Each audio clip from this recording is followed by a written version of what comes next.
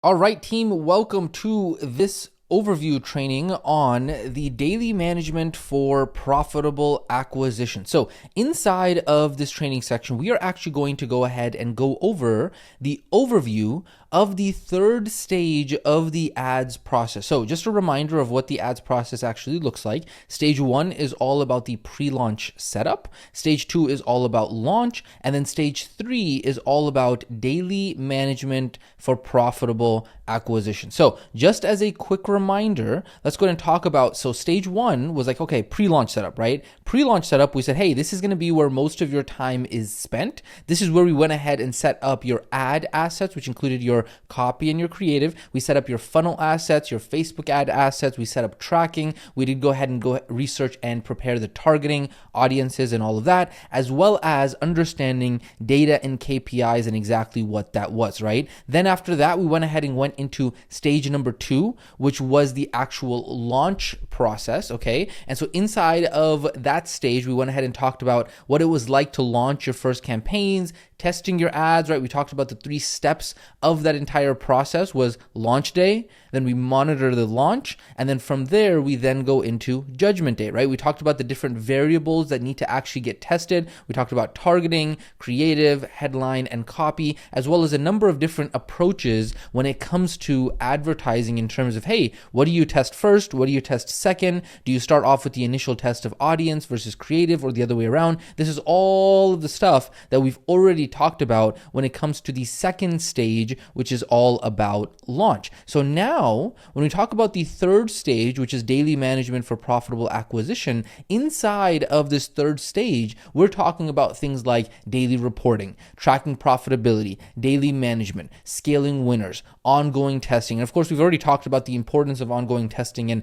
really, this third step is kind of like that bucket and container around what you're going to be doing for the rest of the history of your advertising career, right? So that kind of pre-launch setup is what we do kind of the first time, one-time setups, right? Then we go ahead and launch, and then we kind of circulate here in stage 3 over and over and over again, really because that's an ongoing process. Now, what we want to go ahead and do right now is let's go ahead and further explain stage 3, and let's actually go ahead and talk about how the name of stage 3, as you may have or maybe not have noticed, actually has changed multiple times throughout the different versions of these trainings throughout the years, okay? So in certain trainings, you may or may not have noticed that stage 3 of the actual ads process, the name changed from, it used to be scale and test, and then it went over to being scale and optimize, and then it went over to being optimize and scale, and then it became stage 3 is profitable acquisition. And now what we call it, and we feel that this is probably the best name that's going to be sticking around, is going to be daily management for profitable acquisition. You can see some of the different diagrams that we went through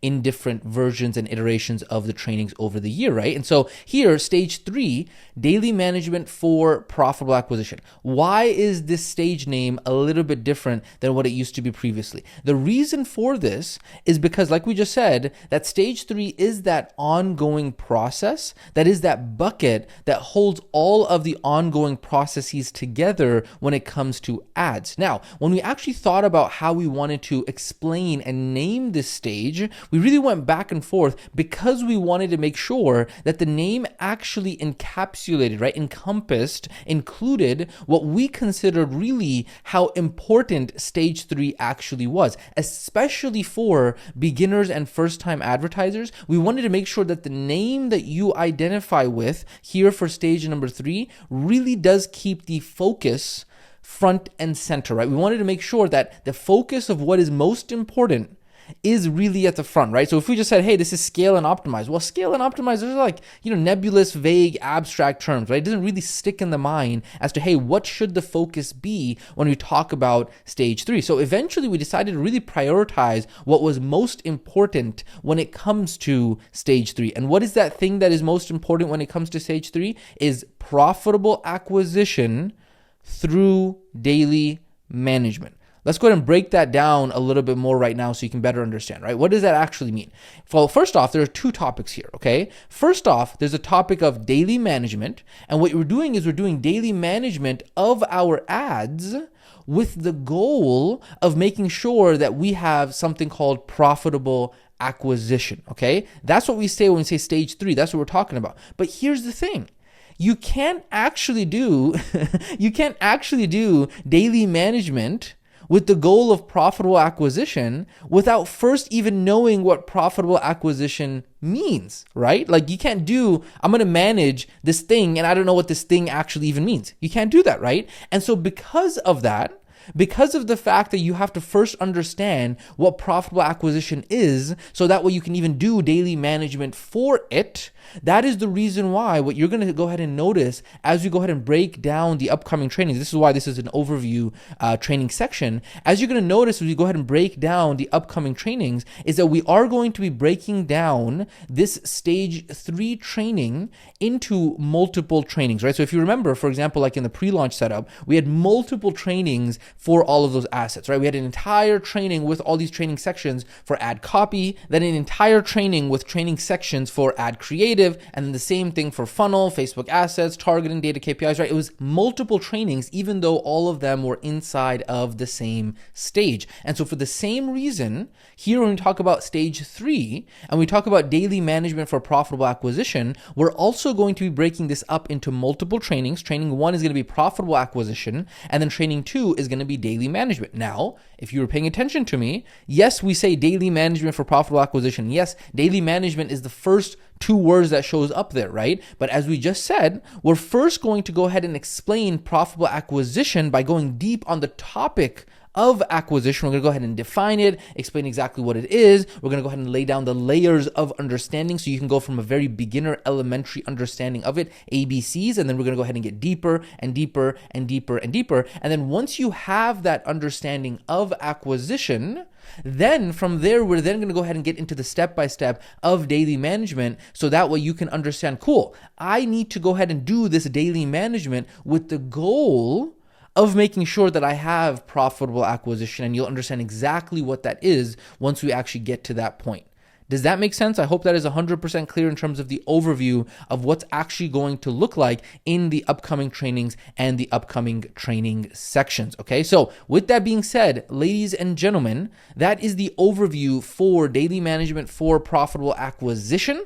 We're going to actually now go ahead and get this party rocking and rolling and really start talking about, hey, what is profitable acquisition? What is acquisition in general? What are the details around that? Of course, if you have any questions about what we've talked about in this section or anything that we've discussed so far, make sure you do go ahead and ask that inside of the student community, so that way one of the community members can go ahead and help you over there. But with that being said, let's go ahead and keep this party rocking, and we will catch you in the next training section.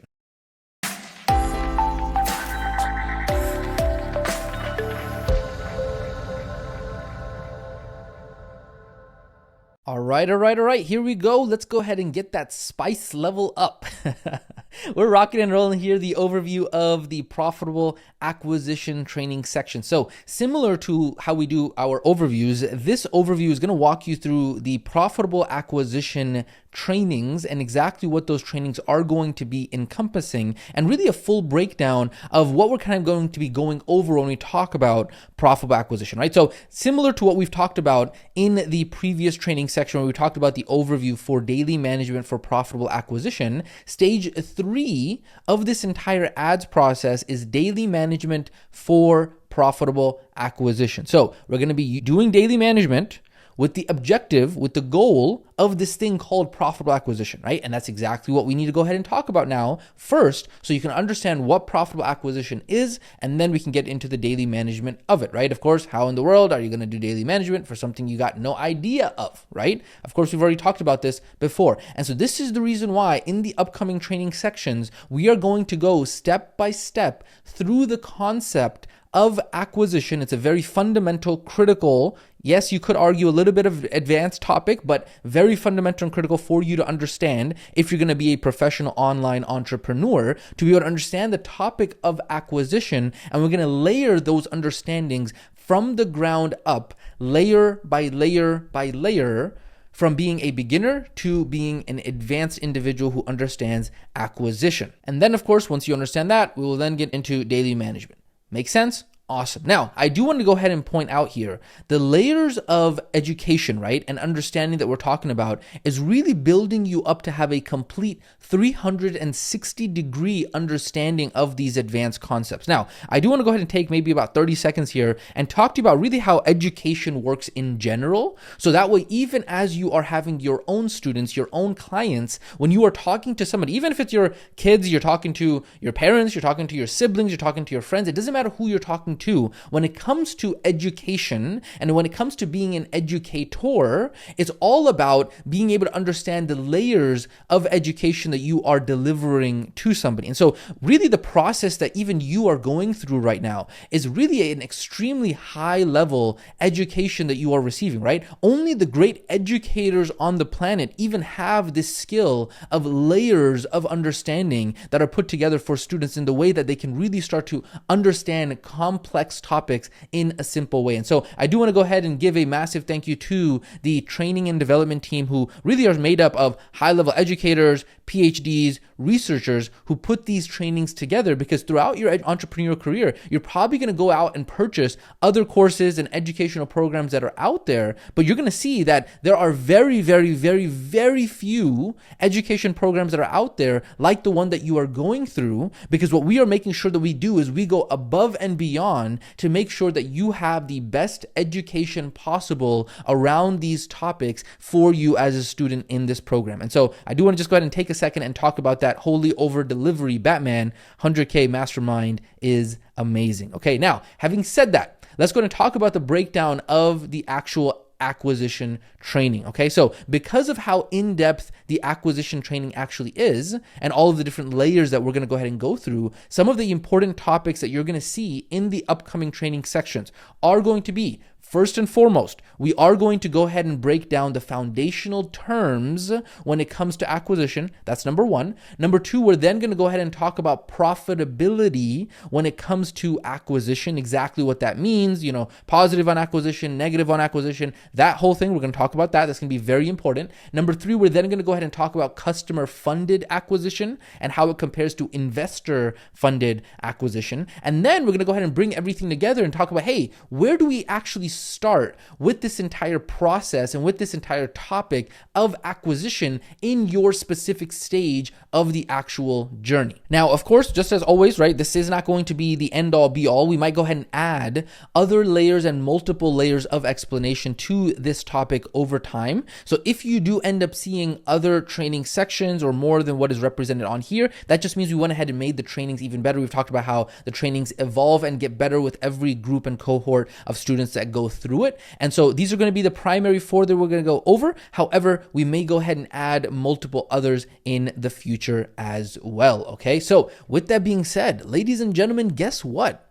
It is go time. Let's do this. It is game time. And so now that we've gone ahead and gone over the overview of profitable acquisition, we are now going to actually get into each of these topics. And so you better be ready, because it's time now to actually dive into and define acquisition and all of the stuff from there. Okay. Now, again, of course, if you have any questions about this or anything we've discussed, make sure you go ahead and drop it in the student community so one of the community members can go ahead and help you. But hey, let's go ahead and get this party rocking and rolling. We will catch you in the next training section.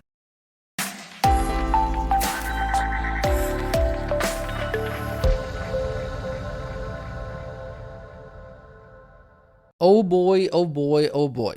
Now we are talking.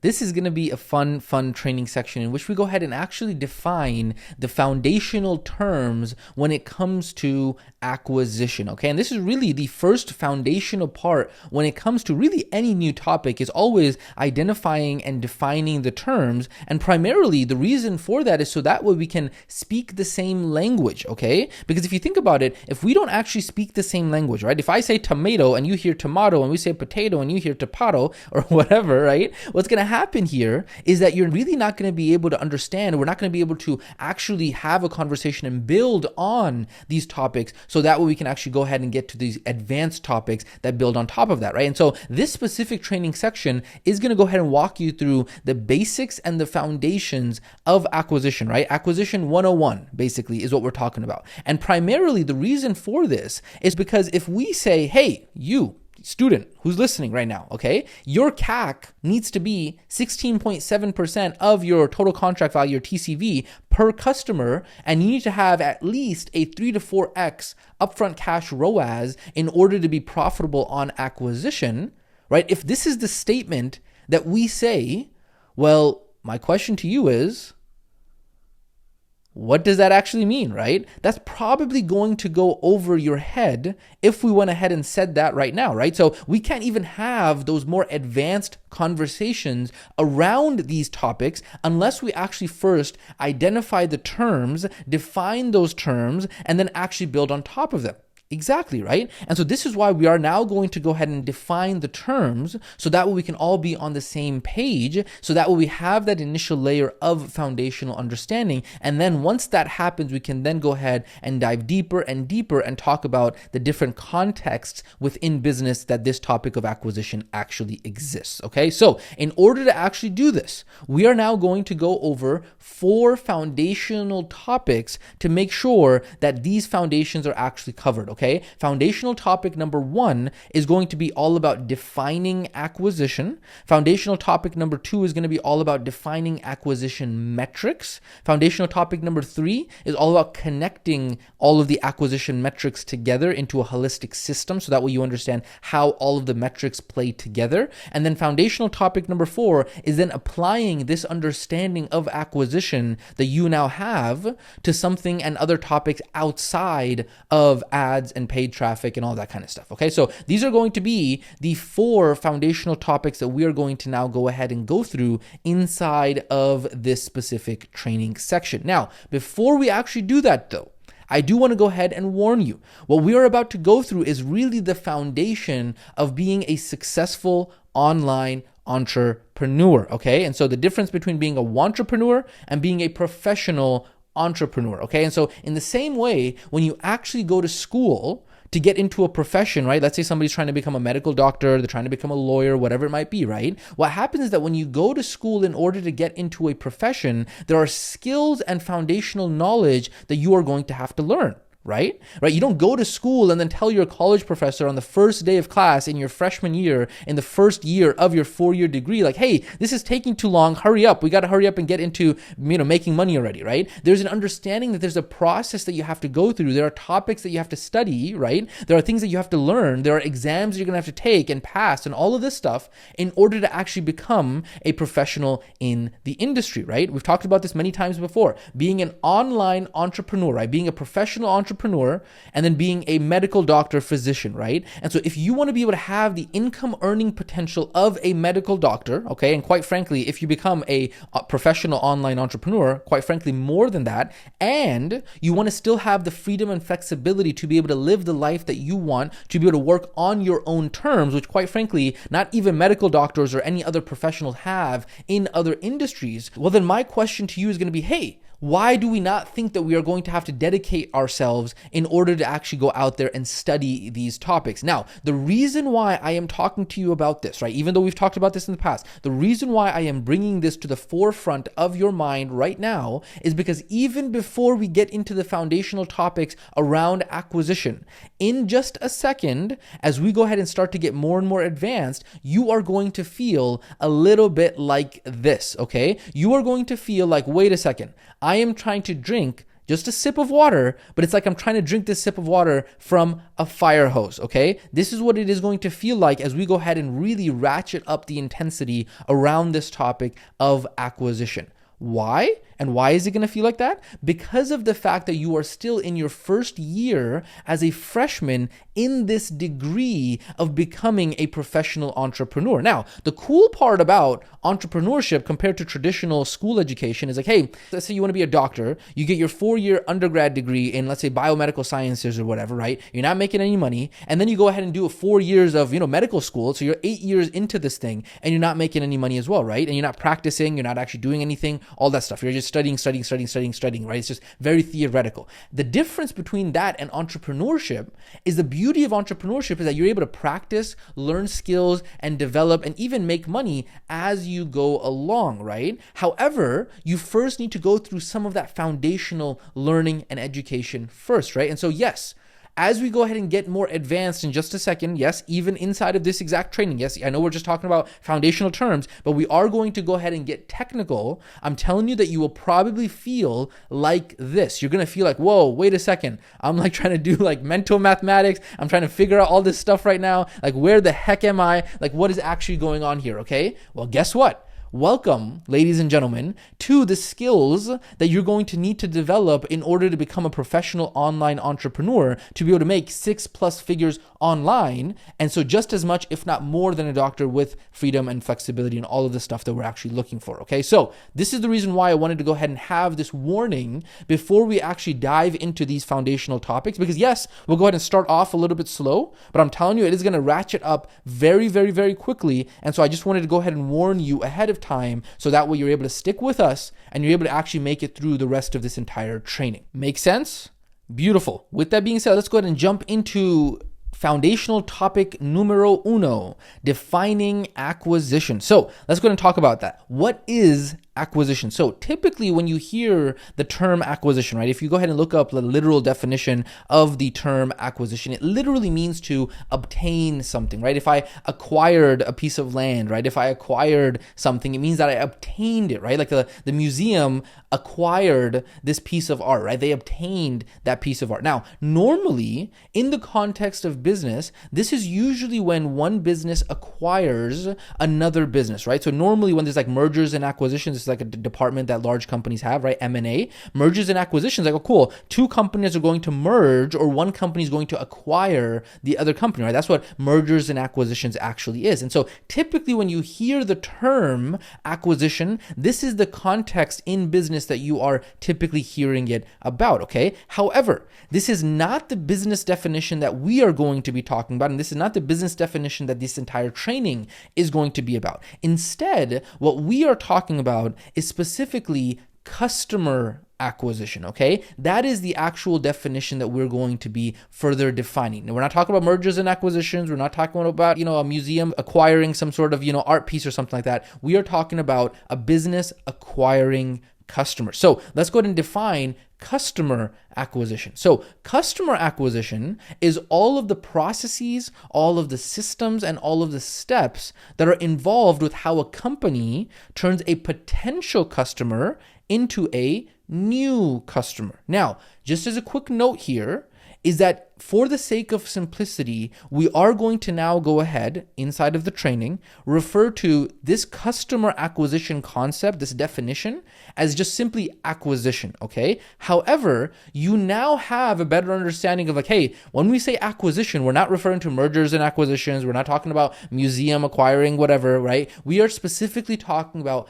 customer acquisition, right? So details matter. Whenever you hear somebody talking about acquisition, you're going to have to understand the context and either infer or ask them and say, hey, well, you're saying acquisition. Are you talking about customer acquisition? Or are you talking about mergers and acquisitions, right? Or you can just infer based off of the context. And so I just want to go ahead and mention that right now, is that now you understand the difference, but now you understand, okay, whenever we mention acquisition going forward, we are referring to customer acquisition.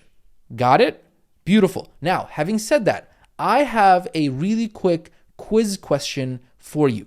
Now that you understand the definition of customer acquisition, which is, hey, all of the processes and systems and steps and all of that stuff that comes in place in order to turn a potential customer into a new customer, my question to you is, which part or which system of the 5 core functions of the money machine would be considered acquisition, right? Would the lead gen system be considered acquisition? Would the lead nurture system be considered acquisition? The sales system, the fulfillment system, the resale and ascension system? Which of these 5 functions that we have studied from the very beginning of the foundations of business and the money machine and all that stuff, which of these would be considered the system for acquisition?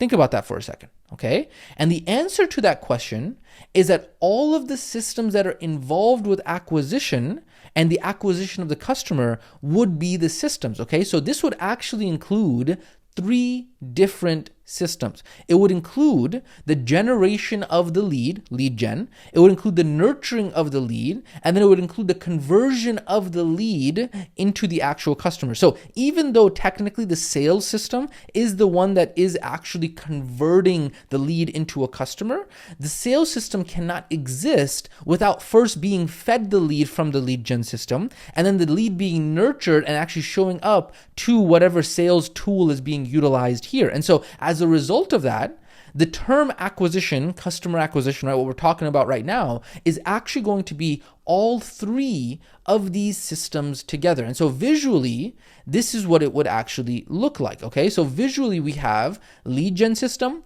lead nurture system, and the sales system. Those make up the acquisition system as a whole, okay? And then typically people sometimes refer to fulfillment system, resale and ascension, all that kind of stuff as value delivery systems, okay? But this is not what we're focusing on over here. We are primarily focusing on the acquisition system that is made up of three systems within that, okay? And then once the customer is actually acquired here, because remember, the whole point of acquisition, right? Customer acquisition is all of the systems that are involved with taking somebody who is a cold prospect, right? A complete stranger, somebody who's a potential customer, and actually making them into a new customer. And then once that customer has been acquired, they are now a paying customer whom the business can now go out and actually deliver the product to, as well as continue to resell, retain, and or upsell the customer. And we'll talk a little bit more about that in the future as well, okay? Now, the other thing that I do want to go ahead and define for you as we're going ahead and defining these important terms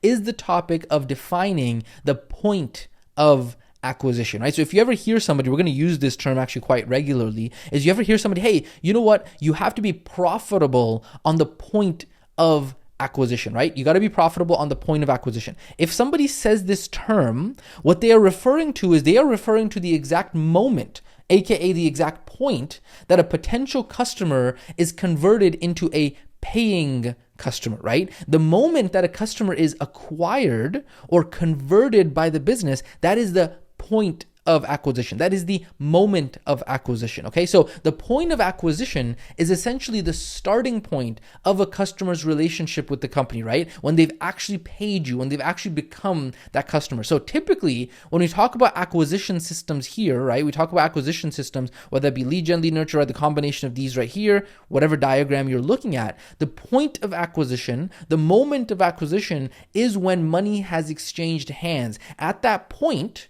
at that moment is now when the acquisition has actually taken place, okay? Does that make sense? I hope that is making 100% sense here, okay? An example of that, let's say, for example, was a spousal relationship, right? Let's say throughout that entire time when you are courting or dating somebody to be in a relationship with them, everything up until, right? So getting to know them, building trust, all of that, that would be considered lead nurture, right? So you generated the lead. Generating the lead would be like, getting in first contact with the individual, right? Whether you approach them, you message them, whatever it might be, right? That was lead generation, in which the lead that you would have potentially been in a relationship with or married or whatever was generated. And then there's the entire process of getting to know them, getting to trust them, all of that stuff, right? They're getting to know you, them getting to trust you, them actually showing up to the dates that you set up, right? All of that is lead nurture. And then once the person actually agrees to be in a relationship with you, aka made it official, that would be the point of acquisition. That would be the moment of acquisition. Is this making sense? Okay. Typically, this is also sometimes referred to as the point of sale. So if you think about it in like a restaurant, whenever you go to a restaurant or something like that, that register that they have in the front, that is typically called a POS system. What does POS stand for? POS stands for point of sale register, right? So point of sale, point of acquisition, basically that's like, hey, this is the moment in which the sale is actually happening. And that's why they call it a point of sale register, because that's exactly where the sale is occurring. Beautiful. Now, having defined what point of acquisition is, and you now basically understand that, hey, this whole concept of acquisition is made up of multiple systems. Now, I want to go ahead and ratchet up the advanced level on here just a little bit, okay? Just so we're going to go ahead and talk about multiple systems here. So because acquisition involves all of the processes, systems, and steps involved with how a company turns a potential customer into a new customer, this means that this is not, pay attention here, this is not just a lead gen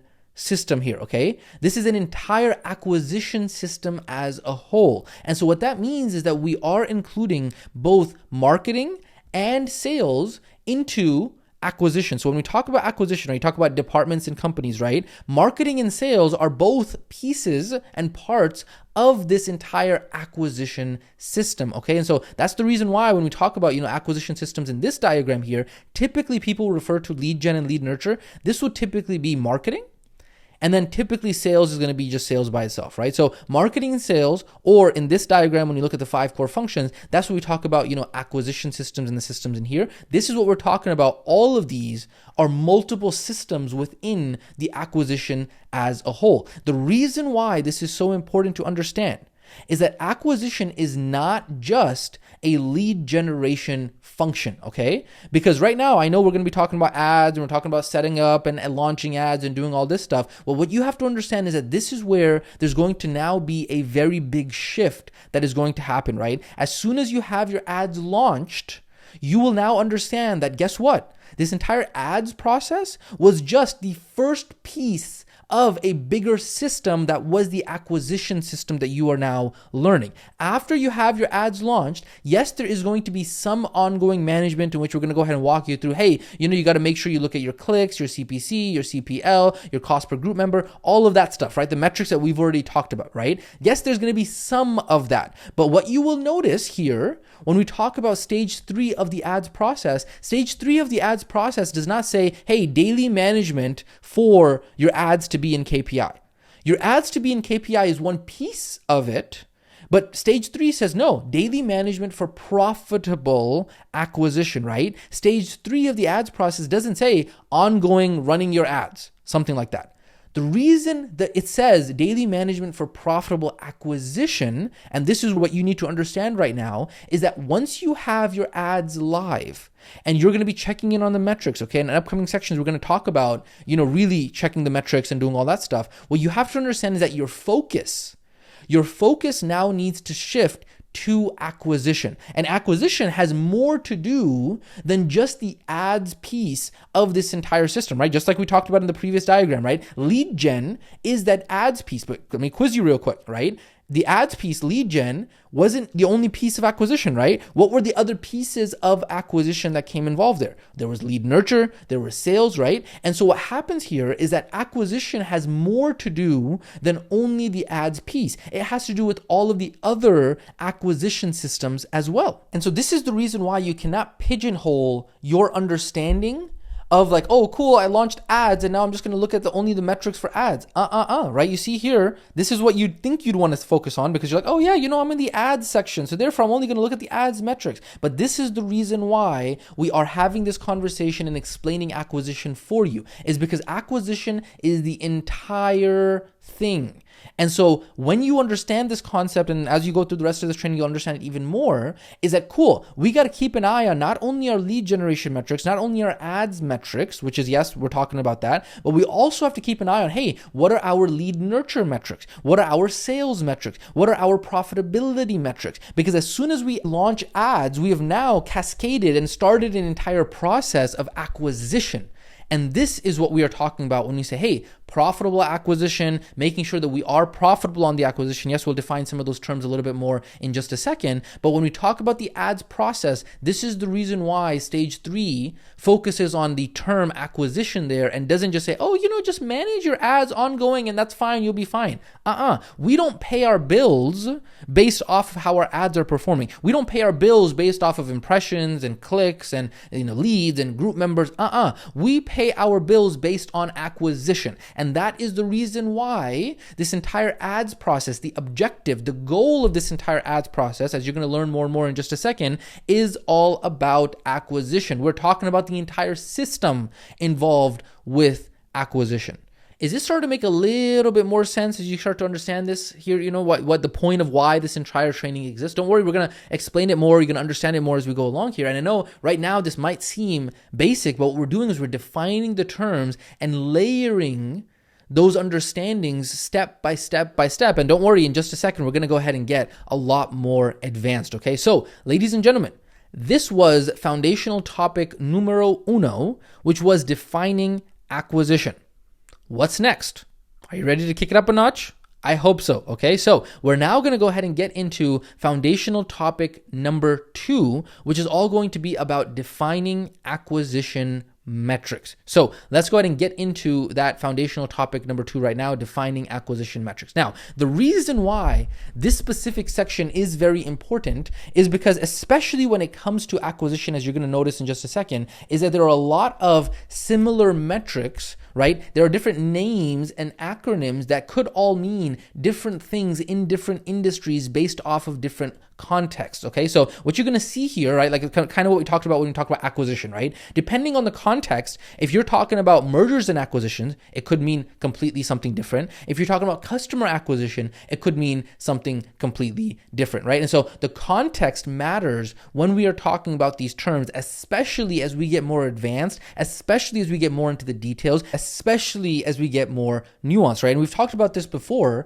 is that words and acronyms are just labeled thoughts, right? The more accurate, the more precise that we can get in the language that we speak, the words that we use, the terms and the acronyms that we use, the more accurate and precise that we can actually get in our thinking. And this applies not only when you're communicating with somebody else, right? Definition of the terms, right? Defining the connotations, all of that stuff is so important, but it also applies to yourself. You have to be careful and precise in the language that you are using in your own head. The self-talk that you have to make sure that you are being precise, so that way you yourself can interact with the world in a precise and articulate way. Okay, so when we talk about acquisition metrics, we need to actually define exactly what we're talking about when we say acquisition metrics. Okay, now what are those acquisition metrics? Well, guess what? We've actually already talked about them inside of the cheat sheet. And so just a prerequisite warning here, none of what we're about to go through right now in just a second is going to make sense unless you have first fully gone through and studied the previous training that we talked about, data, ads, and KPI. Okay, so in this training, we are heavily going to rely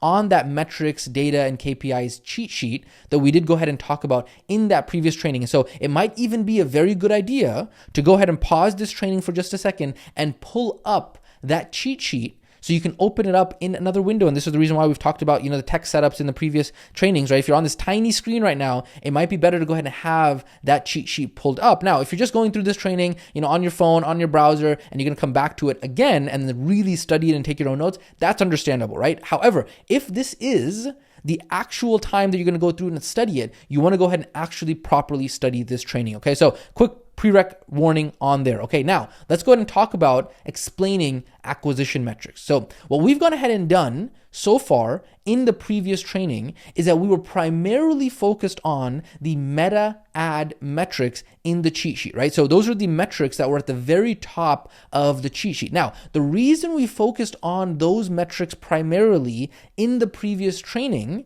was because of the fact that we were mainly focused on explaining the first part of this entire process and all of the metrics associated with it, right? We wanted to talk about ad spend and impressions and clicks all and click link and leads and group members and all of the conversion metrics and the cost metrics and all that stuff, right? That's what we were primarily focused on defining at that time. However, you now understand, right, as we've already talked about, is that this first part is only one part of the entire acquisition system as a whole, right? We've already talked about that. Because it's not only lead generation, we now need to go ahead and open up our eyes. We now need to go ahead and look at the entire picture to see all of the metrics put together, not only for lead gen, but also for lead nurture, for sales, as well as profitability. And so this is the reason why inside of that actual cheat sheet is where you are going to go ahead and find all of these other metrics that are assembled and put together for you over there. Okay, so the question is, hey, well, what are the metrics that I need to understand when it comes to acquisition? So when it comes to measuring acquisition, there are many different metrics that we could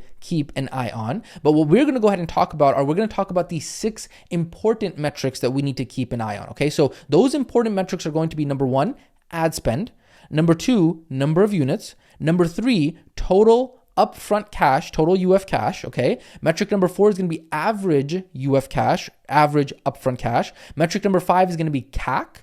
And the metric number 6 is going to be upfront cash ROAS. Okay, now these are going to be the 6. However, to make it easier for you to be able to remember these 6 metrics, we can actually go ahead and divide these 6 into 2 different categories. Okay, category number 1 are count metrics. And then category number 2 are calculated metrics, okay? And we have a very nice diagram that we've gone ahead and put together for you to be able to go ahead and kind of visualize these metrics, okay? So count metrics are exactly what it sounds like. We literally just count it, okay? It's like ad spend. How much was the ad spend? We literally just look at the ad platform. It'll tell us how much the ad spend was, right? Number of units, we'll go ahead and define that in just a second, but that's how many new customers you have. It's literally just like, hey, how many new customers did you have? Very black and white, right? It's just like, it is what it is. You just look at the system, you just look at the database, you look at the source of it, and it's right there. That is the count metric, right? How much upfront cash, and we'll define what upfront cash is in just a second, but hey, how much upfront cash did you have? It is what it is. You look at the payment processor, boom, that's a count metric, okay? Then calculated metrics now are actually utilizing the count metrics to do different, divisions, different ratios, and that kind of stuff in order to now calculate a different type of number that will then give us a different type of understanding around the data, okay? So we got 3 count metrics, boom, boom, boom, and then we got 3 calculated metrics, okay? Boom, boom, boom. And so visually, this is what it looks like, and this is going to be the diagram that we go ahead and come back to over and over and over again, so that way you can really cement what these 6 acquisition metrics are,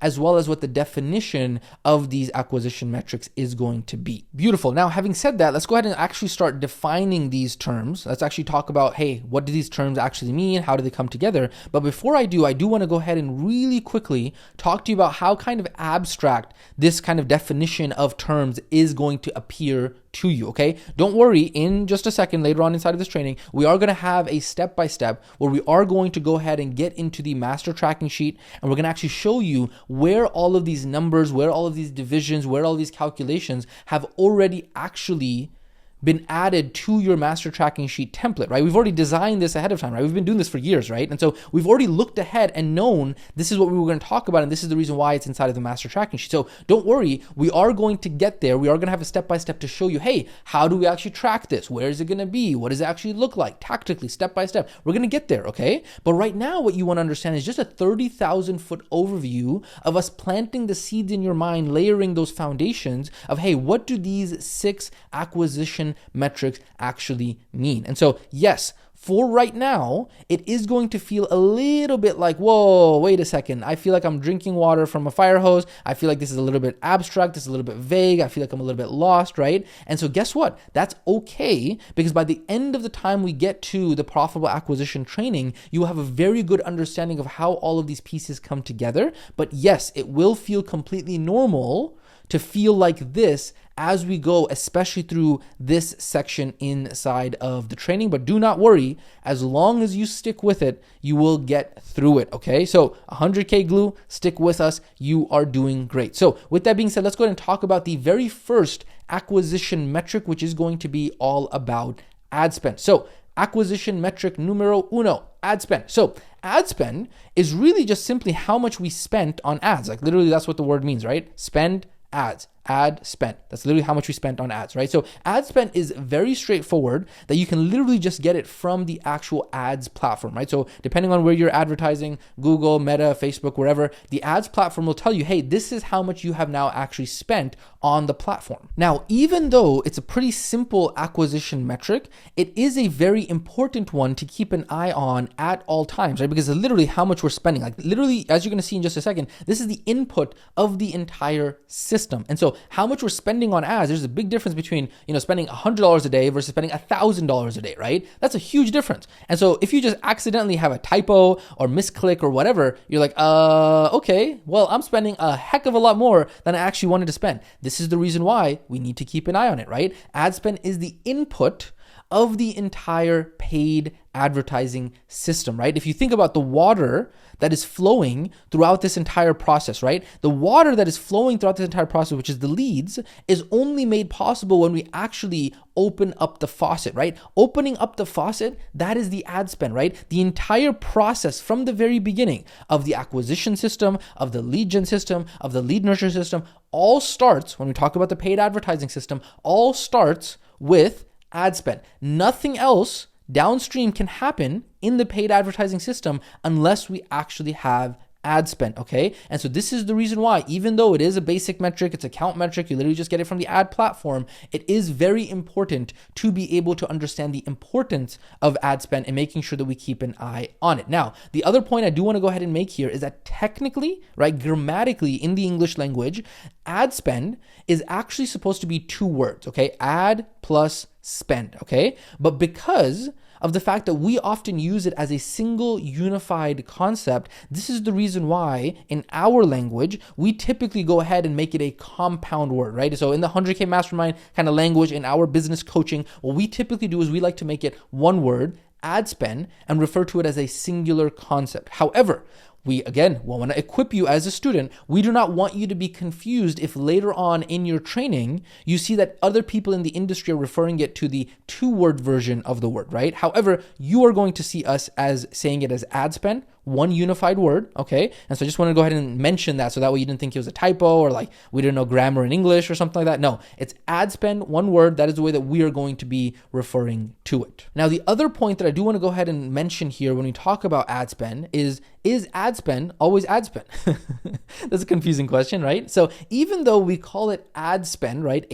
Ad spend, like how much you spent on ads, right? It's important to also understand that this is within the context. Here's that important, details matter, nuance matters. Unfortunately, nowadays in the internet world, right? Like Facebook, Instagram, TikTok, Twitter does not understand nuance. Unfortunately, the world today does not understand nuance. It's like, okay, well, just because you read a headline doesn't mean that you understand a topic, unfortunately, right? And so context does matter. Details do matter. And so in the context of running paid advertising, the reason why we call it ad spend is because we're talking about the context of paid advertising. However, the truth is that this topic of, and this term and this metric of ad spend is really just marketing spend. It's how much did you spend in marketing, right? And a lot of people typically will think about this only in financial dollars. However, and the reason why I want to go ahead and point this out so you can expand your mind on this is that when it comes to paid advertising, yes, the input is ad spend. However, if we're talking about other tools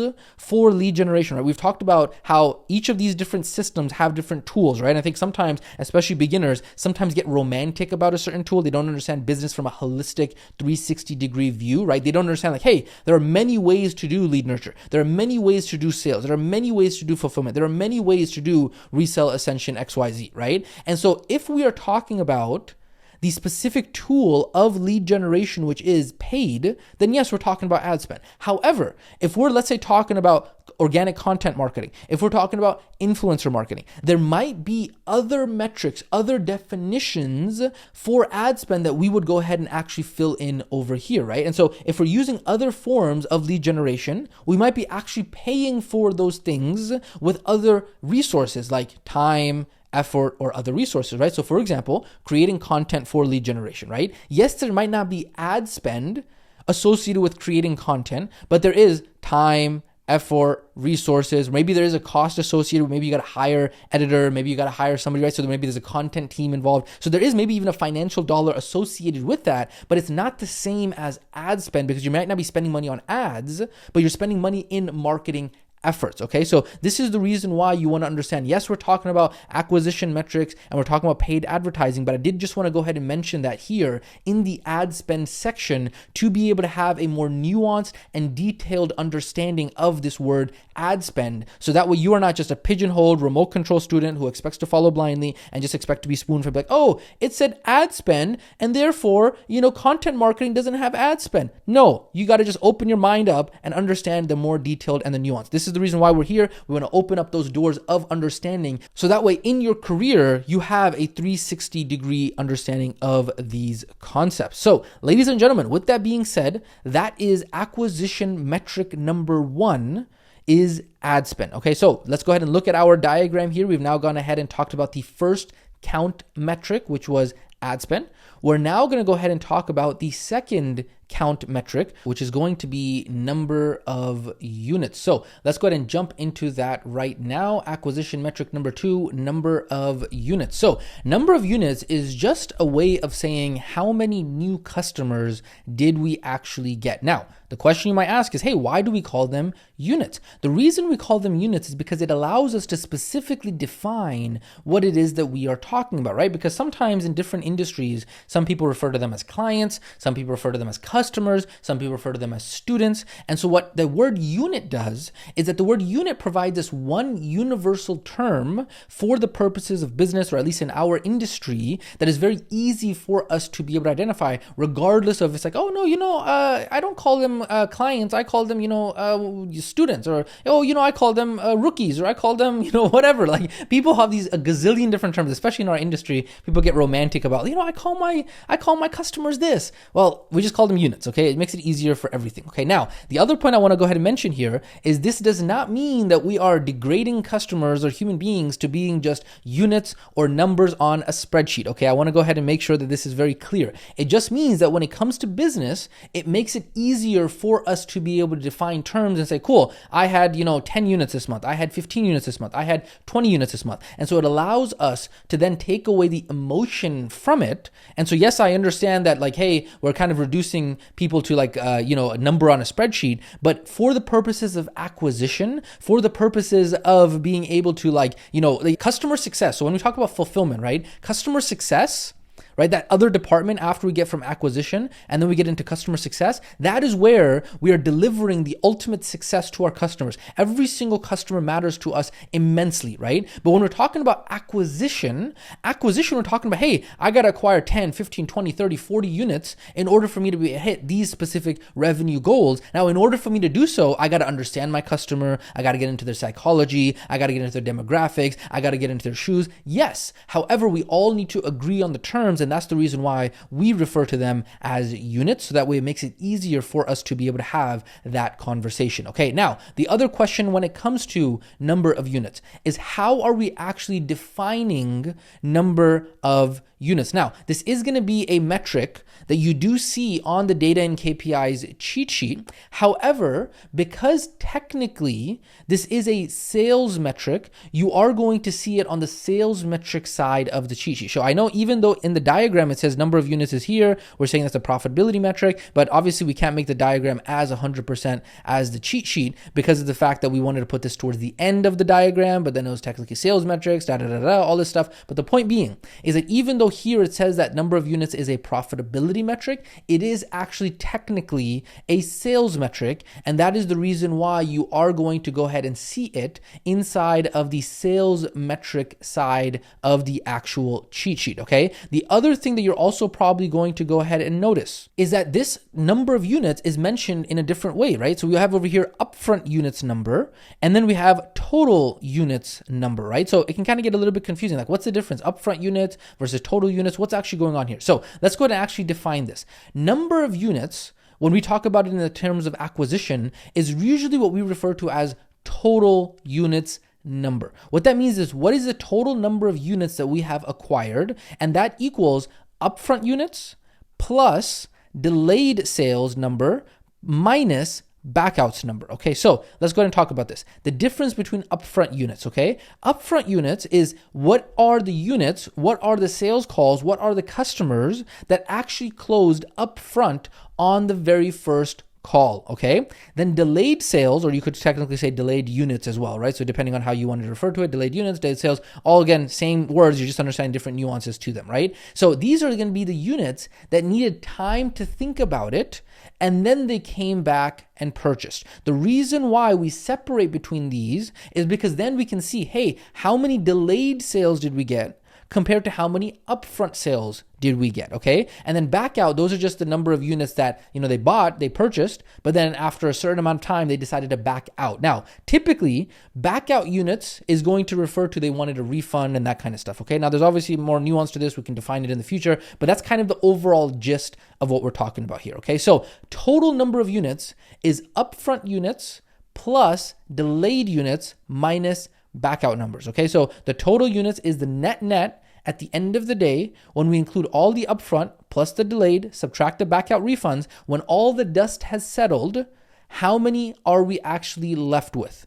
That is what we define as total units number, okay? So the reason why it's important not to be confused by this is because I understand that in the actual metric, right, when we actually say, hey, you know what, acquisition metric number 2, number of units, what we're referring to here is total number of units, okay? So that's why you want to understand the details and the actual definition of it, okay? So typically when we refer to number of units, we're referring to the net total number of units. Now, typically your upfront units are going to be like 80% of your total units anyways, right? So that's the reason why, there's some nuance there in slang. You might just say number of units when we really mean total number of units, okay? But that is what number of units actually is, and that is count metric number 2, which is number of units. You now understand exactly what the definition of that is and exactly where that is on the cheat sheet. Acquisition metric number 3. Acquisition metric number 3 is going to be total UF cash, total UF cash. Okay, let's go ahead and talk about total UF cash. Total UF cash, acquisition metric number 3. So total UF cash, UF cash is really just an abbreviation for total upfront. Okay, so it's not UF, it's not UF, it's total upfront cash. That's what it stands for. Okay, so total upfront cash is literally how much money did we collect from the customer and from all the customers combined on the upfront. Now, we defined upfront earlier. I'm going to define it again. What does upfront mean? Upfront means that we either collected it at the point of sale when the purchase happened, or within the same month that the customer became a customer, right? So sometimes what will happen is, let's say, for example, we're selling, let's say $1,000 offer, right? And the person wants to do a paid in full, right? A paid in full, you're going to learn these acronyms later on when you get into the sales section of things, right? So paid in full means they want to pay for all of that $1,000 at in full, right? However, let's say, for example, it's the 10th of the month. They want to pay $500 at the 10th of the month. And then, they got another paycheck that's coming in, let's say on the 20th of the month, and they want to pay another $500. So what we do is, in our definition, if that is all happening in the same month, if that is happening in the same month, we consider both of these as upfront, even though technically it didn't happen on the very first call, but because as long as it's in the same month, in our definition, in our system, in our tracking sheets, and how we always do it, is that as long as it's within the same month, we always consider that upfront. Now, if that goes over your head, don't worry. I know it's technical, it's abstract, it's vague right now, but once you get into sales and once you get into some of the other trainings around these topics, it is going to become a lot more concrete for you. Now, the next question that you might have around this is, how do we actually define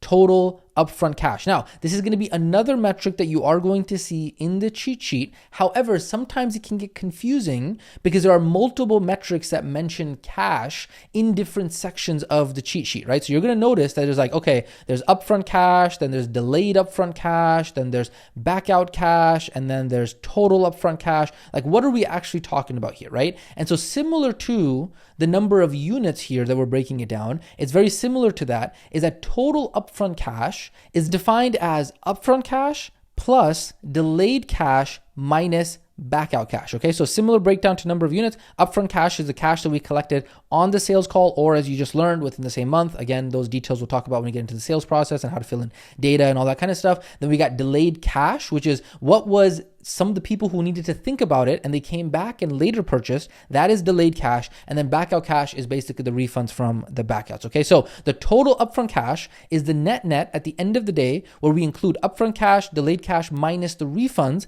After the dust has settled, how much cash was collected upfront? That is what we consider total upfront cash. Now, it's important to remember, sometimes we might refer to total upfront cash just as upfront cash. Now, technically, if somebody says, hey, just upfront cash, technically it wouldn't be correct because, as you learned, upfront cash is just one piece of total upfront cash. However, normally we would say like 80 to 90% of your total cash. So let's say, for example, for the month you collected $10,000 in total upfront cash, okay? What's going to happen here is typically 80 to 90% of that, okay? So we're talking about like 8 to 9 grand over here.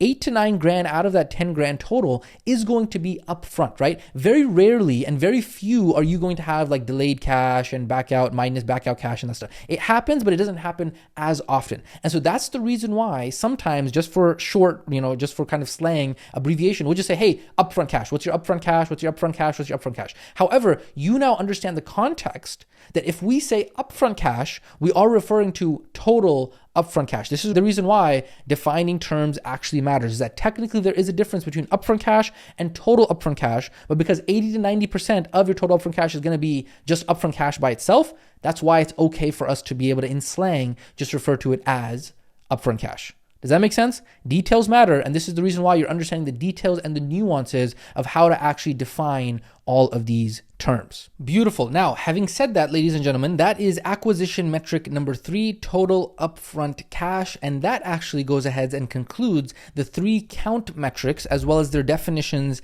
and explanations, right? So now we've talked about ad spend. You understand what ad spend actually is. We've talked about number of units, pretty straightforward. You understand what number of units actually is. And then total upfront cash, we've gone ahead and defined that as well. And then, of course, inside of your cheat sheet, there is actually like, hey, where do you actually find these numbers? Don't worry, we're going to have trainings on all of that stuff as we go along. However, you just now understand the overall seeds, high level overview of what we're talking about, right? Now what we're going to go ahead and do is we're now going to go ahead and talk about the 3 calculated metrics. And the first calculated metric for the purposes of acquisition is going to be average upfront cash. So let's go ahead and define and talk about exactly what average upfront cash is. Now, obviously, as you understand now, it's not average cash, right? It's average upfront cash. And sometimes you will see us abbreviate that as AVG. So AVG is average, UF means upfront, and then cash, right? It's just short for average upfront cash. Now, you already know what upfront cash is because we defined it earlier, but now you're going to learn what average upfront cash is, right? So average upfront cash is just what we're doing is we're just dividing, hey, what is all of the total upfront cash that we had? And we're now going to just divide that by the total number of units that we had. So that way we can see what the average across all of those number of units was in terms of upfront cash. Now, again, this is another metric that is defined over on the data and KPIs cheat sheet. And average upfront cash is literally just calculated as total upfront cash, which again, we've already defined, divided by total number of units. So example, if we have $1,000 in total upfront cash and we had 10 customers, average upfront cash would be $100 per customer, right? So 1,000 divided by 10 equals 100. Pretty straightforward and easy, right? And so this is the reason why we say that these are calculated metrics, because now what we're taking is we're taking our count metrics and we're kind of like slicing them up and dicing them up in different ways, right? So we're taking our, total upfront cash and we're taking our total number of units and we're dividing the two, and that gives us understanding and information around what these numbers and metrics actually mean, okay? So that is what average upfront cash is basically, hey, what was the average of the upfront cash across all of the number of units, not just 1 unit, not just 2 units, across all of the number of units, what was the average upfront cash, okay? So ladies and gentlemen, that is acquisition metric number 4. Pretty straightforward, average upfront cash. We're now going to go ahead and get into the second calculated metric, which is going to be CAC. Now, the reason why you're going to have to even more pay attention here is because I know we've been going through this a little bit faster for the easier ones, but CAC, CAC, is going to be a metric that you are going to see a lot. It is actually a very, very foundational and fundamental metric when it comes to business. And so that is the reason why we are going to go ahead and take our time to explain it properly. Okay, so what does CAC stand for?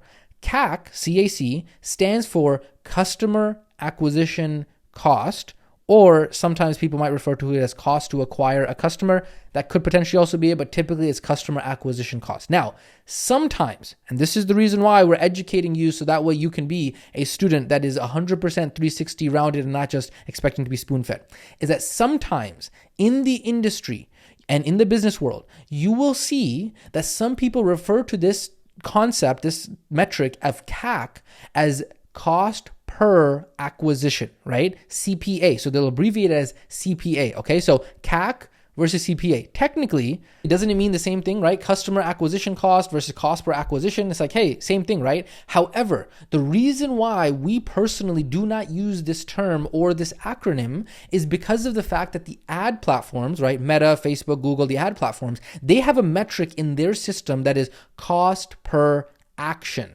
And the abbreviation for that is also CPA. And so it's very easy to get the two confused if you're like, oh, cool, my CPA is like $15 or my CPA is $10.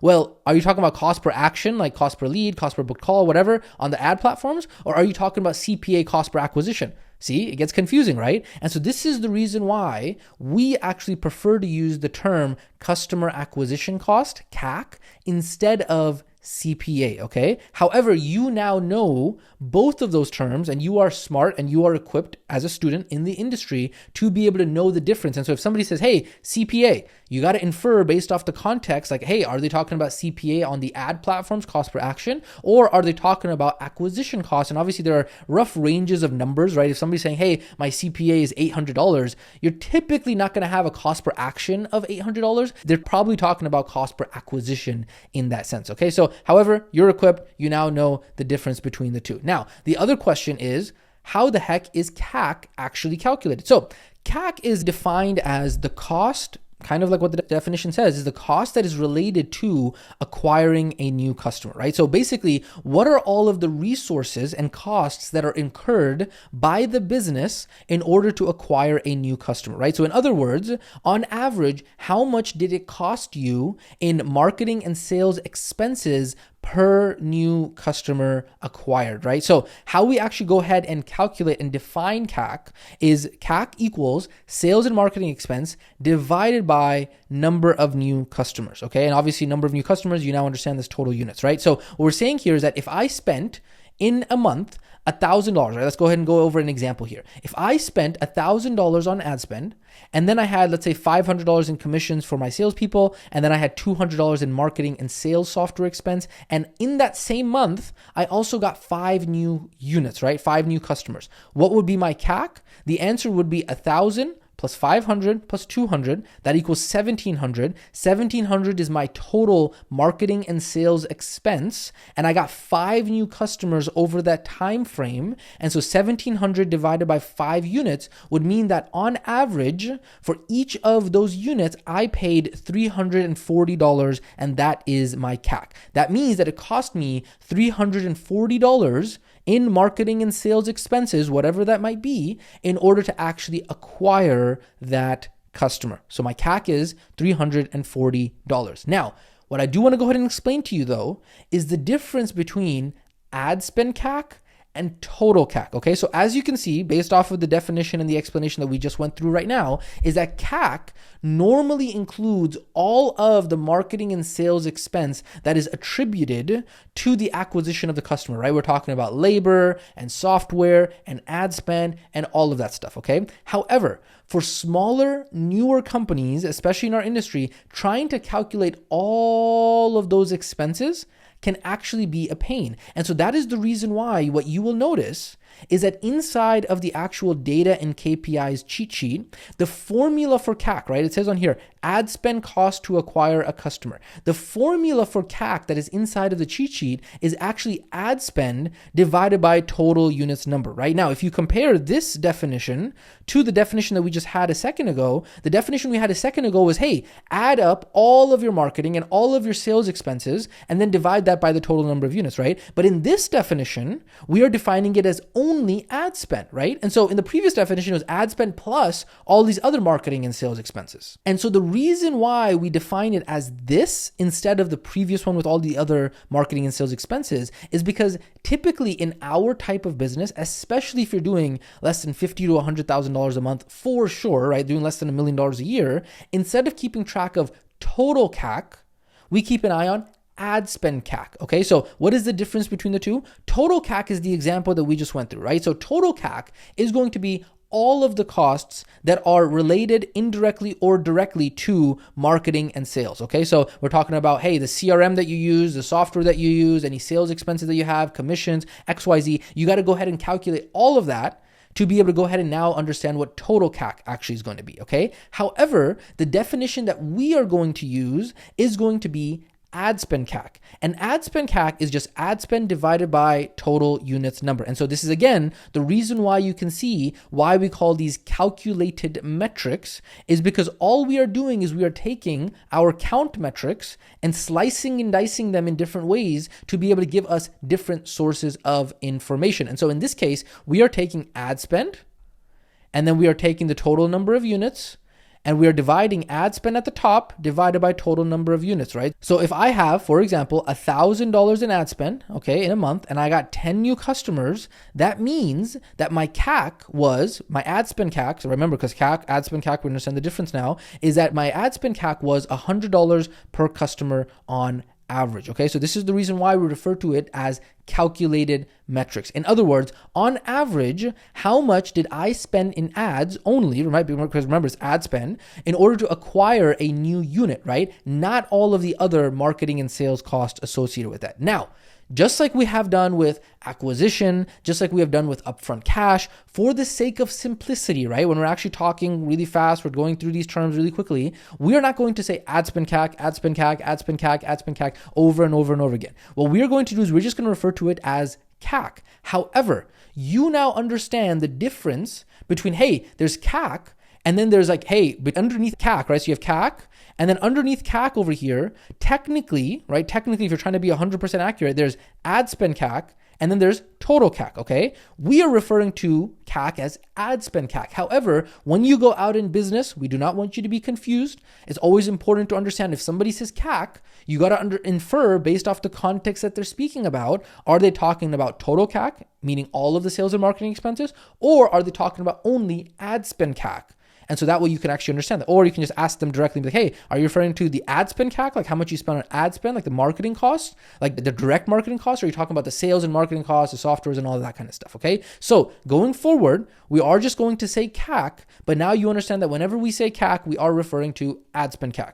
Make sense? So as you're starting to see, right, different terms in the industry could mean different things. And so this is the reason why we say it's so important to make sure that we are defining terms, right? Because when somebody says CPA, somebody says CAC, somebody says total CAC, somebody says ad spend CAC, they might all be talking about the same thing or different things, right? CPA, is it cost per acquisition or is it cost per action, right? It's confusing. You got to understand the context. This is why details matter. This is why nuance matters. This is why in life, you can't just go around just reading the headlines and saying, oh, I think I understand how things work.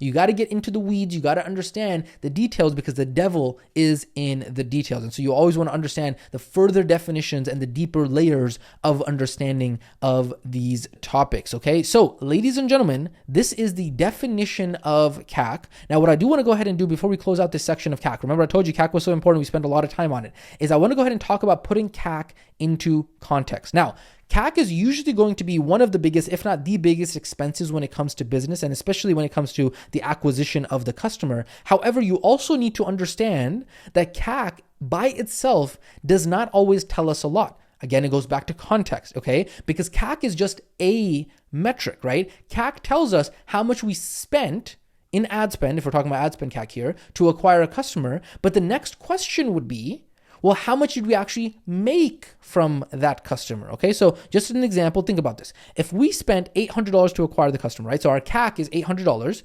Is that a lot? Is that too much? Is that too little? Is that within KPI? We have no idea, right? Because that number, that metric of $800 of CAC doesn't actually mean anything, right? What if we actually made $100,000 in revenue from that customer? Versus what if we made $10 in revenue from that customer, right? So if we made $100,000 in revenue from a customer that we acquired, our CAC was $800, well, hey, that's pretty dang good, right? We basically spent $800 to make $100,000. That's a money printing machine right there. Versus if we spent $800 to acquire a customer and only made $10 in revenue from that customer, that might not be that good, right? That's like a money burning machine now, right? We're spending $800 and only making $10, right? And so these are big differences. And so this is the reason why you need to understand that CAC is a metric within the context of the bigger picture of acquisition, that CAC in and of itself tells us something about the data. CAC in and of itself tells us something about the acquisition system. However, we need to look at the entire side of the equation. We have to look at, hey, what is the actual cash that was collected, average upfront, in addition to the CAC, right? We have to look at both of these in order to get a full picture to be able to determine the context of, hey, is this good? Is this bad? We won't know until we actually look at all of the metrics together. Now, obviously, we're going to go ahead and paint this picture of the bigger picture for you when we go ahead and connect all these metrics together. But I'm just planting the seed for you to understand that, hey, CAC is a metric, but you have to look at the entire picture to truly understand whether or not that is actually good, whether that's bad. You got to look at the KPIs, all of that stuff together. Beautiful. We are chugging along here, ladies and gentlemen. That is the explanation and definition of acquisition metric number 5, which is CAC. We're now going to go ahead and move on to the final acquisition metric out of these 6, which is going to be upfront cash ROAS. So let's go ahead and define what is upfront cash ROAS. What does this actually mean? Let's go ahead and talk about this. Okay, so upfront cash ROAS, or UF cash ROAS, just stands for upfront cash return on ad spend. Okay, so ROAS, this is an acronym that you're going to see a lot, especially when it comes to marketing and acquisition and that kind of stuff. ROAS stands for return on ad spend, okay? ROAS, okay? And what this means is it's basically the ratio of return. It's the return on investment, the ROI that we actually get on the money that we spent on ads, okay? That's what ROAS actually means. ROAS, return on ad spend. So it's very similar to the other topic that people use in business, which is ROI. ROI stands for return on investment, which is how much money did you put into the investment and what is the return that you received back out of that investment. So instead of saying investment here, we are just putting ad spend, and that's how we get ROAS. That's how the word comes from, okay? So when we say upfront cash ROAS, okay, what we are saying is, hey, out of the ad spend that we spent, what was the return that we got specifically for upfront cash? Okay, that's what we're talking about when we say upfront cash ROAS. And so again, this is going to be another metric that you will find on the data and KPIs cheat sheet, and you will see, hey, upfront cash ROAS, it gives you the definition there, as well as what the actual formula and the equation for that actually is. Okay, so how do we actually calculate upfront cash ROAS? So upfront cash ROAS is total upfront cash, okay, divided by ad spend, okay? Now, this is, again, another one of those terms where, hey, we are going to be using, even though it says upfront cash ROAS, technically this is total upfront cash ROAS, because again, like we talked about earlier, we say upfront cash, what we really mean is total upfront cash, but net it's going to be 80 to 90% anyways. And so that's the reason why we just go ahead and say upfront cash ROAS instead of total upfront cash ROAS, but you understand the difference, right? And again, this is a calculated metric. And so for upfront cash ROAS, what we're doing is we are taking the total upfront cash and then dividing it by the ad spend in order to then be able to understand, hey, what is the return on that ad spend that we are receiving on the upfront, okay? Now, again, remember I told you we were going to ratchet this thing up, right? We said, hey, it's going to start to really get up there. Don't worry. We ourselves don't always memorize all of these definitions and terms, right? So in the cheat sheet, we literally use it over and over and over again. And we are fortunate because in the master tracking sheet, we have actually programmed that specific sheet to do a lot of these calculations for you. So whether or not you have to remember like, hey, upfront cash is total upfront cash divided by and upfront cash ROAS, upfront cash divided by ad spend, Sometimes I myself, sometimes we ourselves, we always have to go back to the cheat sheet and we're like, okay, what was it again? If we ever need that, if we're ever actually doing something that requires that, right? But typically most of the time we are just finding that inside of the master tracking sheet that is already defined on there. Okay, so let's go through a couple examples to really cement this understanding for you around ROAS, because this is going to be a topic that we see regularly. So you really want to understand what ROAS actually is. And then right now, obviously, we're talking about ROAS in the context of upfront cash, right? So example number 1, if I spent in a month $1,000 in ad spend and I made $5,000 back in total upfront cash, what would be my upfront cash ROAS? So the answer is upfront cash ROAS equals total upfront cash divided by ad spend. And so what we do is we do total upfront cash, which is 5,000, okay? 5,000 divided by what was our ad spend? Was 1,000. And if we do that, if you remember back from elementary, this is very elementary mathematics. Okay, we're not talking about you got to be some kind of math genius Einstein over here. It's literally just division. Like it's literally elementary school mathematics that we're talking about here. Okay, so if you're not the best at this, you might want to brush up on this because it doesn't get any more complicated than this in business. It's just basic ratios, basic division, basic addition, basic subtraction. Okay, that's all we're talking about. So if you remember, when the top number is bigger than the bottom number, you're going to have a positive number. And so in this case, this would equal 5, right? So if you were to kind of simplify this, right? If you remember back in the day, you could basically just simplify the zeros. So if you simplify the zeros, you'll say there's 5 over 1, and 5 over 1 basically just equals 5, okay? Now, if you express this as a ratio, it's basically 5.0. And if you remember back in elementary school, they taught us like, hey, it's 100%.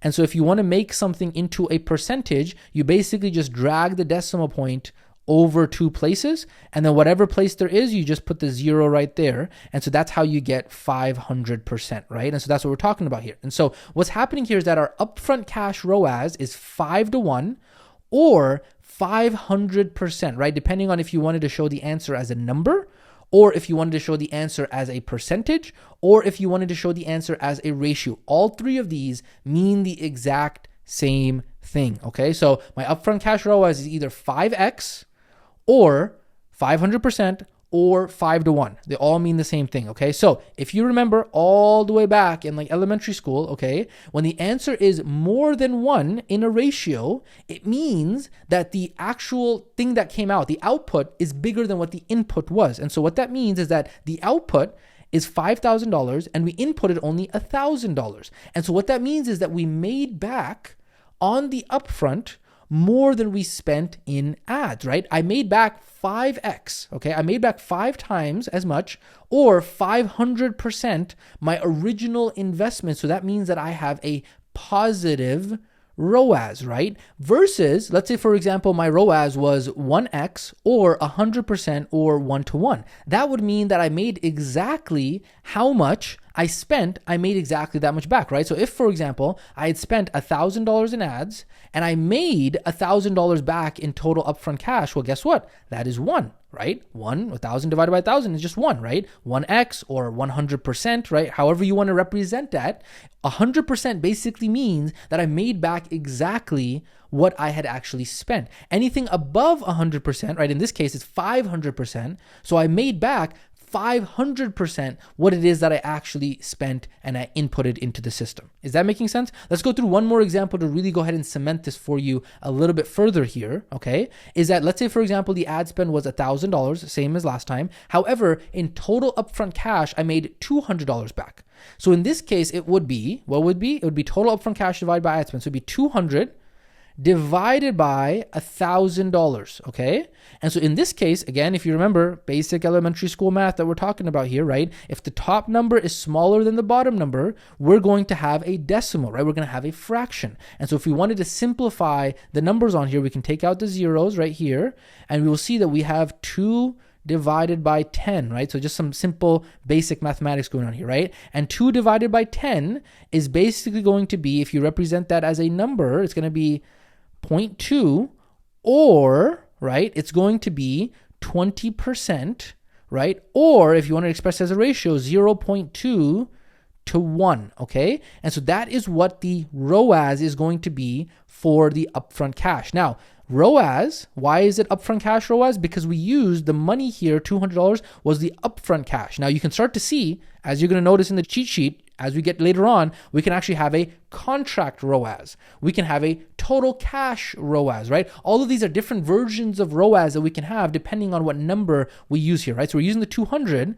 but we might have different numbers that we might use. Hey, what's our contract value? What is our total cash value? All that stuff. And we can pull out ROASes based off of that. And so in this case, what happens here is that any number that is less than 1, right? So any number that is less than 1, any number that is less than 100% means that we did not make back our original investment that we actually spent, right? It means that I went negative, okay? So I spent $1,000, but I only made back $200, right? I only made back 20% of my original investment, right? So if I had, remember in the previous example, if I had spent $1,000 and I had made $1,000, that means that I made back exactly how much I actually spent, right? I broke even on that. But in this case, I spent $1,000 but only made back $200. So that means that I am negative on my ROAS, right? So 1-to-1, 100% means break even.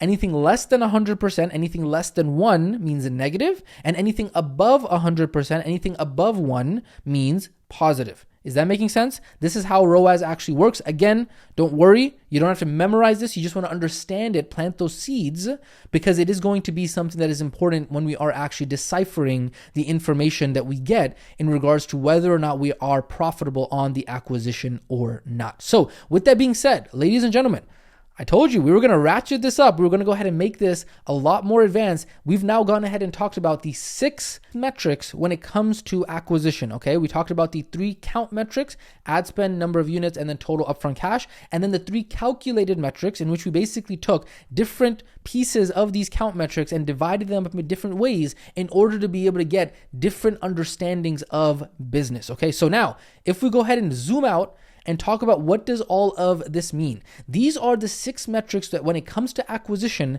if you understand them, if you define these terms, you will understand acquisition. And we're going to go ahead and put all this together in just a second, okay? But now you have an additional layer of understanding, an additional layer of the onion of when we talk about measuring acquisition. This is what we are talking about. When we talk about building a black box that prints you money and understanding how to do that, this layer of understanding around the metrics that we have defined will allow you to be able to then later on learn how to build that black box that literally prints you money. Now, yes, there are other acquisition metrics that we could have defined, especially once we talk about tracking profitability and profitability around ads and all that stuff. We'll talk about that in upcoming training sections. However, these are the big 6 that once you understand them, we can now continue our conversation around understanding the importance of acquisition. Oof, man, oh man. This is going to be a little bit of a beefy training. That's what we're talking about here, right? Yeah. So now the question is, well, hey, this is crazy. Like we started basic. We were talking about obtaining something and museums obtaining art pieces. And now we're talking about like CAC and ROAS and like, how is all this going to happen, right? So in just a second, what I'm going to do is I'm going to go ahead and open up the master tracking sheet. I'm going to show you how all of these metrics actually come together. But yes, right now, it is completely normal for you to feel a little bit like this or maybe even a lot like this, okay? Don't worry. I know right now all of this is extremely theoretical, extremely abstract, extremely vague. You're like, okay, what the heck? How do I actually use ROAS? How do I actually use CAC? How do I actually use average upfront cash? Like, how does all of this actually come together? Don't worry, you're not fully going to understand all of this just yet, right? You're not going to understand like, cool, I got this input, I got these outputs, I got all these metrics in between. Like, how does all this come together? Don't worry, we're building to that. You're not going to fully understand it, but right now you just want to plant the seeds as layer by layer by layer by layer. We are building your understanding, okay? Just the same way like when somebody's building a building, right?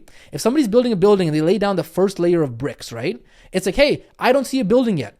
Of course you don't see a building yet because it's just the dang first layer, right? Even the second layer, right? So somebody puts a second layer of bricks. I don't see a building yet. Third layer of bricks. I don't see a building yet. Of course you don't freaking see a building yet because the process is being built. And so right now, the process of your understanding around this topic is being built brick by brick, layer by layer. And then later on, once the entire foundation and the entire layers of the bricks have been built, then yes, cool, you got a very nice building and you see everything and everything's really nice. But this is the time that you got to stick with it because you are building your understanding of, okay, conscious incompetence. You are now understanding the breadth and the width and the size of how much knowledge there is for you to be able to understand. So don't worry, this is just a 30,000 foot overview of us planting the seeds. And so yes, right now you will feel like this.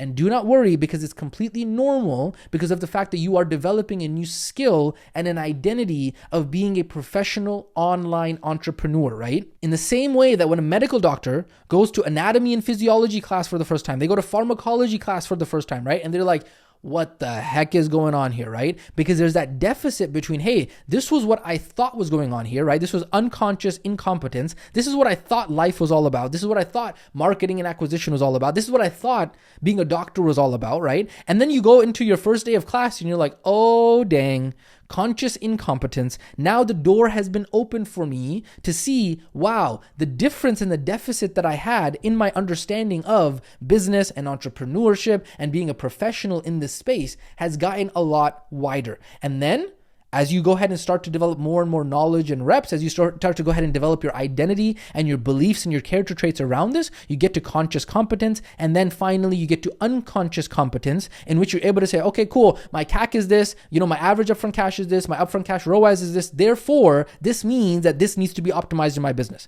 You're not going to get there overnight, and we're going to walk you through it. We're going to explain it to you, but it is going to be a step-by-step process for you to be able to understand this. And then you can take that understanding to your ads and then say, cool, based off of these numbers, now I know exactly what I need to do on my ads in order to optimize the entire system. Okay, so don't worry, we will get to it more and more and more as you go ahead and get through more and more of these reps. Okay, so one of those important reps to go ahead and help further solidify this for you is we are going to go ahead and cut over to a mini training that's going to go ahead and do a split screen walkthrough of these acquisition metrics and how they are represented on your actual master tracking sheet. So at this point, obviously, you already have your master tracking sheet. You've probably already even maybe tested it out. You've practiced it. Maybe you filled out some data in there, whatever that might be. We want to go ahead and now show you where these metrics are on that actual master tracking sheet so you can then further solidify and cement this understanding on there. So let's go ahead and cut over to that now.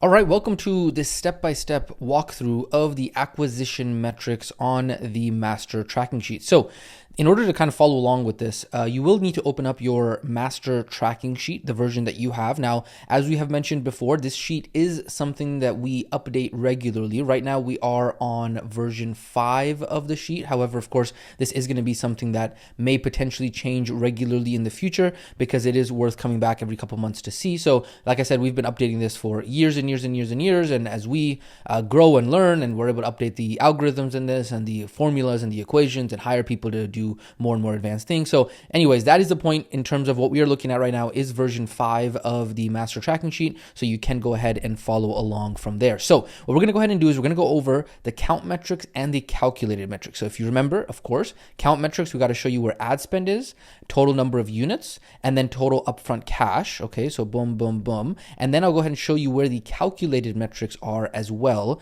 Average upfront cash, CAC, upfront cash, ROAS. So let's go ahead and jump into it. So this is the tracking sheet. And what I like to do, and let me zoom in here a little bit so you can see a little bit better, is you'll see that as I'm zooming in, and if I zoom in, you'll see that I do have all of the months shown right now. However, what I like to do is I don't like to see the entire year because that's a little bit too much data. So I'm going to go ahead and actually fill in. I already have some tests. This is just a test tracking sheet over here. So I'm going to go ahead and show you what it would look like. Let's go into the month of March, I believe. Yep. And so then I have March pulled up right here. I'm going to go ahead and hit this plus button to expand. And let me zoom out just a little bit so we can actually see, we might have to actually go to 100% so you can see what's going on here. So this is the month of March that we have open up right now. And then what you will notice is that we only have the lead gen numbers filled in. And then if I scroll to the bottom, it'll actually give me the totals for the month of March. So let's go ahead and go over some of these. And actually, you know what? I'm going to actually go over to the month of April here because I think I have a partial data. Yeah, perfect. So we have the partial data. I want to show you what the partial data would look like. Let's say, for example, it's like, the 6th of April or whatever, right? And so you'll see at the bottom here that ad spend is going to be obviously the column that you are filling in on a daily basis. Obviously, throughout Judgment Day and daily management and those things, you are filling in your ad spend. Every single day we'll have other sub trainings on how to find that information if you haven't already gone through that. However, the number that we are seeing is right down here, right? So what we're seeing is the total ad spend for that specific month is going to be represented here on the bottom footer. Now, of course, what we're looking at right now is, $3,612 is the total ad spend for the month of April so far. And that's obviously if we go ahead and drag over here, you'll see at the bottom right, Google Sheets and Excel actually goes ahead and sums it up based off our selection as well. Now, this is obviously because we are zoomed in on the month of April right now. Obviously, if we hit this X over here, and then if I go ahead and, collapse all row groups, it'll show me, I clicked expand all, collapse all row groups right here. It'll show me that for the entire year, I have $27,995 in ad spend, right? And obviously that's filled in from March being $24,000. Now, again, this is just super example data. Obviously, does that mean you're going to spend 30 grand ad spend? Well, if you're making, 3, 4, 5X ROAS, then maybe. But this is just example data, so don't like take it too literally. Okay, so let me go back over here to April. So you see April, we're zoomed in. We got 3612 in terms of ad spend. So that's just a count metric. We just literally put it down on there. Then from there, I'm going to scroll over to the right, and just a pro tip, I use Shift on the keyboard and then use the scroll wheel on the mouse in order to scroll right and left. And so you will see that we have over here total number of units right over here. Now, you will see that we do not have anything here right now because of the fact that we were just filling in example data for lead gen metrics. We hadn't yet filled in any example data for the sales metrics. Now, this is going to be an upcoming training section that you do go through in which you learn how to be able to fill in the actual sales data and KPIs, right? And actually filling in, okay, let's say, for example, on the 1st of April, we had, hypothetically, I'm just going to go ahead and fill in some data here, right? So let's say, for example, we had 4 strategy sessions scheduled, we had 3 show, and we have upfront units. I'm going to go ahead and put, we had 1 upfront unit, okay? Then we had 2 scheduled, 2 showed, 0 closes. And then we had, hypothetically, let's say 5, 5, 2. Okay, let's put 2 right there. So now you'll see that our upfront units total at the bottom, if I scroll right over here, is going to be 3 for the month so far, right? So if I go over here, you'll see upfront units. It's basically doing the day by day. So left to right, this is day by day, right? So first, second, third. So I had 1 unit and then I had 2 units on the third. And if I scroll to the bottom, you'll see total upfront units right there. It gives me the total for the entire month, okay? Then what I'm doing is on the sales, again, this is all stuff you don't need to learn right. I mean, it's good to plant the seeds. I'm not gonna say you don't need to learn it right now, but you will learn the more in-depth part of this as you go through the sales data and KPIs, right? So let's say upfront cash on this day I collected was $2,000. On this day, upfront cash was 0 because I didn't have any units closed. And then upfront cash on this day, let's say it was $4,000. And how we normally do it is we actually do an equal sign, and then we'll do 2,000 plus 2,000, right? And the reason we'll do that is because then when we put our mouse over this, you will see over here that it'll tell us equals 2,000 plus 2,000, so we can attribute that back to the actual sales that we had over there, right? So that's typically how we'll do it. And then contract value, let's just say over here, we're gonna do, I don't know, let's just 3,600 plus 3,600. So that lets us know that the contract value is going to be that amount. Over here is going to be 0. You'll see that the colors are changing as I'm inputting the data. And then over here, that's just going to be a contract value of 3,600, right? So the contract value was 3,600. Of that 3,600, the person paid $2,000 up front, okay? After that, you will see that we had delayed sales. We'll put 0 on here. Delayed sales, 0, 0, 0. Very nice. And then what we're going to do is other cash. We can leave that probably 0. No issues there. Backouts will be 0, 0, 0. Now, whenever I see this as well, sometimes I'll format it because this column should not be a financial column. It should actually be over here as a number column. So I'll go over here to format. I'll go over here to numbers, and then I'll format this as a number. And then I like to have it as 1 decimal place. So just like that. And then back out contract. So again, I'm not going to go into all of these right now because these are other metrics that you're going to learn about when we get into sales metrics. But overall, you will see that now we have this column here, which is total number of units, right? So we had over here units number. And if you remember, total number of units equals upfront units plus delayed units minus back out units. So, right, we have over here, if I look at the sheet, what I'm showing here is that I have upfront units right here.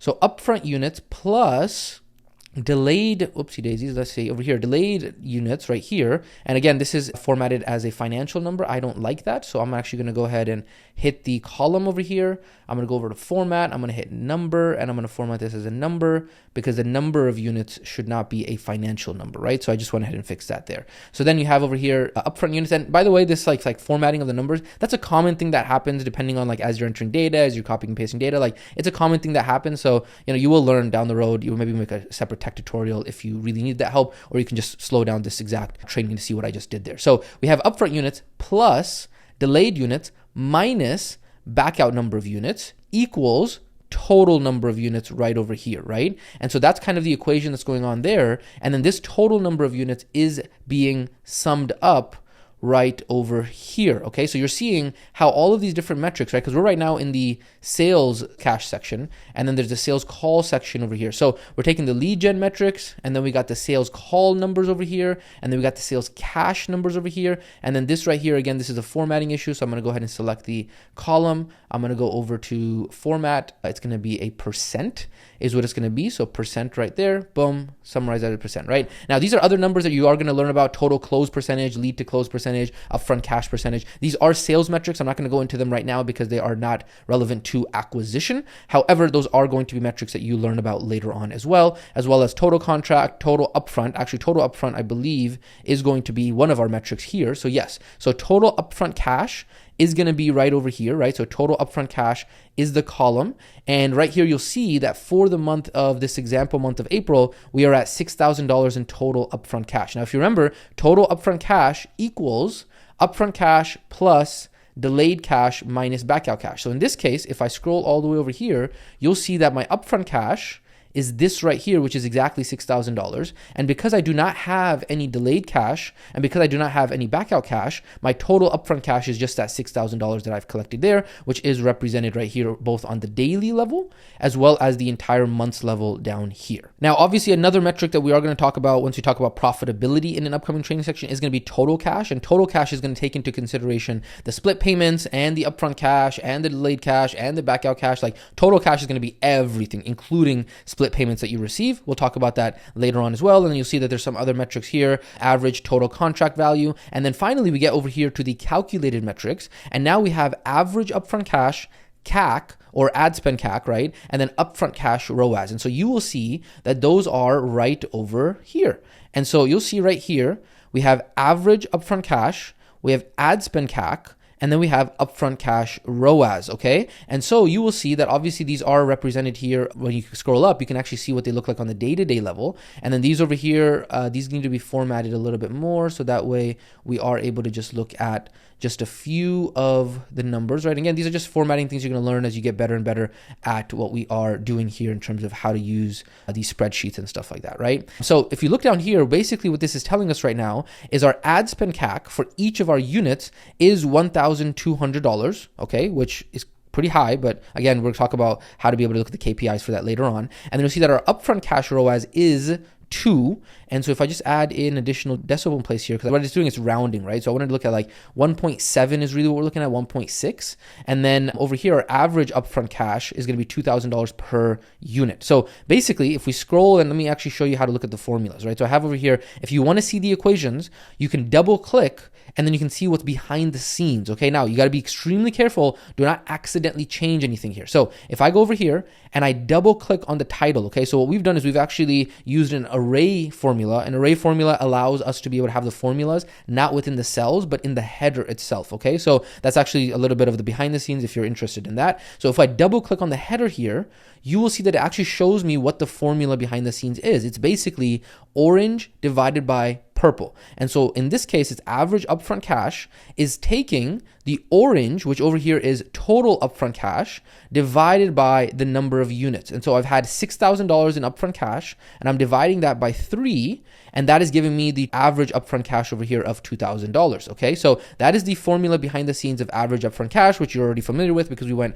over each and every single one of those metrics, right? Then if we go ahead and look at ad spend CAC, if I double click on ad spend CAC, you will see that it's basically orange divided by purple, okay? Now, you'll see total units is here, 3, and then if I scroll all the way to the left, you'll see that I have the orange over here, which is the ad spend. And so what it's basically doing is it's taking the orange, which is the ad spend, and it's dividing it by the number of units, okay? And so that is how we are getting the ad spend CAC. That means that for every single one of those 3 units, I had to spend $1,204, right? Because if I look at my total ad spend for the month so far, I'm at $3,612. Obviously, $3,612 divided by 3 units, that will give me an ad spend CAC of $1,204, okay? So that's what that looks like. And then finally, we now have the upfront cash ROAS. And if I double click on that over there, you will see that this is orange divided by purple. So orange is the total upfront cash that we have. And then if I scroll all the way to the left, you will see that that is the purple, which is the divided by the ad spend. And so I have $3,612 in ad spend, and I have $6,000 in upfront cash. And so basically my total upfront cash ROAS, or my upfront cash ROAS, is going to be 1.66. Okay, now you will see that we have some KPIs here in terms of, aiming for 3 to 4x upfront cash ROAS. And so in this case, I would be under exactly what I'm looking for in terms of the outputs for acquisition. And then obviously we're going to have to now look at the individual pieces. Hey, is the sales call not performing? Is the ad not performing? Like what part of this acquisition system is not performing properly, right? So that is basically what I wanted to show you here when we talk about showing you where the actual metrics are inside of the tracking sheets. We talked about where ad spend is, the number of units, the total upfront cash, some of the nuances around that inside of the master tracking sheet. And now we've also talked about average upfront cash, CAC, and then upfront cash ROAS as well. Showed you kind of where the equations were for these as well. And so again, just as a quick overview, just quick rundown again, you will see on here that we have all of these nicely lined up next to each other. As you fill in some of the later on data around sales, this is how all that's going to populate in your sheet. Probably if you're only entering lead gen metrics, that is not going to be there. And so later on, once you get into adding in your sales metrics, that is what's going to then populate all of those other acquisition metrics down the road, because of the fact that you need, hey, how many number of units did you have? Hey, how much cash did you have? All of that is necessary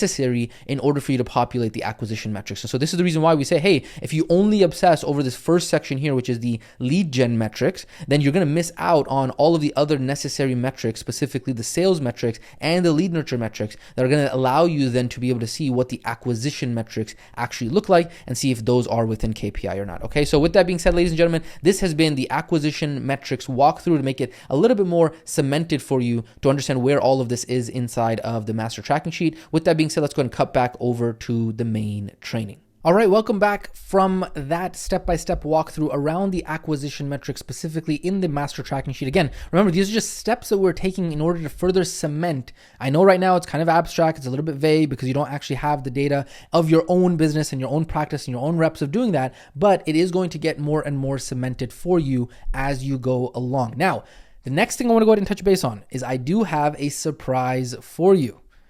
Guess what? Surprise bonus metric. Any excuse that I can have in order to use this GIF is amazing. I love this GIF. It's amazing. Okay, so surprise bonus metric. And the bonus metric that we're going to go ahead and talk about right now is something called LTV. Okay, now this is going to be a bonus metric that we're going to quickly mention. And the reason why we didn't talk about it earlier, the reason why we didn't talk about it before the walkthrough, the reason why we didn't do any of that was because of the fact that LTV is not a metric that we are tracking on the master tracking sheet. And you're going to see why that is in just a second. But LTV, okay, LTV is an abbreviation for lifetime value, okay? It's short for lifetime value of a customer. Now, this is technically a calculated metric, so we are going to go ahead and put it here on the right side of the diagram here, right? So we have our core ones on here, and then we have this bonus one, which is LTV. So what is LTV? What is the definition of LTV? Let's go ahead and go through this very, very quickly. So LTV is an estimate of the average revenue that a customer will generate throughout their lifespan as a customer with the business. Okay, so in other words, it's how much money a customer is going to bring into your business over the entire period, over the whole period that they do business with you. So for example, right, if somebody was running a coffee shop, right, if somebody ran a coffee shop and the customer, came in and bought a coffee every single day for an entire year, and then after that they never came back ever again, the LTV of that customer would be the total amount of money that they spent with you on coffee over that specific year. Does that make sense? Okay, so this is what LTV is, and you're going to see in just a second why it's a bonus metric and why we don't typically talk about it in our business models, especially in the beginning. However, the reason why LTV is important to understand is that understanding LTV really allows us to be able to understand how we can make decisions about how much money that we should invest in acquiring new customers, right? It allows us to be able to understand, hey, how much should our CAC be? How much should our growth rate be in order to actually get new customers as well as retain the existing customers, right? So if, for example, I know that my LTV, my average LTV per customer is $500, then you know what? I probably wouldn't want to have my CAC be more than $500. Otherwise, I'm going to be negative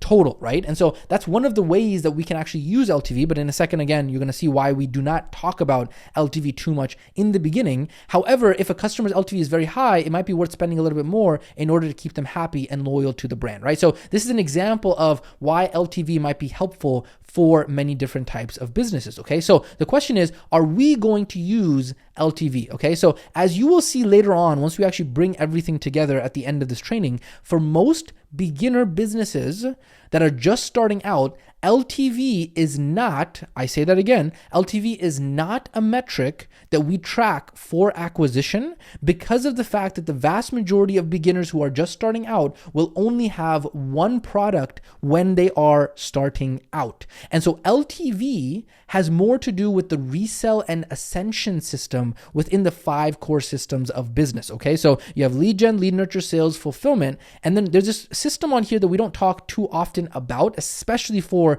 beginners who are just getting started out, is okay, once you've actually fulfilled on that customer, right? You've delivered on the promise the first time around, well then, your goal then is to actually resell that same customer. Your goal then is to ascend that customer to higher levels of service in order to retain them in your business, right? You don't want them to just be a one-trick pony. They come into your business, they get one program, and then they leave. That would not be good, right? So if you are able to, because you've already spent money to acquire that customer, if you're able to then retain that customer, if you're able to go ahead and resell that customer, if you're able to go ahead and ascend that customer, that is very good for you because then you can have even more profit on the back end of the business. This is what typically LTV has to do with, right? LTV has to do with this function and this system within the business, right? And so if somebody gets quote unquote resold or somebody gets ascended to a higher level of service after their initial purchase, this is how we get an increase in the customer's lifetime value. So just to go ahead and show you an example. Now, I know we have Tony Robbins' product ladder on here, but this is just straight up an example. Okay. We don't know if actually Tony Robbins'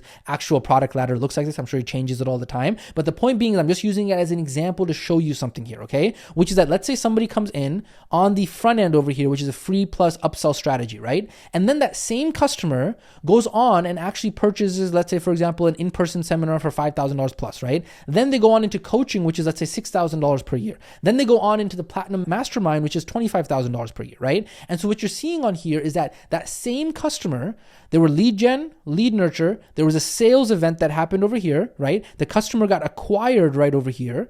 And then the first fulfillment happened, right? They had to fulfill on that unshakable challenge, right? That was the fulfillment.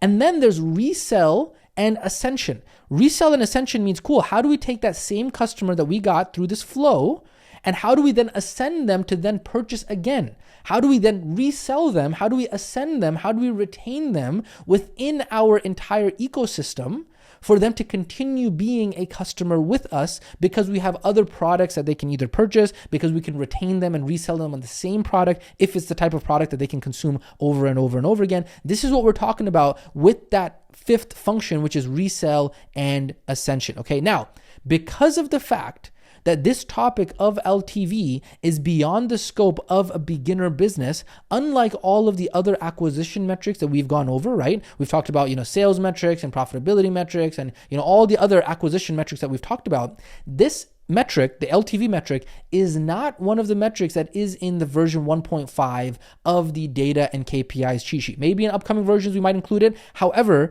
as you're going to see in just a second, I'm going to give you an example. LTV can sometimes be quite complicated to actually calculate. And so that is the reason why we will not actually be going into it. And so just to go ahead and plant the seeds for you to show you kind of how LTV might potentially be calculated. Again, remember, we are not going to be utilizing this, but I just want to show you what it could potentially look like. There are many different versions of LTV. There are many different formulas for LTV. There are many different ways to calculate LTV, right? We're not going to go into that, but a lot of times LTV could be like average purchase value times the purchase frequency times the customer lifespan, right? So for example, if there's like a magazine subscription, right? On average, the customer spends $25 on each purchase 4 times per year, and they stay for 5 years. So you do $25 times 4 times a year times 5 years means that the LTV of this magazine customer is $500, right? So on average, each customer is expected to generate $500 in revenue over their lifetime with the actual business, right? Let me go and show you another example of LTV related to a coaching business, right? The same concept can apply to coaching businesses. If every single person were to purchase every single one of the products in Tony Robbins' product ladder example, again, I'm pointing out the example here, it's just an example, that they might maybe look like this, right? So let's say, for example, they have the upsell here, then they purchase the in-person seminar, and they purchase the coaching, and they purchase the Platinum Mastermind, right? They might have a $36,000 plus LTV, and visually that's what it looks like. However, and this is the reason why LTV can get really complicated to calculate sometimes, is because of the fact that some of these products can be consumed multiple times by the same customer, right? So let's say, for example, somebody stays in coaching for 3 years.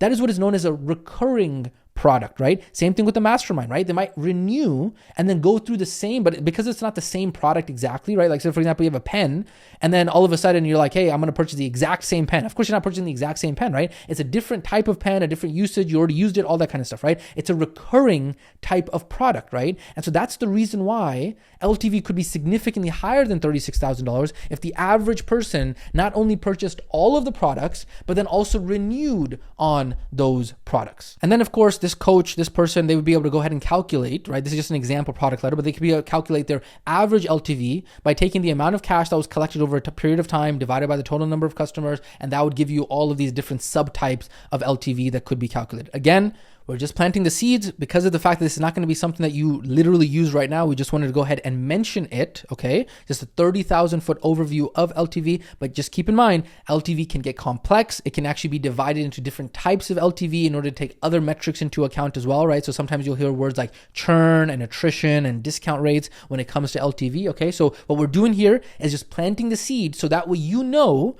that there is a metric that is called LTV, lifetime value, okay? And that way you have a rough understanding of it, but we're going to leave it as a more advanced topic that we're not going to track for right now, but then later on, as your business grows, we will walk you through how to be able to actually track all of that stuff, okay? Now, as we start to close out this entire metric topic, okay? I know you're like, man, what the heck just happened? I started this training. I thought acquisition was, museums acquiring art pieces, and now I'm like doing all this stuff, okay? Wow, this got technical really, really fast, right? I told you, I wasn't joking when we said from the very beginning, like, hey, are you ready to go ahead and ratchet up the knob on this, right? Are you ready to go ahead and really take it advanced, right? And so yes, you might actually have to think and you might actually have to study here, right? Welcome, ladies and gentlemen, to learning to become a professional online entrepreneur. I told you we're going to kick it up a notch, right? And so yes, you might feel a little bit like this right now. But again, that is completely normal because you're learning something new for the first time. Will you probably have to go back and go over what it is that we just went over with all the metrics and stuff like that?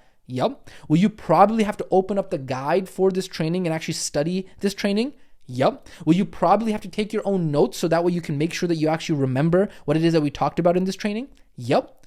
And with that being said, ladies and gentlemen, welcome to Professional Online Entrepreneurship School, right? The same way that a doctor goes to school for 8+ years and has to learn anatomy, medical ethics, pathology, biochemistry, physiology, pharmacology, organic chemistry, all of that stuff. Well, guess what? A professional online entrepreneur has to learn advertising and copywriting and sales and product development and acquisition and operations and customer success. And so the question you want to ask yourself is like, hey, right now, if I am in a 100K mastermind, right, and I am trying to make thousands of dollars per year online, well, hey, what did I think was going to happen? Of course, you're going to have to learn this topic of acquisition. Of course, you're going to have to learn metrics. Of course, you're going to have to study. Of course, it's going to be difficult. Of course, it's not going to be easy, right? If it was easy to be able to make a full-time income online as an entrepreneur and have the freedom and flexibility to do what you want and have the income, impact, and freedom that you are looking for, there are plenty of smart people out there, right? Doctors, lawyers, engineers, there's plenty of smart people out there, right? Why isn't everyone a professional online entrepreneur who's able to make just as much, if not more than a doctor and have freedom and flexibility, right? If it was easy, then everyone would already have it. No? And so by definition, because of the fact that not everybody has it, because so few people have this life for themselves, of course it's going to be a difficult path. Of course there is going to be difficulty in the path, right? Maybe the path isn't difficult. I wouldn't say overall the path is difficult. It's maybe difficult because you got to have the resilience and the grit and the consistency and the deliberateness, right? However, there is difficulty in the path for sure, right? However, if I asked you from the very beginning, hey, do you think that this is going to be easy? You'd probably say no. Hey, you expected the path to be hard and challenging. The difference, though, is that when you started this journey, hard and challenging and difficult were just words that you were saying. Well, welcome, right? Welcome to what hard actually feels like, right? This is your brain actually learning and actually having to think. And quite frankly, what we're talking about right now is just the knowledge piece of it. This is not even hard. Like, this is just very, very, very, very basic elementary knowledge piece of it. Once we actually get into the reps, once we actually get into the action, once we actually get into the discipline, once we actually get into the grit and the resilience of actually doing the dang work, that is where the difficulty actually comes into place, okay? And so that is where you're going to have to remind yourself, hey, this is what hard freaking feels like. This is what we're talking about. And so right now, we are just planting the seeds so that way later on, when you come back to these metrics and these terms and all of this, you're like, oh yeah, I remember learning about that, right? For example, in the same way, when somebody's going through, medical school or undergrad, right, pre-med, they're trying to go through pre-med, they're going to go to medical school, they're taking anatomy class. Well, they're not having a cadaver to cut up, or they're not looking at somebody who's a patient in front of them, right? They're just an undergrad taking anatomy class. And so they're having to learn this theoretical, abstract notion of like, okay, hey, this is what this nerve is, and this is what this bone is, and this is what this is, right? It's very theoretical for them. They're looking at diagrams and looking at this stuff. It's very, very theoretical. However, as they go ahead and progress as becoming a doctor, right? They then have the cadaver, they then have the patient in front of them. They're like, oh, this is what I studied in those books. Oh, this is what I was learning about. That's exactly what's going on here as you learn these foundational understandings of what we are talking about. Okay, so ladies and gentlemen, what we're now going to go ahead and do is let's zoom out. And what we've done now is we've actually gone ahead and finished the foundational topic number 2, which was defining acquisition metrics. I told you from the beginning, this was going to be a beefy one. This was going to be a beefy training, right? A really, really kind of dense training that we were going to get through, because that now is the second foundational topic that we need to go over, right? So foundational topic number 1 was actually defining what the heck acquisition is and what it was, right? And then foundational topic number 2 is the actual definition of the acquisition metrics. What we're now going to go ahead and do is we're now going to go ahead and connect these acquisition metrics, and then we're going to go ahead and apply this topic outside of ads. Now, I do want to go ahead and give you some good news here, is that we're over the most difficult part of this training, okay? The entire part of this training, when we talk about the actual definition and the metrics, that is by far the most difficult part of this entire training section. And now these 2 topics over here are going to go much quicker. And so fasten your seatbelts. Let's go a lot quicker now. Okay, so connecting acquisition metrics. Now that we've defined these acquisition metrics, we're now going to start layering your understanding of how all these metrics come together for the purposes of acquisition, right? We're going to now go ahead and put it into the diagram and look at our metrics that we've talked about earlier and how all of these fit together in the bigger picture, okay? It all comes down to inputs and outputs. There are inputs and then there are outputs. There are inputs and then there are outputs, okay? So the input for this entire system is ad spend, and then the outputs that we're getting is going to be the number of units and the total upfront cash, and then we have these different metrics that are allowing us to see what is the efficiency of those outputs, right? And those are going to be the calculated metrics. So our inputs is ad spend, that's one of our account metrics, right? Then we have the output, which is the number of units, that's number 2, and then we have total upfront cash, that is another output, okay? So 1, 2, 3, those are our outputs. And then what we're doing is we're using these ratios and these calculated metrics to determine, hey, what is the efficiency of these outputs? What is the efficiency of our ad spend? What is the efficiency of our cash collection? What is the efficiency of us actually getting the number of units that we are expecting to get, okay? That is how all of this comes together. Because ultimately,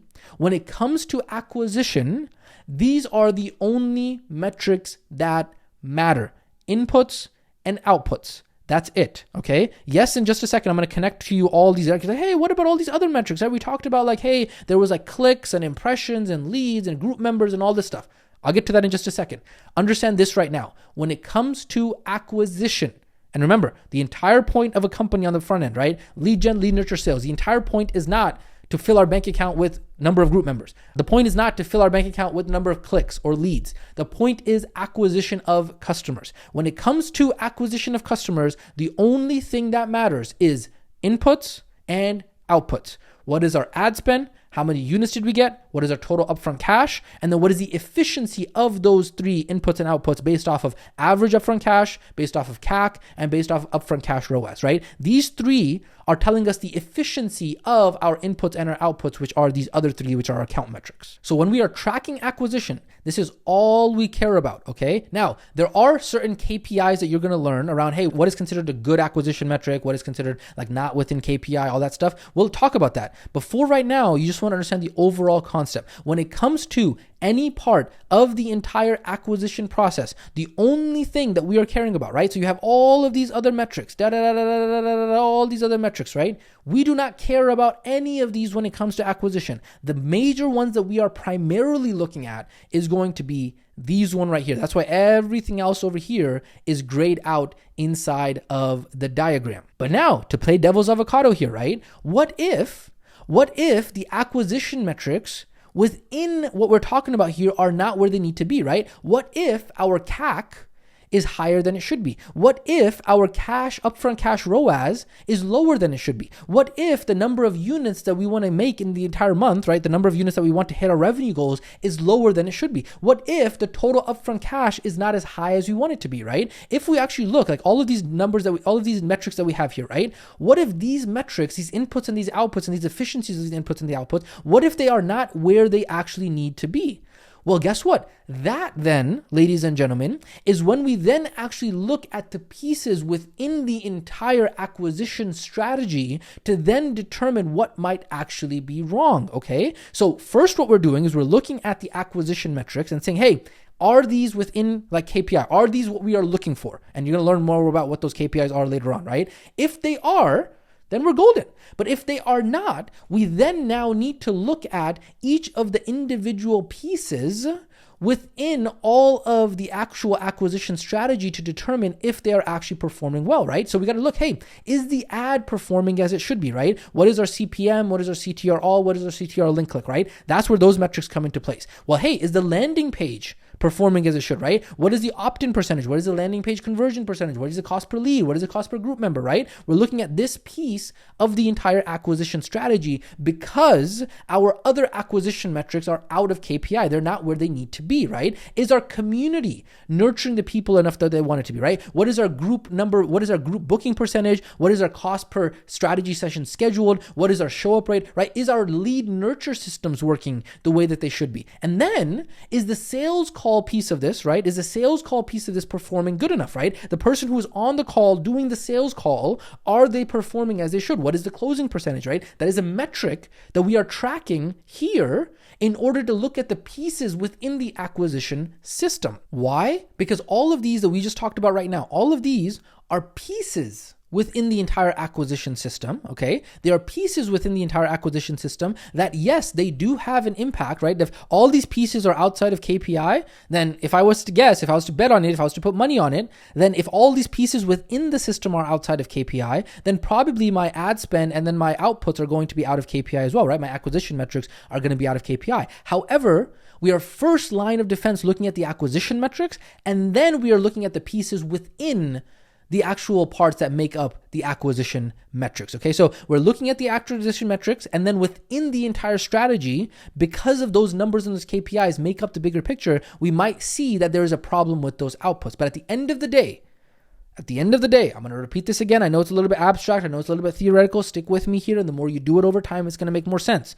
At the end of the day, the only thing that we are looking at when it comes to acquisition are inputs and outputs. How much did we spend on the input, which was the ad spend? How much did we get out for that output, which was the number of units and the total upfront cash? And then what was the efficiency of that input and the output, which is the average upfront cash, the CAC, and the upfront cash ROAS. Now, again, later on in an upcoming training section, you're going to learn what are the appropriate KPIs for acquisition, right? Hey, what should my CAC be? What should my ROAS be? All of that stuff, right? And then you're going to be able to determine, hey, if my acquisition metrics are good, then nothing else really matters, right? If my acquisition or metrics are good, then I don't really care about if my cost per click is a little bit high. I don't really care about if my cost per lead is a little bit high. I don't really care about if my cost per group member is a little bit high. Why? Because I'm spending X amount of money and I'm getting X amount of money out and the X amount of customers that I want out. It's good. Like, it's within KPI. It's exactly what I want, right? In that case, I don't really care if there's a little bit high here, a little bit low here, a little bit high here, a little bit low there. It doesn't matter because overall, in the entire system, my acquisition system is working properly. Now, could I go in and like optimize and check and test to see if like, hey, can I improve the ad a little bit? Can I improve the group a little bit? Could I improve this a little bit? Yeah, sure, I could. But ultimately, all I'm doing is that I'm improving things. But in order for me to see, hey, is my strategy working? Not my strategy session, my strategy, right? My entire acquisition strategy, what I am looking at to see, hey, end to end, A to Z, is my acquisition strategy working? What am I looking at? Survey says, I'm looking at the acquisition metrics. I'm looking at the acquisition metrics first and foremost to see if my entire business is actually working properly, okay? This is how the acquisition metrics that we've just spoken about in the previous training sections, right? So far, this is how all of those definitions come together for the purposes of acquisition. Is this making sense? I hope so. Is this making sense a little bit? I hope so, okay?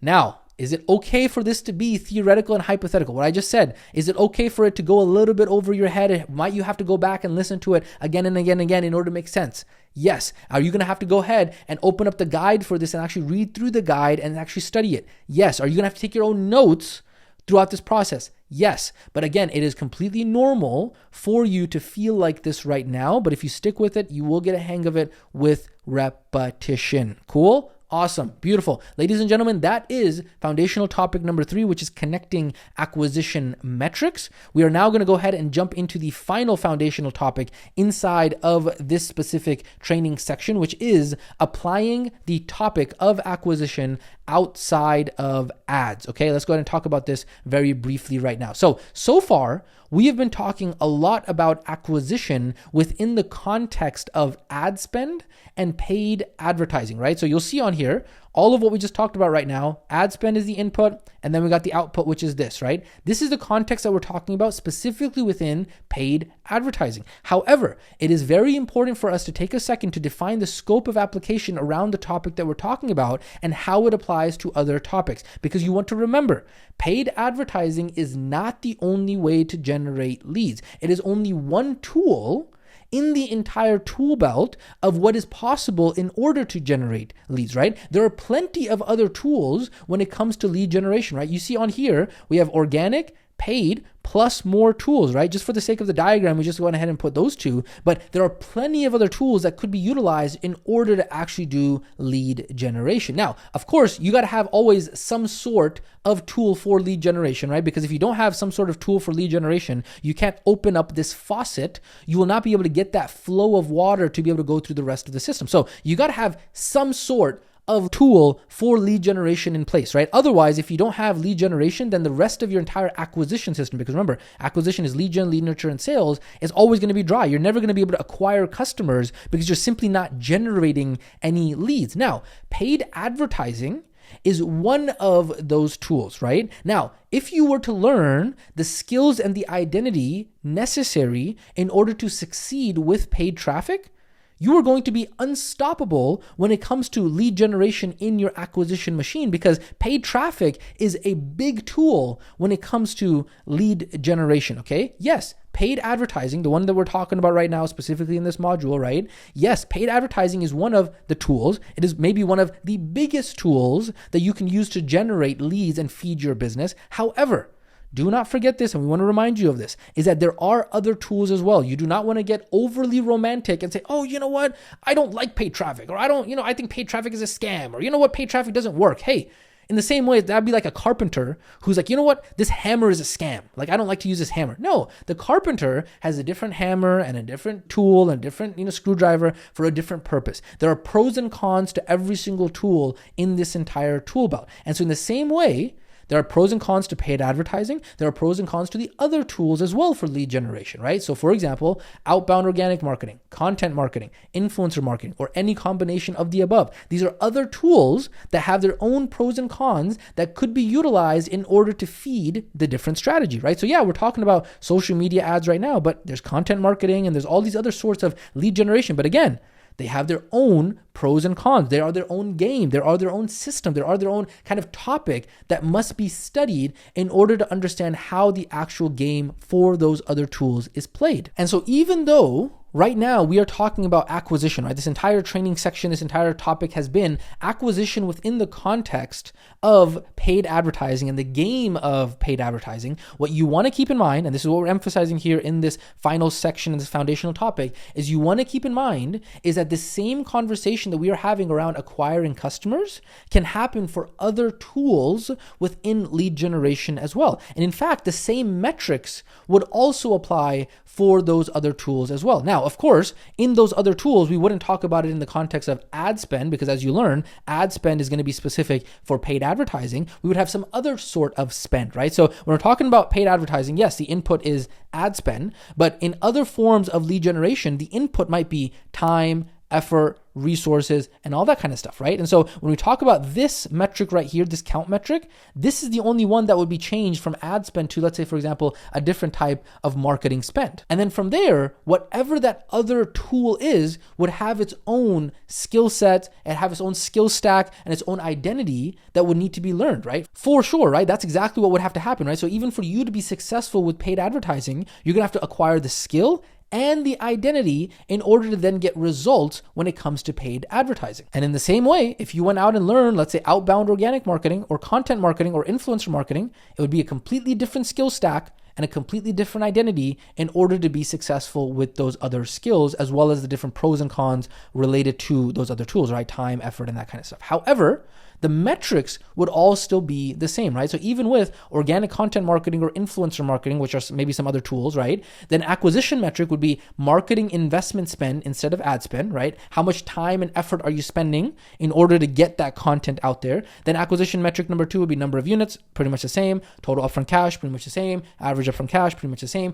CAC here would be how much did you spend, time, effort, resources in order to acquire the customer. And then you would have upfront cash ROI instead of upfront cash ROAS, right? Because obviously ROAS is return on ad spend, but you would instead be calculating, hey, what is my upfront cash marketing spend, right? So it might be like ROMS or something like that if you wanted to make up an acronym, right? So then it would be, hey, what is the return on the investment that I am making in that marketing investment spend that I have, right? But everything that we've talked about so far in terms of the metrics and the calculations and connecting all of them would still apply. And so that is the 30,000 foot overview of what you understand. Even though right now we are talking about paid advertising, it's important to understand that all of the topics that we are talking about do also apply to other tools because of the fact that paid advertising is just one of those tools. So yes, the skills of paid ads, it is a big one. And we're going to talk about how big and important that skill actually is. However, you always want to just understand that it is a tool nonetheless. Yes, it would suck if you didn't want to learn the skill of paid ads, right? You'd have to learn some of these other tools and they have their own pros and cons, X, Y, Z. However, you always just want to remember that paid ads is just a tool, okay? Having said that, ladies and gentlemen, man, oh man, oh man, dense of a dense training. 4 foundational topics that we needed to go through. We said we were going to go ahead and ratchet it up, really go ahead and kick it up a notch. This is what we have done inside of this training. Foundational topic number 1, we defined acquisition. We talked about the defining of the metrics of the acquisition, connecting acquisition metrics, and then applying acquisition outside of ads. As we go ahead and start to close out this training, the question you might ask is, hey, what is next? Well, ladies and gentlemen, this is the end of the first part of the acquisition explained, in which we've now defined the terms of acquisition. Pretty big and important topic, right? Oh, man, I know. Now you understand what customer acquisition is, how it involves multiple systems, not just lead generation, the metrics behind it, how we track it, how they're all connected together, the scope of how it applies to paid traffic as well as other forms of lead generation. And guess what? This is just the first part of foundational terms related to acquisition. See how much you learned in this training? Amazing, right? We're next going to get into profitability and talk about what it means to be profitable on acquisition, negative on acquisition, and all of that stuff. So that way, now that we are speaking the same language, right? So now, hey, when I say CAC, you know what CAC means. Guess what? How awesome is that, right? When I say upfront cash, you know what upfront cash means. Now we can go ahead and take the foundation and the layer of bricks that we have developed for this building and now lay another layer of foundational bricks on there and go deeper around this topic of acquisition, right? So as you can see, what we're doing here is we are layering each layer of your understanding step by step so you can think deeper and deeper on these advanced business concepts. So that way, this foundation is integral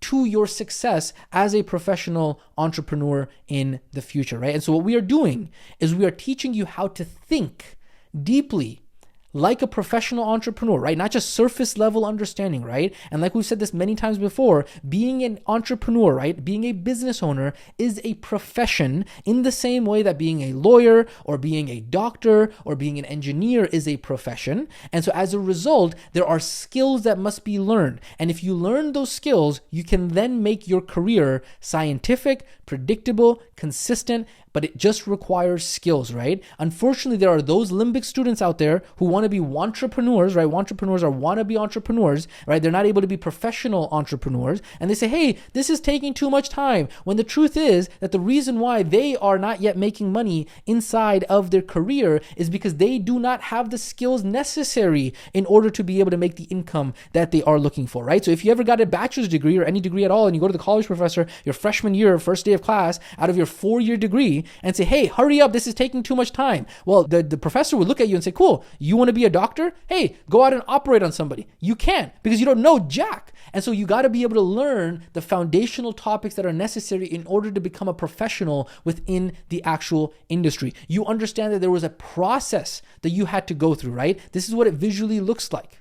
And so yes, there is going to be a track in which you need to take the time to study and practice and implement and get the reps of the important topics. This is what that track looks like. You need to understand acquisition systems, lead generation. You need to understand lead nurture, sales, marketing and sales. You need to understand all the metrics within acquisition, the tools around what it takes in order to actually build a proper money machine. And guess what? This track is a heck of a lot better than going $70,000 in debt and come out and only make $70,000 a year from a college education. Okay. And so there are those people who will sit down and spend 2-4 years getting a degree or a college education, but they will not dedicate themselves to the same level of commitment in order to become a professional entrepreneur. Okay. This other track that we are talking about, becoming a professional entrepreneur, allows you to be able to have control. You can never be fired. You can literally go to a different country and be a professional entrepreneur there, because these are the principles of business. There's no economy, no government, no country that can take these skills and this identity away from you. It is your skill set. And so this is the reason why I'm just tailing out this last point here around this topic around this. So yes, there are going to be other topics that you are going to have to study in order to be able to make $50,000 a year, $100,000 a year online. However, these are all foundational skills that will allow you to then be able to have an outcome that is unlimited earning potential. Skill equals knowledge times reps. Learn the knowledge, put it into practice. That's your skill. Even if you have the skill, you still need to develop the identity, which is the beliefs and the character traits, in order to have the results. This is how you become a professional entrepreneur instead of a wantrepreneur. A wantrepreneur is a entrepreneur wannabe, okay? Yes, you might be a newbie right now, but you have a decision to make. Do you want to go down the path of being a professional entrepreneur who dedicates themselves to a profession and actually comes out at the other end as a professional in the industry? Or do you want to be a wantrepreneur, spinning your cycle all the time, over and over again, getting shiny object syndrome, not having the resilience and the grit and the discipline to actually do the dang work to become a professional in the industry? That is the question that you need to ask yourself, and whether or not you want to play the infinite game or you want to play the finite game. If you want to have a short time horizon in which you're looking to become a millionaire tomorrow, or you say, you know what, I'm going to dedicate myself to this profession and to this industry and to this occupation so that way I can become a professional online entrepreneur and then be able to have an unlimited earning potential. With that being said, ladies and gentlemen, this has been the entire foundational terms training when it comes to acquisition. We defined the terms, we defined what the metrics were for those terms. If you have any questions around this section or anything that we have discussed, make sure you drop that question inside of the student community. I know this was a dense training. There might be a lot of concepts that you need to go ahead and hash a little bit more. If you have any questions, maybe they're vague, abstract, theoretical questions, that is perfectly fine. Make sure you go ahead and drop those questions inside of the student community so that way one of the community members can go ahead and help you. But remember, we are not done yet. We still got to go ahead and dive further and layer on the other understandings around acquisition, specifically profitability around acquisition. So with that being said, we will catch you in the next training section.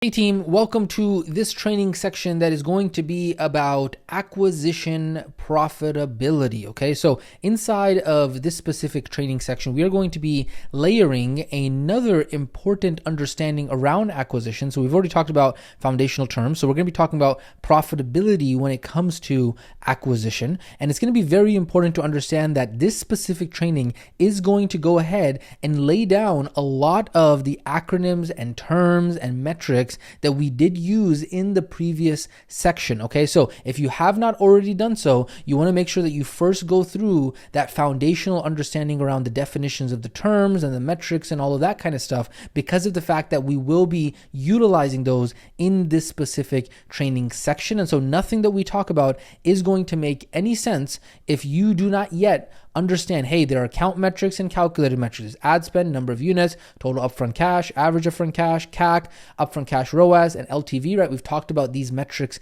inside of that previous training section. And so you do want to make sure that you are familiar with all of these terms. So now we can go ahead and build on top of that foundation and really go ahead and talk about acquisition profitability. So let's go ahead and explain, what does that mean, acquisition profitability, right? So when we talk about acquisition profitability, what we are talking about is we're talking about our cash flow at the point of acquisition. So again, you see how now we're using the terms that we defined in the previous training, right? We define what the point of acquisition was. In other words, when the potential customer becomes a new customer, at that exact moment, how is our cash flow? Are we positive? Are we negative? That is what the topic of acquisition profitability is all about, right? And so if you remember in that previous training section, we said, cool, we have our inputs, and then at the point of acquisition, right? The point in which money exchanges hands, at the point in which we acquire the customer, the question is, how is our cash flow? Are we positive? Are we negative? Are we break even? What is actually going on there, right? That is what all profitability when it comes to acquisition is actually all about. Okay, now, because of the fact that this question can be difficult to calculate on a per customer basis, right? Normally what we do is we average this out over the course of the entire month, right? So what we say is within the first 30 days, or within the same month, so we say, it's January right now, it's May right now, it's July right now, whatever it is, in the month of July, do we recoup our ad spend in that exact same month, or did we lose money, aka did we go negative? Okay, so in other words, did we spend more money in marketing costs, in ad spend, than we made this month from new customers on the front end? And so if we spent more than we made, it means that we are going negative. If we made more than we spent in ad spend, that means that we are going positive. If we made exactly the same amount that we spent, it means that we are break even. Okay, so these are the three scenarios when it comes to acquisition profitability, which is what this entire training section is about. These are the three scenarios, right? If we spend more than we made, right, upfront cash versus ad spend, right, then that means we are negative or positive or break even. Okay, and so what we're now going to go ahead and do throughout the rest of this training section is we're now going to go ahead and actually dive into each of these three scenarios individually and understand them better. First, we're going to go ahead and talk about what it means to be negative on acquisition. Then we're going to go ahead and talk about what it means to be positive on acquisition. And then thirdly, we're going to go ahead and talk about what it means to be break even on acquisition. So with that being said, let's go ahead and dive into the first scenario, which is negative on acquisition, okay? So when a company goes negative on acquisition, what this means is that the money that they spent on acquiring the customer, aka their CAC, was greater than the immediate revenue from that customer, aka their upfront cash. Okay, so in other words, and you're going to see throughout this training section, we're basically going to say the same thing in multiple different ways, so that way you can get used to the verbiage and the language and the terms that are being utilized. Okay, so in other words, the company is losing money on the acquisition of the customer. That's what it means to be negative on acquisition. Okay, said differently, a third different way, the company is going into a cash deficit, negative cash flow, because the costs of acquiring the customer, aka the CAC, are not immediately recouped from the customer's initial purchase, aka upfront cash. Okay, this is what negative or not profitable on acquisition means. It means that you are spending more on acquiring the customer than what you are making from that customer at the point of acquisition. Is that making sense? You can see now why we said that the previous foundational layers of understanding were critical in order for us to be able to speak the same language and actually define terms, right? So you see now we're using upfront cash, we're using ad spend, we're using CAC, right? We're going to, in just a second, we're going to also then use ROAS, we're going to use average upfront cash, like all these metrics, all these terms. And then even later on, once I talk a little bit more and get a little bit more advanced, we'll even layer in some LTV in there, right? And so you're seeing now why that previous training was so important for us to be able to speak the same language. So now we can actually have a common dialogue around these topics, okay? Now, having said that, let's go ahead and make this a little bit more cemented and a little bit more practical by going over an example. Okay, so the example is going to be for a big box fitness gym. So what is a big box fitness gym? You can imagine like an LA Fitness, a Lifetime Fitness, something like that, right? So let's say, and these are just hypothetical example numbers, let's say a business that is a big box fitness gym, let's say hypothetically in just one random month that they spend $1,000 in that month on ad spend. Okay, again, example numbers. And for that $1,000 per month or $1,000 in that month for ad spend, they get 10 customers who each pay them $20 per month for that $1,000 in ad spend. Okay, so let's look at our visual over here. And this is going to be the visual that we're going to walk you through here. So negative on acquisition, right? So they spent $1,000 in ad spend. And for that $1,000, okay, they got 10 units at $20 per month, with that first $20 being paid on the date of the purchase, right? So they paid $20 upfront, right? Now the question we're going to go ahead and do, and the question that I have for you is question number 1. What is this business's, what is their total upfront cash and what is their average upfront cash? Okay, so what is their total upfront cash and what is their average upfront cash based off of the information that you have right now? If you want to pause the video, write that down, you could do that. And I'm going to go ahead and talk to you about that as well. Okay, so again, we are talking about the metrics over here. And what we are calculating is, hey, what is their total upfront cash based off of what you have, the data and information that you have, and what is their average upfront cash? So these two right here is what we are calculating in this question, okay? And so the answer to this question is that their total upfront cash, remember total upfront cash is upfront cash plus delayed cash minus backout cash. Now in this case, they don't have any delayed cash and they don't have any backout cash. And so it's very simple. It's just 10 customers times $20 per each customer means that they have $200 in upfront cash that they have collected. Does that make sense? Right? So 10 people, 10 units, pay them $20 each upfront, and that is why they have $200 in upfront cash, okay? Now the average upfront cash, this is actually very straightforward because we already know that each of them paid $20, right? And so therefore we know that average upfront cash is just $20, right? Because we know that on average, each customer paid them $20 because we know that. Now, obviously where this would be more important was, let's say, for example, some customers that paid like $5, some customers that paid $10, some customers paid $15, some customers paid $20. We would then go ahead and add all of this up across all of the customers and then get a different average upfront cash. But in this case, because we already know this, because we already had that from the original problem, we know, hey, each of those 10 customers paid them $20, therefore average upfront cash, $20. Very, very straightforward, very easy. So now we've gone ahead and answered the question, hey, how much was the total upfront cash? And then how much was the average upfront cash? Cool. Now let's go ahead. I got another question for you. Based off of the information that we have right now, what is this company's CAC? What is their customer acquisition cost? Now remember, we are talking about ad spend CAC here. And if you don't know the difference, you got to review that previous training, right? Difference between ad spend CAC and total CAC. We are talking about ad spend CAC here, okay? And so the question is, what is their customer acquisition cost when it comes to ad spend? And just to show you where this is in the entire diagram for our metrics over here, right? So we're talking about this metric right over here. What is their CAC? So let's go ahead and talk about the answer for this. You can pause or we're going to just go ahead and show you the answer. So ad spend CAC. Ad spend CAC is ad spend divided by total number of units. And so in this case, they had $1,000 in ad spend and they had 10 units total, right? Total number of customers, total number of units is 10. And so therefore their CAC, their customer acquisition cost, right, is $100 per customer. They spent $100 in ad spend in order to acquire one customer or each of their customers, okay? Beautiful. Now we're going to continue on here. And once all this comes together, don't worry, in a second it's going to come together. You're going to understand why this is called negative on acquisition, okay? So the next question that we have here is, what is their upfront cash ROAS for this specific month, okay? So now we're answering this question right here. Upfront cash ROAS, based off of the information that you have, what is their upfront cash ROAS, okay? And so this is going to be right over here, their upfront cash ROAS. And now the answer to that question is upfront cash ROAS equals total upfront cash divided by ad spend.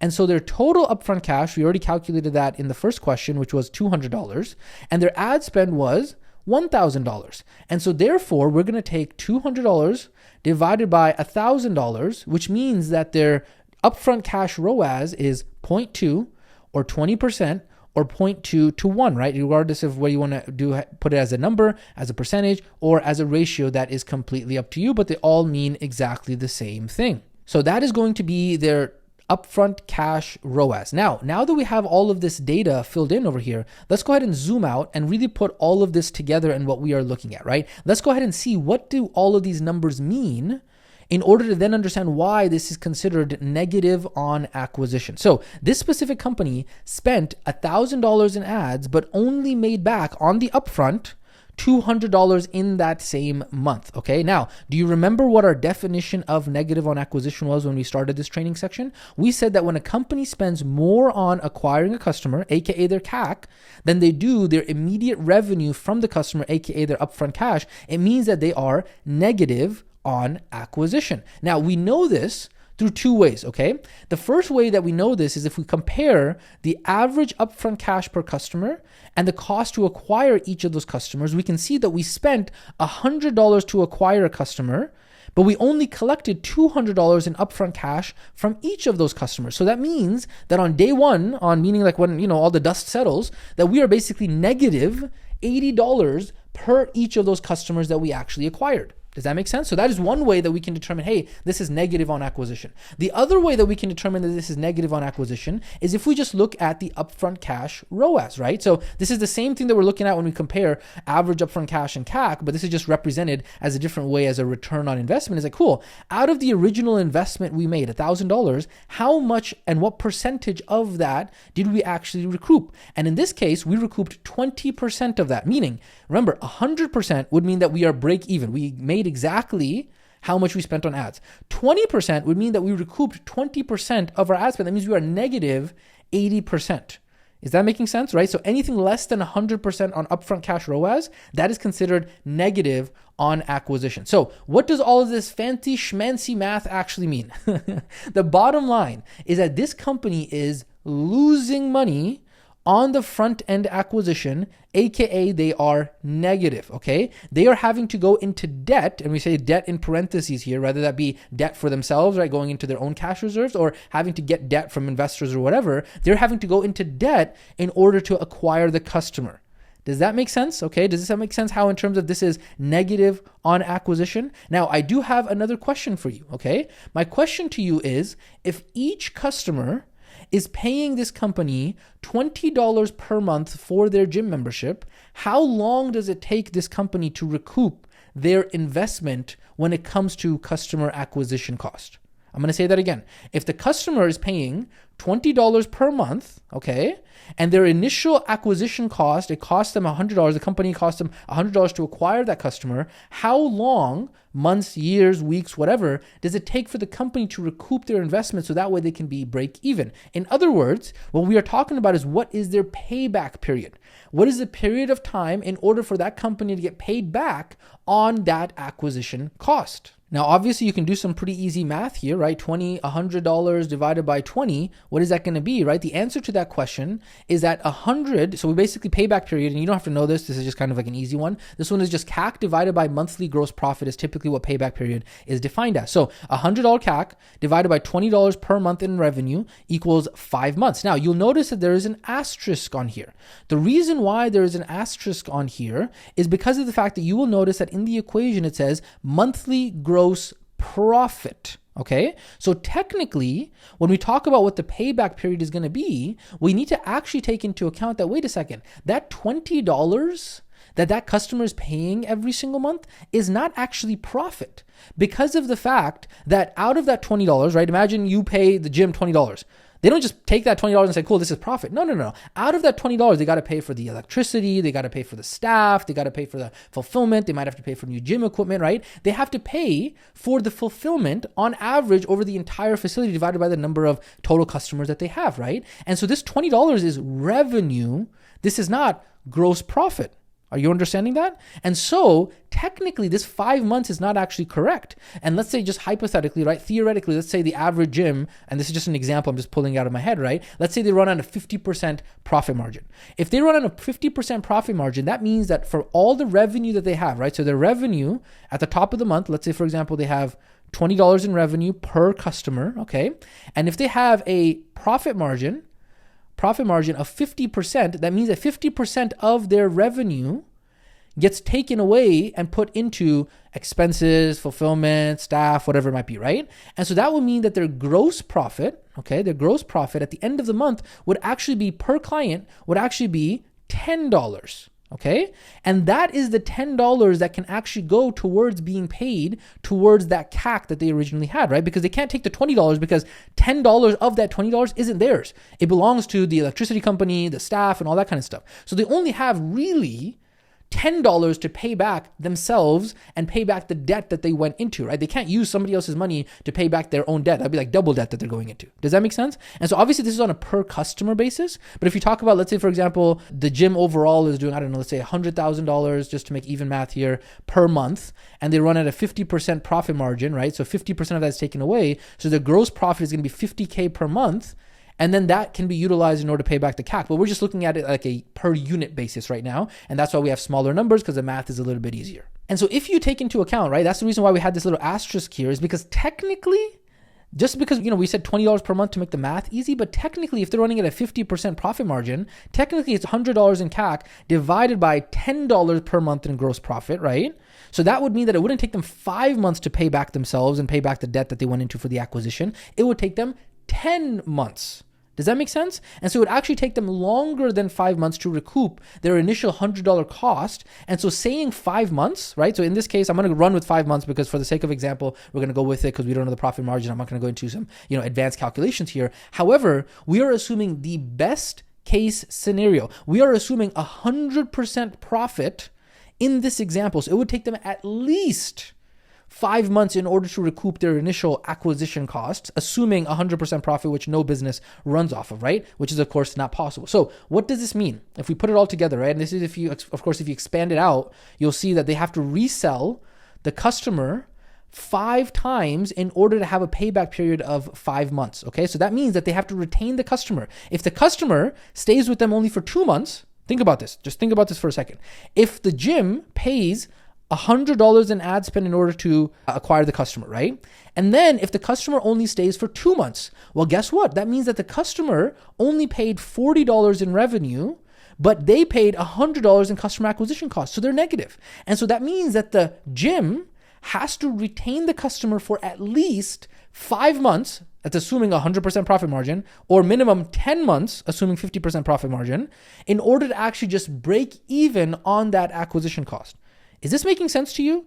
Do you know how difficult that is in order to retain the customer? That means that they're basically working for free for either 5 or 10 months, right? The gym is working for free just to be able to break even, not even make a profit on that customer. So what this means is that the business is going negative for a minimum of 5 months, assuming 100% profit margin, where they will not make any profit on that customer. It means that they are going, quote unquote, in debt, either their own debt, right? They're borrowing from themselves or borrowing from someone else for a minimum of 5 months, assuming 100% profit margin, before they get any money back, okay? Now, I'm going to say this in a whole bunch of different ways and different terms so you can understand this, okay? This means that this company is not profitable on acquisition. That's one way to say it. This means that this company is negative on acquisition. That's another way to say it. This means that this company is negative on the acquisition of the customer. That is a third way to say it. Do you understand what this means? I want to go ahead and really make sure that we can cement this. And this first one is going to be probably the hardest one to understand. And then once we get into the other scenarios, it's going to be much quicker, okay? If you understand what this means, it means that for every single $1 that this company spends on advertisement, they are making 20 cents back on the front end. Now, I'll explain what front end means in just a second, but do you understand what that really means? Okay. If you are understanding what I'm talking about here, what that means is that when we talk about having a black box, right? We talk about having a black box that prints money, right? You literally can just print money, you put $1 in, you get like $10 back out, right? That's what we talk about when we say they're having a money printing machine. Well, if you have a business that is negative on acquisition, like the example that we are talking about, okay, where they literally have to retain the customer, they have to resell and ascend the customer for 5 to 10 months just to break even, right? If you have a business that is negative on acquisition on the front end, like the way that we are talking about right now, it is literally the opposite of a money printing machine on the front end. Do you understand what I'm talking about here? Literally, when you have a negative acquisition company on the front end, okay, it means that for every $1 you put in, you only get 20 cents back out. That is not a money printing machine, okay? That is a money burning machine. So that's what we're talking about here. When you are negative on the acquisition, on your front end, and we'll talk about the difference front end and back end, and I'll talk about that in a second, but on the front end, your business is not a money printing machine. It is a money burning machine. I hope you're understanding this, okay? Now, if they are running a money burning machine, the question that you might have is, whoa, wait a second, okay?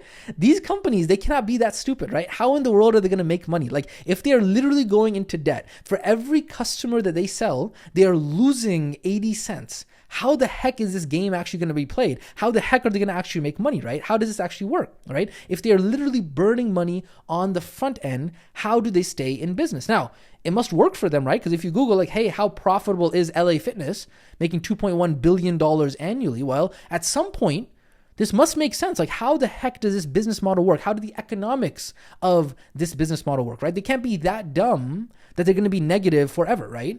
And so the question is, if they are negative, for how long are they going to be negative, as well as how do they actually make money? And the answer to that question is what is called back-end LTV. Okay, do you remember we talked a little bit about LTV in the past, right? So what does that mean? What does it mean back-end LTV? What does this word actually mean? Okay, so what that means is that in business, there is a front end and then there is a back end. So the front end is basically the first product that the customer purchases. That is known as the front end of the business, okay? And then there is the back end of the business, okay? So when we talk about resell and ascension, right? We've talked about this in the past, resell and ascension. Whenever a customer is resold, ascended, or retained, so technically you could do like 3 R's, right? Resell, ascension, or retain, right? Retention, resell, or ascension, right? RRA, basically, right? That is what is considered the back end of the business. So you can basically divide it here. You have the front end of the business, and then you have the back end of the business. And so depending on how long you can keep that customer paying you, whether by reselling them over and over again, making sure you retain them, ascending them to higher levels of service, whatever that might look like, that is how big your back end can actually be, right? The back end of your business. Now, just as a funny joke, you are going to see sometimes in the industry, some savvy marketers and stuff, they like to refer to back end with this emoji of a peach. And if you don't know, if you look up like Urban Dictionary, if you ever want to know like, hey, these like, hip kids nowadays, what terms are they using? Like if you go to urbandictionary.com, you can look up different terms. Well, the emoji of a peach refers to basically a butt, right? And so they're like, hey, this looks like a butt, there's like a butt right here. And so you have a big peach, right? So you got a big back end basically, okay? And so I just wanted to include that there so you can kind of, know if you ever see that in the industry, right? And so basically, depending on how long you get the customer to resell again and again and retain again and again and ascend again and again, right?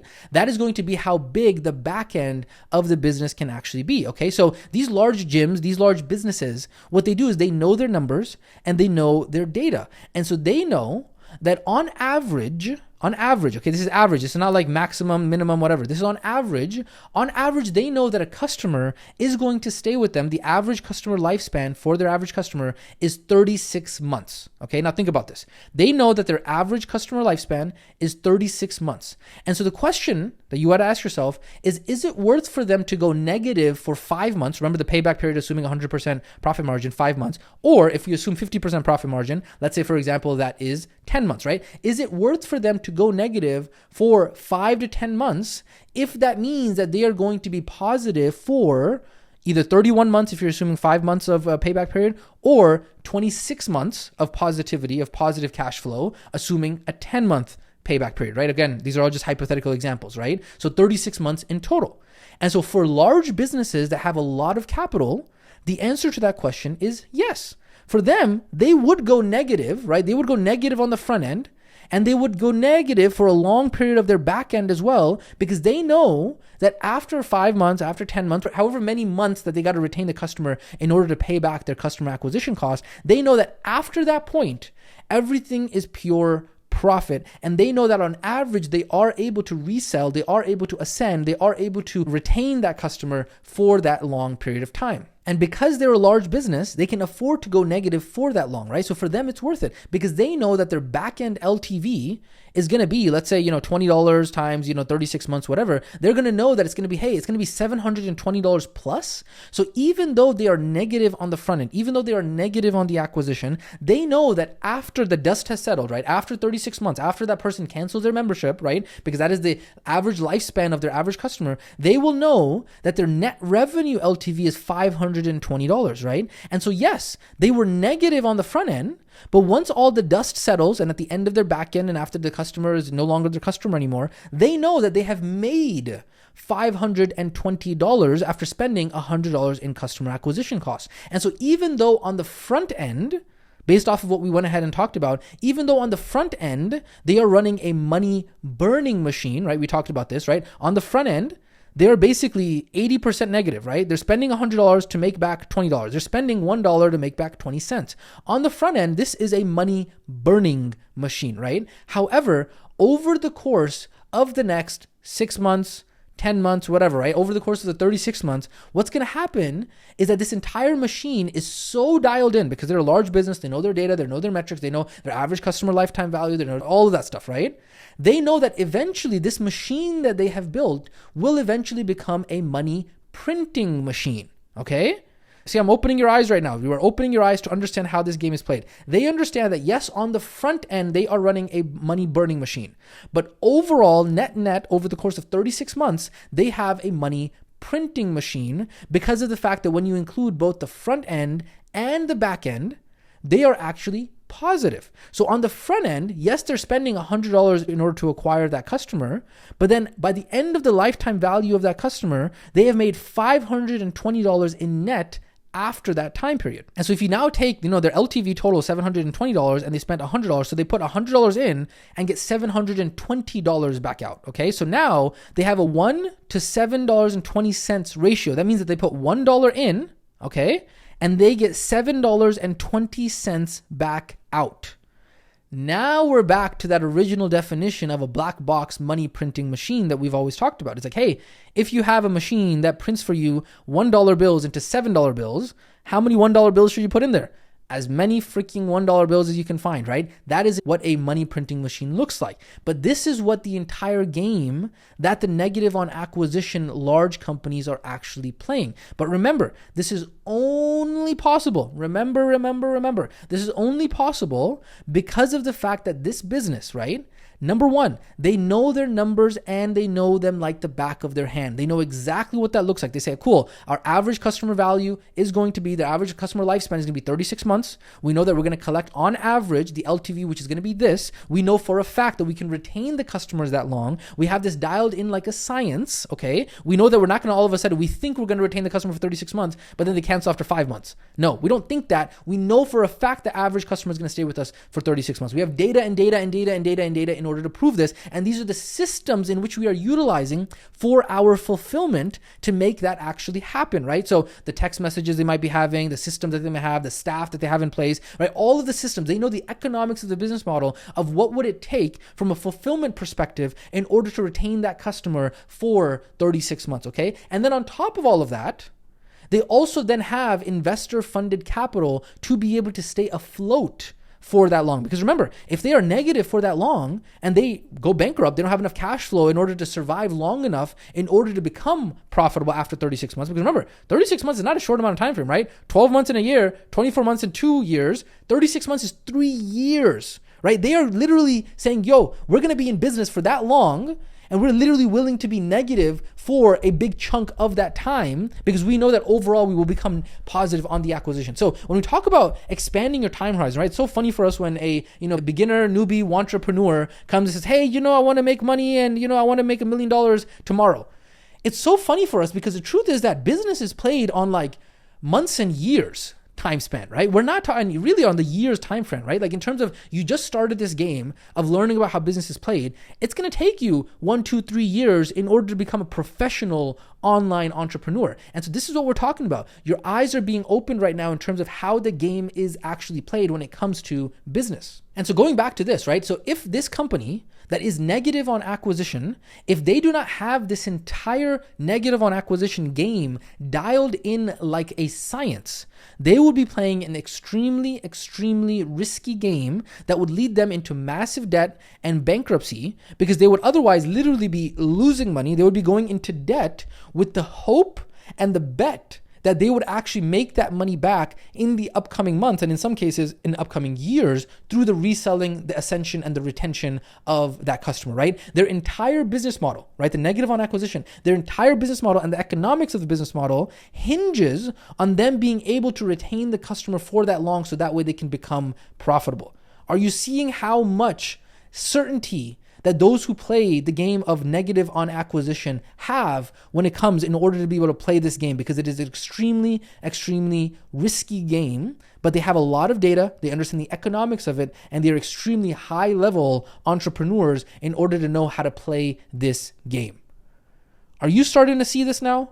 Right? Is this making sense now, how the negative on acquisition game is actually played, on how this entire kind of profitability around acquisition plays? Remember, we're spending a lot more time here on the first one, right, which is negative on acquisition. But once we get into positive and break even and the different scenarios, it'll be a lot quicker. We want to take the time to really explain this first one in depth, and then we'll go a lot faster in the other ones. But now I really hope that your eyes are being opened right now in terms of how the game of acquisition is played. And remember, acquisition is multiple systems within the acquisition system, right? We're not just talking about lead generation here, right? We talk about the metrics within the acquisition system. And yes, a part of those acquisition metrics, a piece of those acquisition metrics is going to be the ads piece. But the biggest cardinal sin that you could commit when it comes to running paid advertising is for you to only look at the ad lead gen metrics and then literally close your eyes and not look at any of the other metrics. Because what you really need to understand is that you have to be able to look at all of the entire acquisition process and all of the metrics within that acquisition process in order to understand, hey, am I profitable or am I negative on my acquisition? And that's what these companies are doing, because they are choosing to play the negative on acquisition game. But you don't want to find yourself in a place where you are not looking at your metrics and then you didn't even choose it. But guess what? You didn't even know it, but you're playing the negative on acquisition game, and you are not that good at playing the negative on acquisition game, and you don't meet the criteria to play the negative on acquisition game, and now you're literally in debt and losing money. Is this making sense, right? This is the reason why we are talking to you about profitability and acquisition and the metrics around acquisition, so that way you understand, cool, when I look at all these metrics and all the definitions that we've gone into, and of course we'll walk you through how to be able to see if you are actually profitable on acquisition or not, right? When you actually look at all this, these are the metrics that you need to use in order to determine, hey, am I profitable on the acquisition or am I not? And if I am not, well, hey, am I a large business that has capital, that knows what I'm doing, and I have the data to be able to retain the customer XYZ? Well, if I don't meet those criteria, I am in big trouble. Is this making sense? Now, I do have another very important question for you, okay? Let's bring in Batman for this. The very important question for you is, how many of you listening to this training right now as students, right? My question to you is, how many of you have the marketing budget, the capital investment, the data, the certainty, the ability to weather the storm of the fulfillment cost in order to be able to go negative on acquisition in your business, aka not make a profit, aka work for free for a minimum of 5 months, 6 months, 10 months, 12 months, right? Depending on how long it takes for you to be able to recoup that money back, right? Assuming that you know what you're doing and you can actually keep the customer for that long, right? Basically, how many of you, as you're listening to this training, ask yourself the question, can you work for free for 5 months, for 6 months, for 10 months to then be able to pay back the debt that you accumulated when you were actually acquiring the customer, aka the CAC? Right? Which of you can actually market for 5 months straight and go into debt in your marketing and not get any of that money back and then literally work for free in order to be able to pay that debt back? Ask yourself that question. And I hope you're understanding the point that I am making here, right? It is a funny question on purpose, because the answer is that probably not many small businesses are able to do that, right? There is a very small percentage of businesses in general that are able to play the negative on acquisition game because it is so challenging. And so this is why the approach that you just learned right now is the approach that big businesses and big companies use, but it is not the approach for smaller newer businesses. And unfortunately, many beginners, newbies, amateurs who do not understand what it is that we are talking about here think that they can go out and sell like a $7 ebook or a $47 challenge and all of this stuff, right? They don't understand how the economics of the business model work. And don't worry, we're going to address all of these false and limiting beliefs. We're going to bust all of them so that way you can be educated on how to be a professional online entrepreneur and not just be like, oh, I saw that one person in the industry and they're selling like a $7 ebook. And so, you know what? They're doing like a lot of money. Like they're doing a couple $1 million a year. So I'm going to also sell a $7 ebook. Well, hey, Limbic Lalu, like wake up. Like there's a reason why they're doing that. And you got to understand the nuance and the details behind the curtain. You got to understand the economics of the business model before you go out there and put yourself in a bunch of debt and then say, oh man, I'm not making no money. This whole internet marketing thing is a scam. It doesn't make any money. It doesn't make any sense. All this kind of stuff. It's all because you didn't understand the rules of the game, right? We've talked about this. If you're going to play basketball, you got to understand the dang rules of the game. This is what we're talking about, the foundational learnings necessary for you to be successful in this game, okay? So this is what we're first talking about, which is the first scenario, which is negative on acquisition. We've now talked about, cool, there's negative on acquisition on the front end, but then they're able to retain their customer, pay back their period of, 5, 10 months, whatever it might be, and then they're able to go ahead and maximize the LTV and the retention of the customer. So now the question is, if this is not negative on acquisition, if negative on acquisition is not how a beginner should be running their company, well, what is the alternative, right?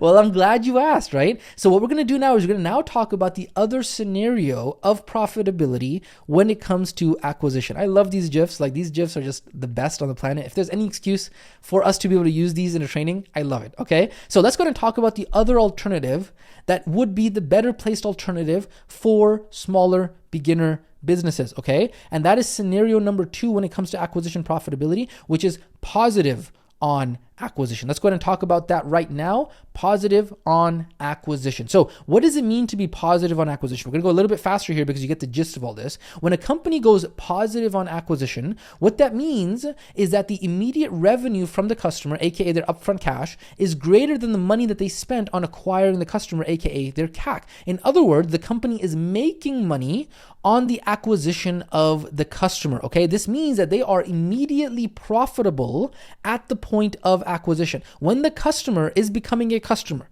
the company is positive in their cash flow at that exact point, okay? Now, let me explain this a little further. Let's go through an example so you can further understand exactly what it is that we are talking about here, okay? Now, this example is going to be quicker because we've now already laid the foundation of the previous scenario. So let's say a company spends $1,000 in ads, okay? But this company, instead of selling, like a $20 thing, this company, they are going to be able to now, for that $1,000 in ads, they're going to sell 4 units at $2,400 contract value. Understand what this means, okay? Contract value means that this is the entire kind of contract over the course of 3 months, okay? So each of those 4 units had a $2,400 contract value, which is going to be split up into 3 payments of $800 each, with the first payment of $800 collected up front, okay? So basically, this customer is going to be with this company for 3 months, okay? So month 1, month 2, month 3, okay? And then what they're doing is on month 1, which is the day of the actual sales call, the actual acquisition, they're paying $800, but they're going to continue paying $800 for a total contract value of $2,400, okay? That's what that means over here. And so if you look at our visual over here, you'll see $1,000 in ad spend, 4 units at $2,400 contract value each, with $800 of that paid up front, and another 2 $800 payments to be paid on the second and third month consecutively, okay? Now, this would mean that the total upfront cash is $3,200. How did we get $3,200? Because we have 4 units, each paying us $800. So 4 times 8 is 32. Carry the 2 zeros, $3,200 in total upfront cash. And then the ad spend CAC, therefore, right? So the ad spend CAC right here would be $1,000 divided by 4 units equals $250 in CAC. Obviously, the average upfront cash, because it's uniform across all 4 units, it's going to be $800. Very typical. Obviously, if different people are paying us different amounts, like if somebody paid us $800 and then $600 and then $500, obviously this upfront cash would be more important. But in this case, we just have average upfront cash. Boom, we know it's $800. Okay, and then finally, the upfront cash ROAS would be $3,200 upfront cash divided by $1,000 in ad spend would be 3.2 or 320%. Now, if I went too fast throughout all these metrics, you need to rewind, go back to the beginning of this training,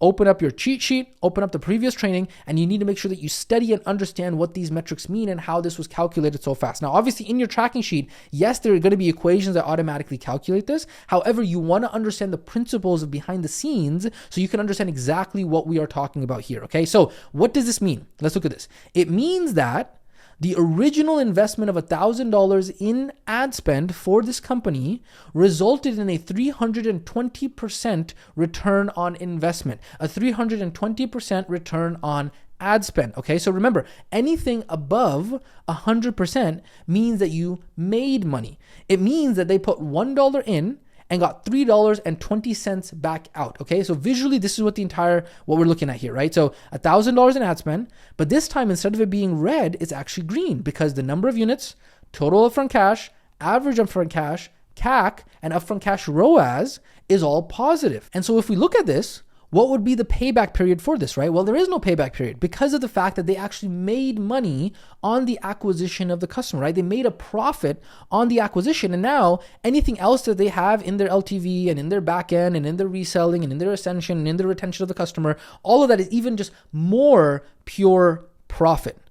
Are you understanding how all of the economics and the numbers of the business model have changed dramatically to now give us a different scenario around profitability for acquisition, which in this case is positive on acquisition, all because of the acquisition metrics that we are talking about? You see how now we are really building on that foundation that we have already set up. So let's go ahead and put all of this together to understand why this is positive on acquisition. Because this company spent $1,000 in ads and they made back $3,200 in upfront cash that same month.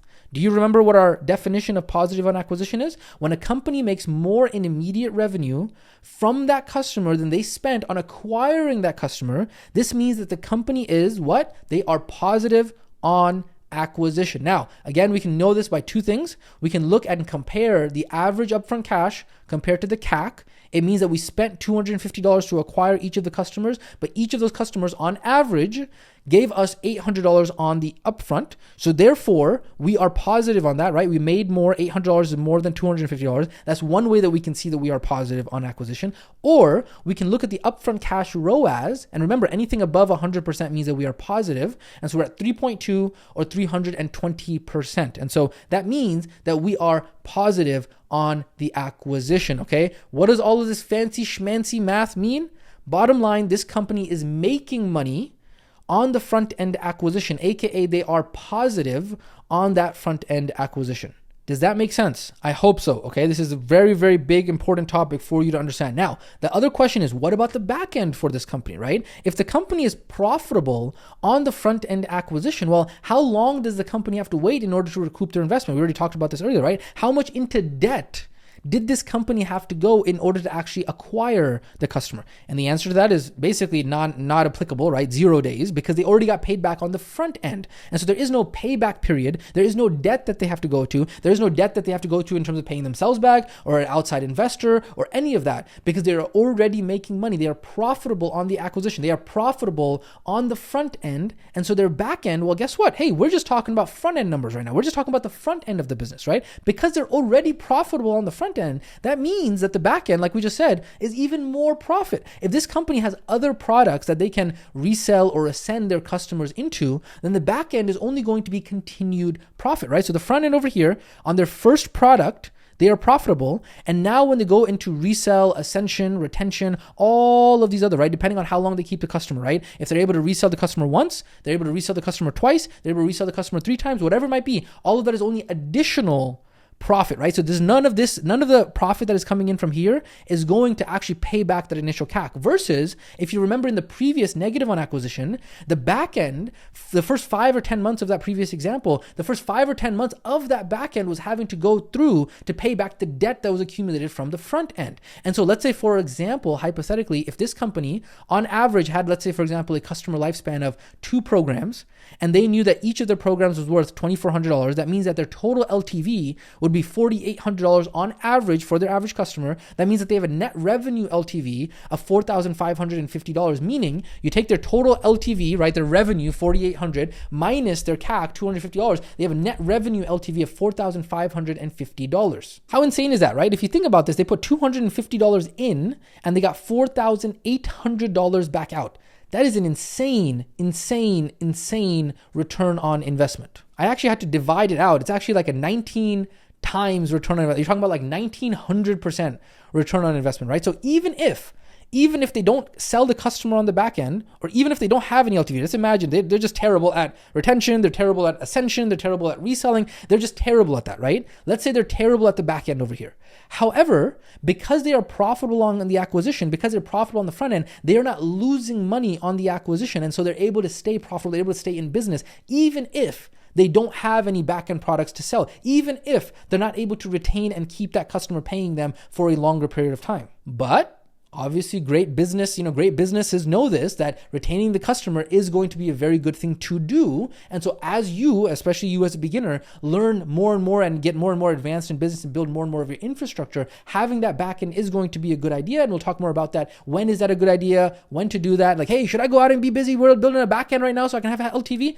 No. You need to understand context. So don't go out there and, design all these limiting beliefs in your head until we actually go ahead and further talk about it. And so this, ladies and gentlemen, is what we are talking about when we talk about what it means to be profitable on the acquisition, okay? This means that you actually made money, you made profit as you acquired the customer. So that means that every time that you spend $1 into ad spend, you make back, because you have built this machine properly, because all the metrics are making sense, the machine is dialed in. It means that you spend $1 in, okay? You spend $1 in, and then you get $3.20 back out just on the front end. Now, the question is this: if you have a machine and you have properly built a machine and you have the skills to build this machine and you have the identity to build a machine that is able to do this, right? With these economics, the question is this: how many $1 bills should you put into this machine?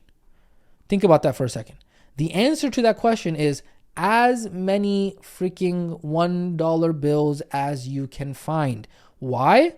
Because that is not a cost. What you have right there is a machine that is not a cost. You have a money printing machine, okay? You literally are walking around like this guy right here who's doing strategy sessions and calls, right? And his customers, and he's like, I got so much money, I got to use my money as a phone, right? You got Bugs Bunny over here literally just counting cash because you have a money printing machine, right? Imagine you had a black box and it literally would input $1, right? $1 bills, and it would shoot out $3 bills, right? $1 in, $3 out. $1 in, $3 out. It's like, whoa, I have literally now hacked life. I should literally put as many $1 bills as possible into this.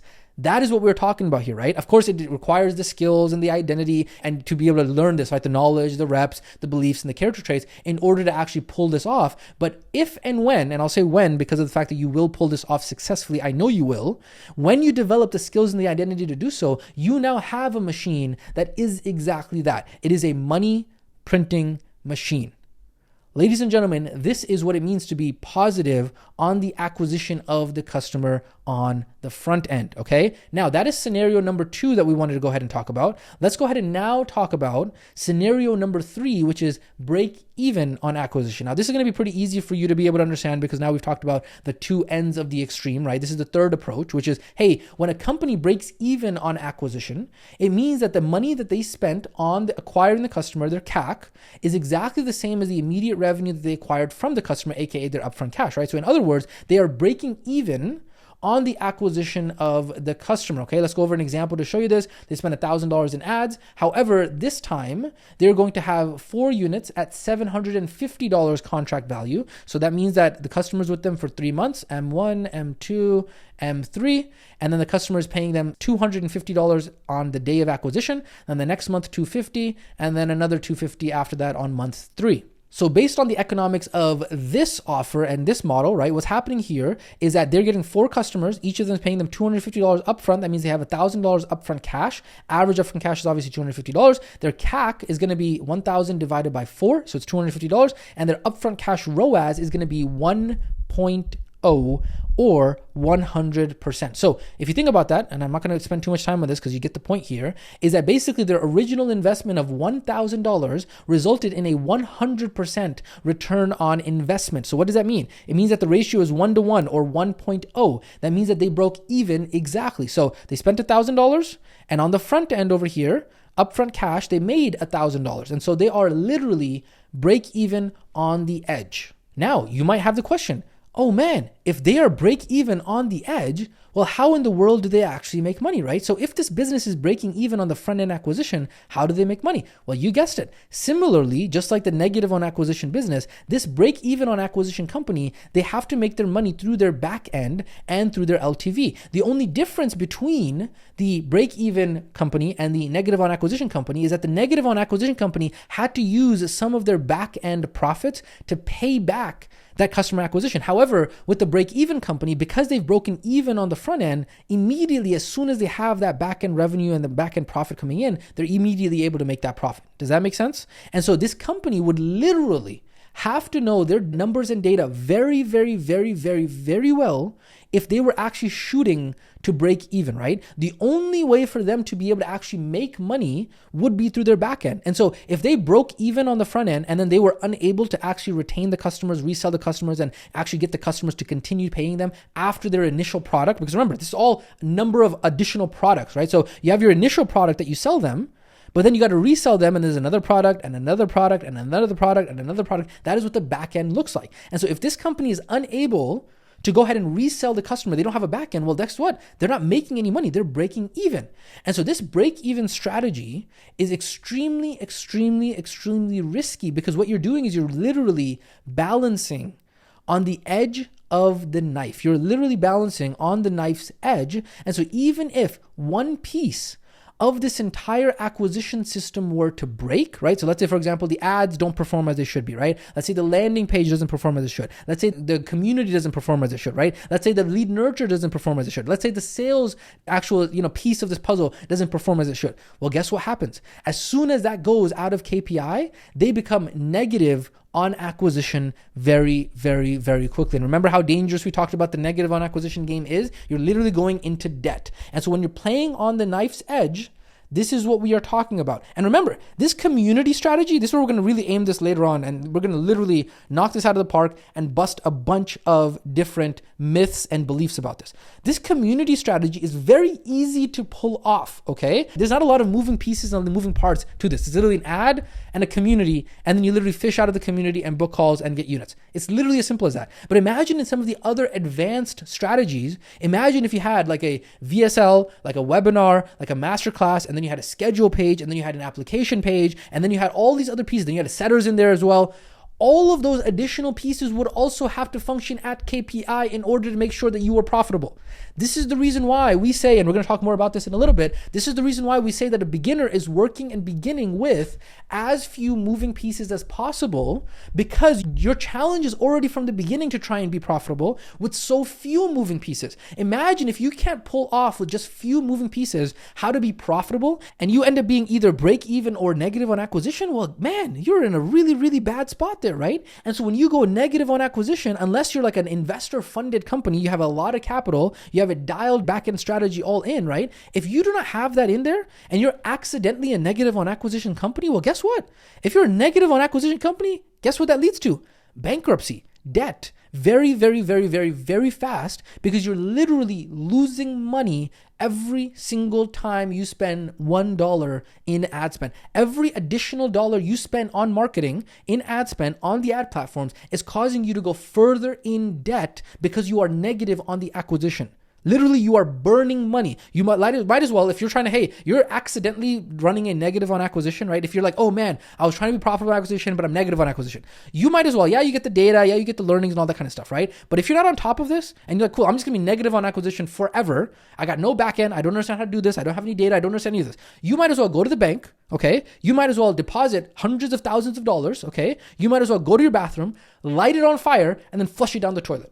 That is what you are doing when you do not understand how this game is actually played. Now, unless you're trying to do it deliberately, right? Like maybe you have the skill set, maybe you have the identity to be negative on acquisition. Maybe you meet the criteria. Maybe you're aiming for break even. Sure, we're going to talk about what those criteria are. But for the vast majority, 99.999999999% of beginners, amateurs, and newbies who are getting started out, okay, this is the reason why it's so important to understand the economics of the business model. Because in this case, with the break-even case, as long as the company continues to be break-even, what they are doing is, yes, they are liquidating. This is what the term is, okay? We call it liquidating your ad spend. So yes, you're liquidating your ad spend on the front end, but you're relying on your back end in order to actually make your profit. And so if you don't know what you're doing, you're not going to make any money. And so this, ladies and gentlemen, is the way that the break-even strategy works, okay? You basically break even on the front end, right? That's where you're orange. Yeah, you don't have a payback period, but you're broken even. You haven't made any profit. You don't have any money, right? And so now what you got to do is you got to fulfill on this without any profit.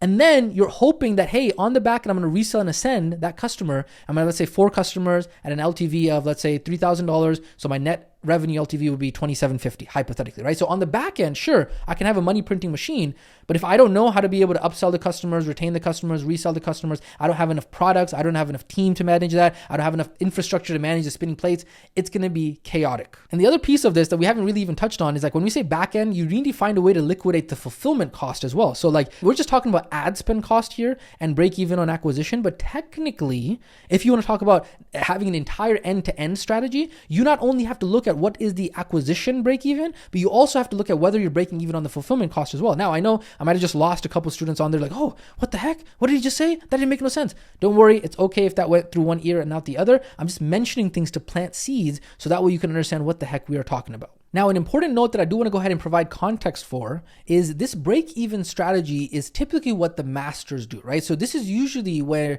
when you see these big name gurus, coaches, education companies, all these, that are out there, once they have reached a point in which they have the operational infrastructure, they have the team, they have the tech to be able to go out there and manage and build multiple products, plus they have the capital to try and aim to go for break even, meaning that if they go negative a little bit here and there, they test, they lose some money, XYZ, they're not like freaking out because they're not going into debt to anybody else. Yeah, they're losing money, but they're like, you know what? It's okay. We got capital. We're pretty big. We can afford to do that, right? Now, obviously, this is not actually Tony Robbins' product ladder. This is just an example, so please don't take it literally. But whenever you see some of the bigger companies that are out there might be doing, 30, 50, $100 million a year, that's what we're talking about in terms of the actual back-end break-even strategy that they're looking to do. So that way they can liquidate the ad cost on the front end.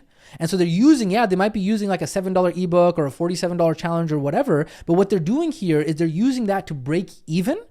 And then, or maybe even sometimes they're a little bit of a loss there, right? So it might be a little bit of a negative on acquisition there with those, low ticket products and that kind of stuff. But they know that because they have this entire ecosystem on the back end that is already built out, that they're going to be able to make their money on the back end with the LTV, right? And so this is why it's so funny whenever we see like these, newbie entrepreneurs who get into this space and like, cool, I'm going to sell these low ticket items from the very beginning. If you sell the low ticket item, do you know what the economics of the business model would have to be in order for you to actually make a profit? Like, do you already have the infrastructure to be able to handle that many products in your ecosystem that you can actually make the LTV of the customer on the back end? Probably not, right? And so there's a reason why we do not talk about the break-even strategy as a viable strategy for beginners until much later on, right? So literally, step 4, you'll see break-even front-end strategy. Well, guess what? For a long time, you've been seeing this image. You didn't know what this image was. You didn't know what FE even stood for. Well, guess what? Now you understand there's front end and there is back end. And then having some sort of break-even front-end strategy in order to just get a whole bunch of people, right? So you have your front end and then you have your back end. And so what you do is you say, cool, I'm pretty big now, right? Let's say, for example, I'm doing like $1 million a month, something like that, right? And you're like, cool, I'm pretty big and I got $1 million a month, right? Cash flow coming in. What I'm going to do now is I'm going to go ahead and experiment to have these low ticket items, right? I'm going to have this auto webinar, this low ticket item, whatever it might be. So that way I can just get a crazy amount of people on the front end of my business, right? Even if that means I'm breaking even if I'm a little bit negative on acquisition, it's okay because I know that I'm going to make so much more money. I'm going to be able to grow my business so much more on the back end because I have the infrastructure and the skills and the identity and all of that stuff and the capital to be able to make that money on the back end. That is when you then use the break-even front end strategy to literally just blow up your front end. Like you literally just like get so much volume on your front end, which will then allow you to be able to maximize more profit on your back end, but only after you're past about $1 million a month, right? We're talking about $10 million a year, 8-figure level. And you're like, cool, now I got to get to maybe $3 million a month, $5 million a month. Like I'm trying to grow this even more than that.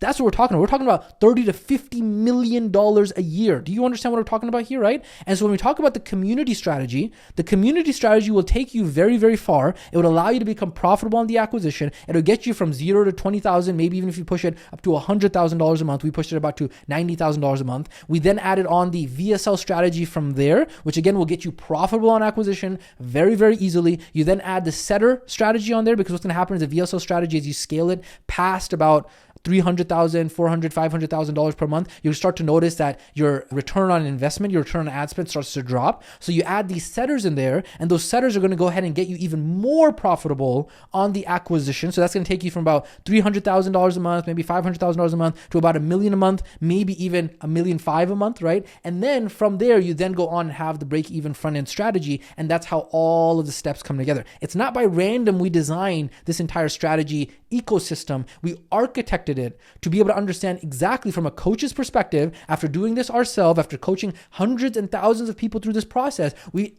architected this entire process for you to be successful. It wasn't random. We're like, cool, hey, how about we teach our students how to sell $7 ebooks, right? No, because we understand what the economics of the business model would have to be, and a beginner cannot be negative on acquisition because they simply would not be able to have the resources to be able to actually survive in business that long. Is this making sense? I really hope your eyes are being open to how this entire game is played. And again, remember, these are all foundational layers that we are layering on here. We couldn't have this conversation all the way back when you started. You're going through maybe certification, you're maybe going through Spice messaging, you're getting your group set up, whatever, your community set up, whatever it might be. We couldn't have these higher level conversations, right? But now, guess what? You're leveling up. Guess what? We're able to have these higher level conversations because we speak the same language. And now we're able to go ahead and say, cool, let's go deeper on these topics. Let's have more advanced level conversations, so that way we're not just surface level, because surface level people get surface level outcomes. No, we want to have amazing outcomes. And so we got to be amazing people. We got to understand these topics at a very deep level. Okay. So with that being said, ladies and gentlemen,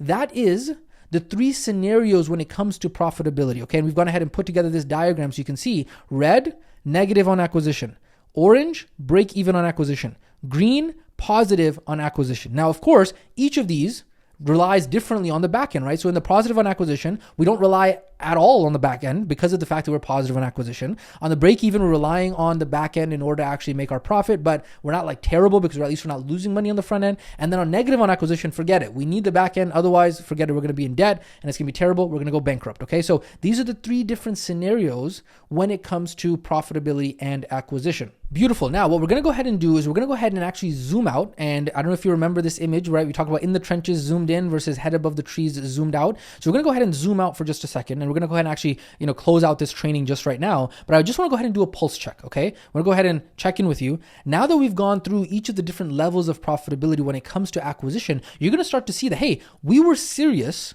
when we said that we were here to teach you how to fish instead of giving you a fish, right? We said that education is not the learning of facts, but the training of the mind to think. We were serious when we said we do not want you to be a remote control student who expects to be spoon-fed and follow blindly, who is stuck at the hip of some guru or some coach out there for the rest of your life. No, you want to acquire the skills and the identity. Now, of course, you're going to need a coach. You're going to need more education to be able to level up, but you want to understand these at a fundamental first principles level so you can actually think through these things instead of being somebody who just has blinders on and can't actually think straight and can't actually be resourceful to find the answers to these questions yourself, okay? Because you now have a very, very, very in-depth understanding of acquisition and profitability that 99.99% of business owners do not have and do not understand, okay? With each and every single layer of your understanding, all the way from the beginning, right? Think about how far you've actually come and how deep we've actually gone in this understanding, right? We went from, hey, acquisition means to obtain something, and to think about it like a museum obtains an art piece, right? It was like all the way back then, we said, okay, that was acquisition, but now think about how deep your understanding of acquisition has now become, all the way down to understanding, cool, there was metrics, yeah, we talked about metrics, but then how do those metrics come together to then give you different profitability scenarios, whether that be negative on acquisition, whether that be break even on acquisition, or whether that be positive on acquisition. Now, even though we've gotten very deep on this, you may still very much feel like this right now. And if you do, don't worry, it's completely fine. With repetition, all of this is going to become, I promise you, so much easier, right? All that's happening right now is, if you remember that skills curve, all that's happening right now is you are becoming consciously incompetent. You are becoming aware of how much of a deficit there was in the knowledge that you needed and the skills and the repetition that were required, right? However, the more you push through this with more repetition, you will become consciously competent. You'll be able to become competent, but only if you really use all your mind. And then eventually you become unconsciously competent, where you can literally understand these concepts in your sleep without having to even think about it. So remember, all of these are the studies that are required to become a professional online entrepreneur. And just like every other profession, it takes time to develop the skills and the identity required to be successful with this profession. So this is what I was just talking about just a second ago, right? Initially, before these trainings, you were unconsciously incompetent. You didn't even know that any of this existed. And now, because of these trainings, you're entering the valley of despair. You're becoming consciously incompetent. This is where your emotions start to rise. Your brain starts to tell you, hey, we should just be comfortable where we are because this is too complicated. This is the valley of despair. Maybe there's something else that's easier out there. Maybe I don't want to do this anymore. All of these are common emotions and thoughts that happen in the valley of despair. And then as you get more and more knowledge and repetition with something, you become consciously competent. You have to use all of your mind, and you can't do it in your sleep. You have to literally use all of your mind in order to be competent. But then eventually, as you do it better and better and better and better, more and more and more and more and more volume, you become unconsciously competent. You become competent unconsciously without even having to think about it, as your identity takes you from becoming your version 1.0 self to becoming your version 2.0 self. And then effortlessly, you're able to create your desired situation. Okay. So this, ladies and gentlemen, was the quick zoom out that I wanted to do to kind of get your head above the water, kind of give you a little bit of reassurance, okay, everything's going to be okay. And now what we're going to go ahead and do is we're going to start to go ahead and close out this training. I got 2 more sections. We're going to talk about what acquisition profitability means for you, as well as the power of profitable acquisition. So let's go ahead and talk about that first one right now, which is what acquisition profitability means for you. So now that you have a solid foundational understanding of acquisition profitability, right? And okay, yeah, you might still be a little bit confused. Don't worry, go back, review the in-depth training. You'll get it eventually. Don't worry, it's going to be easy for you, right? Now you have that. We can have a conversation around, okay, what does this topic of acquisition profitability mean for you now that we're speaking the same language, right? And you're going to understand now when we say, hey, remember all that time ago? We were talking about stage 3, daily management for profitable acquisition. Remember we talked about that? Well, guess what? I know it's been a while since we talked about that, but now you're understanding the terms we're saying. We got to do daily management to make sure what? We got to make sure that we're profitable on acquisition. Wow, how amazing is that? Isn't it crazy how we are just different versions of ourselves? We have different layers of understanding, different lenses through which we are looking at the world. And so you can look at the exact same diagram. We didn't change the diagram. The diagram is the exact same diagram from the beginning of the entire training all the way back there, right? We said daily management for profitable acquisition. But now all of a sudden those words, profitable acquisition, have a completely different feeling, a completely different thought, a completely different emotion attached to it, because now we've actually dived deep into it. How crazy is that, right? So quick summary so far, negative on acquisition, it means that the company spends more to acquire customer. CAC is going to be more than the upfront cash. Then after that, positive on acquisition means that the company makes more from the customer in upfront cash than they spent on acquiring the customer. And then break even on acquisition means that the company's revenues and the upfront, aka upfront cash, is equal to that of the customer acquisition cost, which is the CAC from there. Okay, so that's a quick rundown. Now here's what you need to know, is that when you are a beginner as an online entrepreneur, it is critical for you to make sure that you have a business model and that you have the economics of your business model that will allow you to be profitable on the acquisition of the customer. This is what all of this means for you. This is the 30,000 punch. This is the punchline, whatever you want to call it, right? This is the reason why once we actually get into the daily management training around your ads, the entire objective is going to be to make sure that you are able to stay profitable on the acquisition as a beginner business owner. Now, okay, we talk about break even and negative on acquisition, all that stuff. But in the beginning, as a beginner business owner, you cannot afford to mess around with that, okay? You're aiming to be profitable on the acquisition. And guess what? After all of those foundational layers of understanding from the beginning, such a long time ago, you now understand what it means when we say, hey, you listening to this training right now, you got to make sure that you are profitable on the acquisition. Guess what? You know what that means now. Pretty cool, right? We're speaking the same language. I want you to take a second and really just let that sink in for just a minute. How crazy is that, right? We're literally speaking the same words, the same things. I could have told you that earlier. And this is the biggest thing in education, right? That's why we love being educators, is because there's this light bulb that goes off in the student's mind, right? Where the educator, the teacher, the coach, whoever it is, said words earlier, but because the student did not have the context to be able to understand the words. And it's English, right? Acquisition is an English word, right? We say profitable. It's an English word. You might know what profitable is. You might even maybe know what acquisition is, but you didn't understand it in the same way, right? If I say, hey, the dog jumped over the fence, what color dog do you imagine? It might be a different color dog than I imagine, right? What color fence are you imagining, right? This is how communication occurs within language between human beings, is that we have to agree on the same language, the same terms, and the depth of understanding of those terms in order for us to then be able to communicate properly. And so I want you to let that sink in for just a moment. We are using the same terms in the very beginning. You can even go back, like, hey, we didn't re-record the training. You will hear us say, you got to become profitable on acquisition. That did not mean anything to you. It went over your head, through your ears. It did not sink in for you. And now, all of a sudden, it has a completely different meaning, a completely different understanding for you. Pretty cool, right? Now let's get back into the topic of what all this means for you, okay? So as a beginner, it's critical to make sure that you are profitable on the acquisition of the customer. Cool, you know what that means now. Why? Because as a beginner, when you're first getting started, you do not yet have the knowledge, the reps, the skills, the identity, the infrastructure, or the capital, money, to be able to mess around with any of the other strategies. You, as a beginner, as an amateur, as a newbie in this space, you need to play it safe and have a business model in which the economics allow you to be profitable on the acquisition and not play this game on the knife's edge, because as a beginner, you cannot afford that. You do not have the resources to play a game on the knife's edge in which you'll be negative on the acquisition. Now, the advanced strategies in which you go break even or slightly negative on the front end, and then you aim to make your money back on the back end, okay? Like we talk about front end and back end, okay? Those strategies are reserved for when you have the skills for things like marketing lead gen, marketing lead nurture, both inbound and outbound, sales, product development, operations, leadership and team, and the overall business skills. These are not the only business skills, but these are foundational business skills that whenever your skills around these topics and the other business skills have gotten significantly better, only then do you then have the skill set and the identity to even mess around with front end, back end, and all of that kind of stuff. And you have the operational infrastructure. What do we say operational infrastructure? It means you have a team, right? You have a capital, you have the tech, you have the communications cadence, all of that stuff to be able to have multiple products, because every additional product you add to your business increases the level of complexity 12x.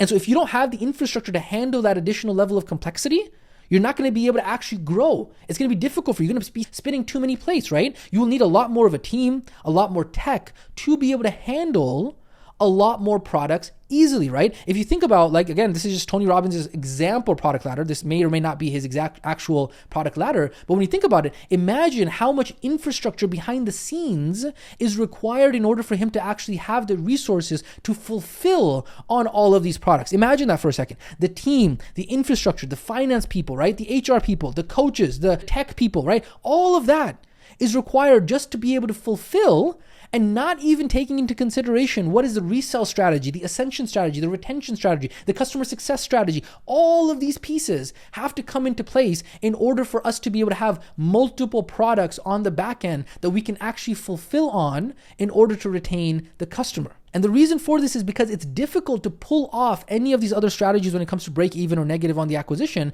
because what happens is that you have to be very good at copywriting and marketing. You have to be very good at your message, right? The message that you have in your market, your spice messaging, has to be validated on cold traffic. I'm not talking about warm traffic like referrals or people you know, cold traffic like complete strangers, and it has to resonate extremely well, right? So once you have a message that you put in front of cold traffic, people who don't know you, right? You guys as students came into our world, you didn't know us. Why? Because we had a message that resonated with you. You were complete strangers, and now here you are. After all this time, you're listening to our voice and our trainings and all this stuff, right? You were cold traffic, but we had a message that resonated with you, right? You have to have some testing budget with ads that you're willing to lose, and you have to be okay with breaking even or even going negative for a while, and you must have the operational infrastructure to manage multiple products at the same time. team, tech, all that kind of stuff, okay? And so there's a reason why we teach these strategies in the order that we teach these strategies, right? We talk about the community strategy, then we talk about the VSL strategy, and then the setter strategy, then the break-even funnel strategy. And then there are all these revenue targets that go along with that, pros and cons that go along with that, and benchmarks that you need to hit in order to graduate to the next step. Why do we do that? Because the community strategy is by far the easiest to be profitable on the acquisition with, because there is so much lead nurture that is happening inside of the community. And so you can do a lot of things wrong, and because you're doing so much outbound lead nurture, still be profitable on the acquisition. It's extremely forgiving, and it allows you to be able to validate a lot of your foundations at scale that you're going to then be able to utilize for those other strategies, right? You're able to go ahead and validate, hey, what is the messaging? I'm going to validate that. I'm going to get so much dang repetition through my weekly content that I'm posting inside a community. I can then go through many iterations to figure out what my messaging is going to be. I'm going to go ahead and validate the price economics of my model, see what that looks like, as well as whether or not the fulfillment of my product is actually going to be able to scale. So that way I have that offer validation that will allow me to scale to those other steps. And then once you have a lot of capital, you can then afford to play with fire. And then maybe down the road, as you're doing maybe $1 million a month, you want to get to 8 figures plus, right? You can mess around with a break-even front-end strategy as you get more advanced, but you're starting off with the community strategy because it allows you that flexibility, because the community strategy is extremely forgiving in the beginning, right? It's very difficult to make, unless you're like totally not following instructions. For the most part, if you do your outbound lead nurture and you do everything properly, it's very easy to be profitable on the acquisition with the community strategy, okay? You can figure your messaging out as you go. It doesn't require for you to have like insane spice messaging figured out, right? And then on top of that, you're building an asset, which is the community that you can use in the future, and it can work on very low ad spend. So especially as a beginner, right? You're just starting out with launching ads. You don't want to have to spend $500, $1,000 a day in advertising, right? Versus like the VSL strategy, you got to spend like $200, $300, $400, $500 a day just to be able to get the minimum testing budget to see if the actual flow is working throughout the entire time, right? Versus the community strategy can work on super low ad spend. And so sure, there are cons to the community strategy, right? It doesn't scale really well past, let's say like $50,000 a month, right? Like you can get to $20,000 to $50,000 a month from there. And then you can have plenty of revenue to be able to then go ahead and move on to the VSL strategy. You have now, you got cash flow, you understand how business works, you're becoming more and more of a professional online entrepreneur. This is what the community strategy affords you to be able to do in the context of profitability around acquisition. And then as you have cash flow, as you're doing about $20,000, maybe $50,000 a month, yeah, sure, it doesn't scale past that, but that might be your dream right now. Like you'd be like, man, if I was doing $20,000 a month in my online business, that would be like my amazing dream. Don't worry, we were all there when we first started, right? And so you're like, man, what the heck? Like he's saying $20,000 a month. Like I don't want to scale past that. Well, guess what? Once you get to $20,000, $50,000 a month, you're like, okay, well, what do I do next? You then scale after that, right? And so in the beginning, it seems like $20,000 is like, it's like, I only want to make $5,000 a month. I don't need to make $20,000 a month, but don't worry, down the road, you will go ahead and learn more and more as you become more and more of a professional in this actual industry. And then each of the stages, as you are learning them, are going to allow you to also learn the skills and the identity that are going to be required in order for you to be successful at each of those stages, because each of these stages in revenue, as well as strategy for your business, requires a different skill set and a different identity that you are going to have to embody in order for you to actually be successful with it. Okay, so that's what we're talking about in terms of, for you, the community strategy. What does all of this acquisition profitability training section have to do with you? It means, hey, community strategy so you can be profitable on acquisition, because it's the easiest to be profitable on the acquisition. And honestly, truth be told, if you go through this training and you execute on it and you're still going through this process and you're launching your community and you're still like, even after doing this for like 3 months and 6 months and all this stuff, you're still like, oh man, what the heck is going on? Where the heck am I? What's happening here, right? The truth is that, man, if you cannot get the community strategy to work first, right? And you are a complete beginner with no other assets and no other following, right? Now, of course, if you're somebody who's coming into this program and you're like, yo, I got 100,000 YouTube subscribers, I got X amount of people on Instagram, I got like, 10,000 people, 100,000 people on Instagram, I got I have a following already. Yeah, sure. We might have a different recommendation. You don't start with the community strategy, right? But I'm talking about a complete beginner with no other assets or following, right?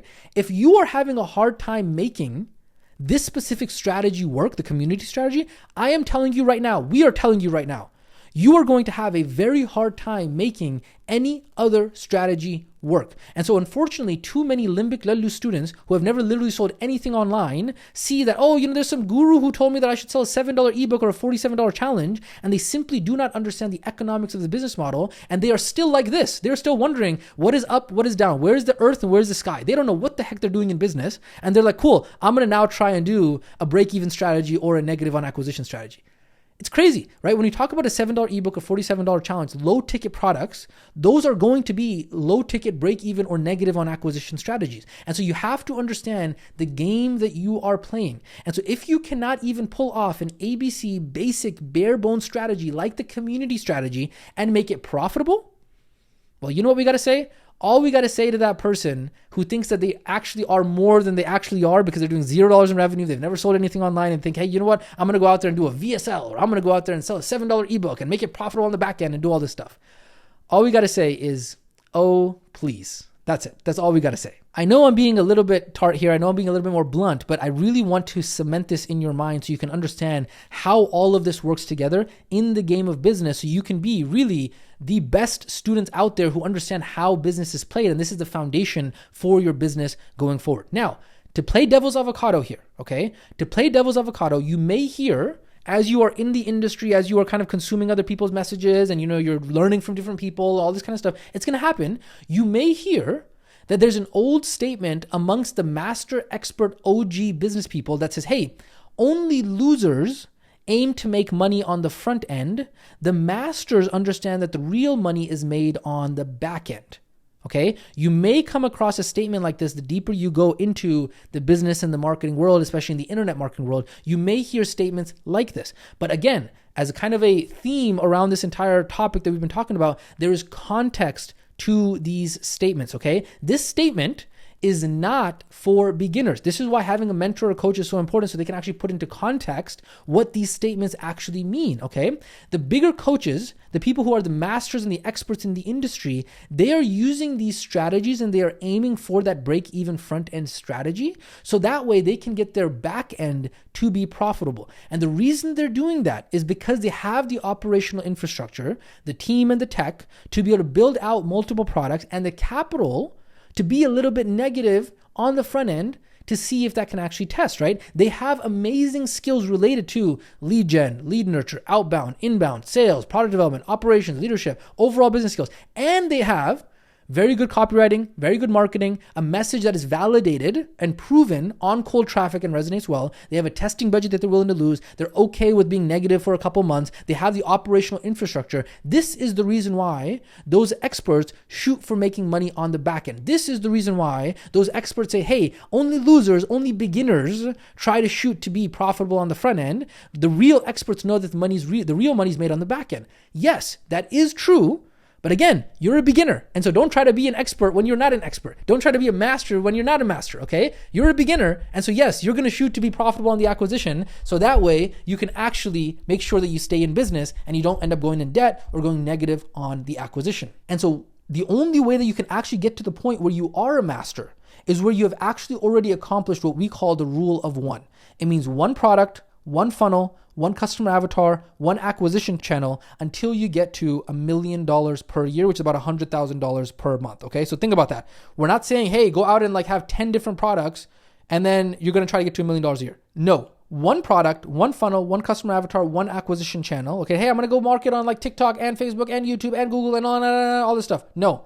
Rule of one until you get to $1 million per year, okay? And so unfortunately, this entire idea of selling a $7 ebook or a $47 challenge seems great in theory, but when you're a beginner and you're just getting started out, you barely even have one product to sell. You're like, man, I barely scrapped these two things together to have a product, and I'm not even certain about my product. My conviction on my product isn't even there. I'm still struggling with imposter syndrome. How the heck, ladies and gentlemen who are listening to me right now who are beginners, if you are barely scraping out one product to sell and barely able to understand the metrics and the tracking of one product in your product ladder, right? How the heck are you going to understand the data and the KPIs for multiple products in an entire product ladder and then be able to upsell customers when you can't even sell one customer in the beginning? That's what's funny about it, right? It's not going to happen. You're not going to be able to retain the customer to stay with you for a very long period of time. So the answer, again, You're not going to be able to, right? You can barely sell one customer in the beginning. How are you going to resell the same customers on the back end over and over and over again, expecting to make your profit on the back end? It's not going to happen. And so I'm going to make this blatantly obvious for you, okay? If you are a newbie, amateur, beginner, and you are not following the process that we have laid out in the order that we have laid it out and follow instructions, right? If you don't have the skills and the identity and to be able to pull off these other advanced strategies, then you are going to have nothing but this.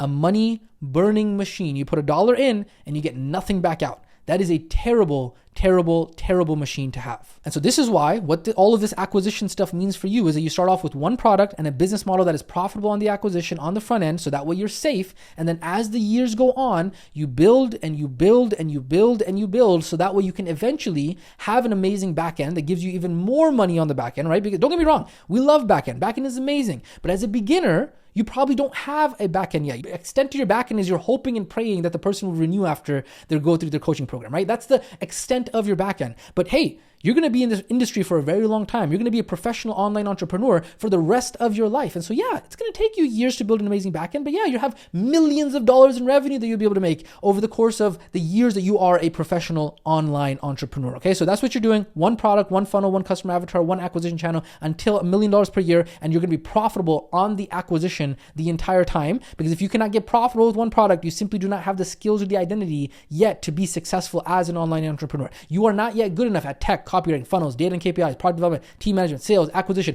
or any of the other skills and identity that are needed in order to be successful with some of these other strategies, okay? And then after you have hit this and you have those skills and those identities, then you can start to entertain the idea of having more than one product, you're doing more than $1 million a year, and all this other stuff. In fact, our own program, our certification program, right, our first certification program back in the day, we actually grew that to multiple millions of dollars per year with just one product, one funnel, one customer avatar, and one acquisition channel, right? The Remote Wellness Academy certification program. Some of you may or may not have come through this actual program, right? What happened is that this specific program, we grew it to multiple millions of dollars per year without having any single backend. How? By creating a business model in which the economics allowed us to be profitable on the acquisition. We followed the steps and acquired the skills and the identity with each of these steps. Community strategy first, and then after that, and guess what? The other thing I'm going to go ahead and specify here and really clarify is that sometimes the business that you have may change as you go through the different steps here, right? So if you think about it, back when we did the community strategy, we were actually a completely different business. We were OFP. We were selling to personal trainers and helping them launch their online businesses, okay? Then we got into RWA with our VSL strategy here, okay? RWA, and then we added setter strategies. And then for our break-even strategy that we're looking to get into now with that'll get us to $30 million a year, it's probably going to be a whole separate company, probably called learnskills.com, right? And that's going to be our break-even. So the company may change, but what is happening here as you are evolving from each of these steps?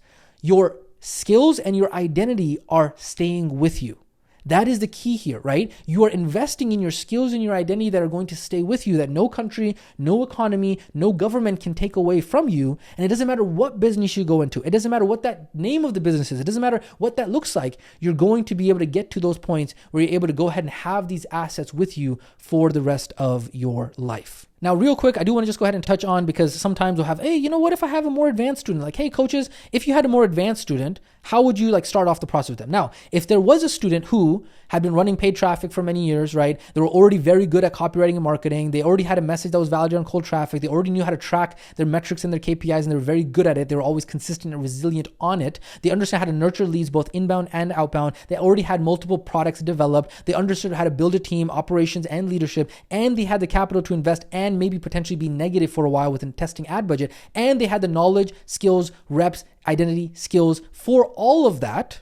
Then yes, of course, in that situation, for that specific student, we may recommend jumping ahead to some of the more advanced strategies quicker, because that student is probably going to be able to get to $100,000 per month pretty quickly. And they're probably going to be able to mess around with some of these other strategies. Why? Because that student is already a professional online entrepreneur, right? In the same way, if somebody, let's say, for example, has been a practicing doctor for 5 years already, and for whatever reason, they have to now go back to medical school, the medical school is not going to have them go through the basic stuff all over again, because they're already extremely advanced. That person is already a practicing professional. And so in the same way, that is what we're talking about over here. But for the vast majority of beginners who are just starting out in their career as online entrepreneurs, for 99% of students, this is the path that we recommend, so that way it is safer for profitability on the front end.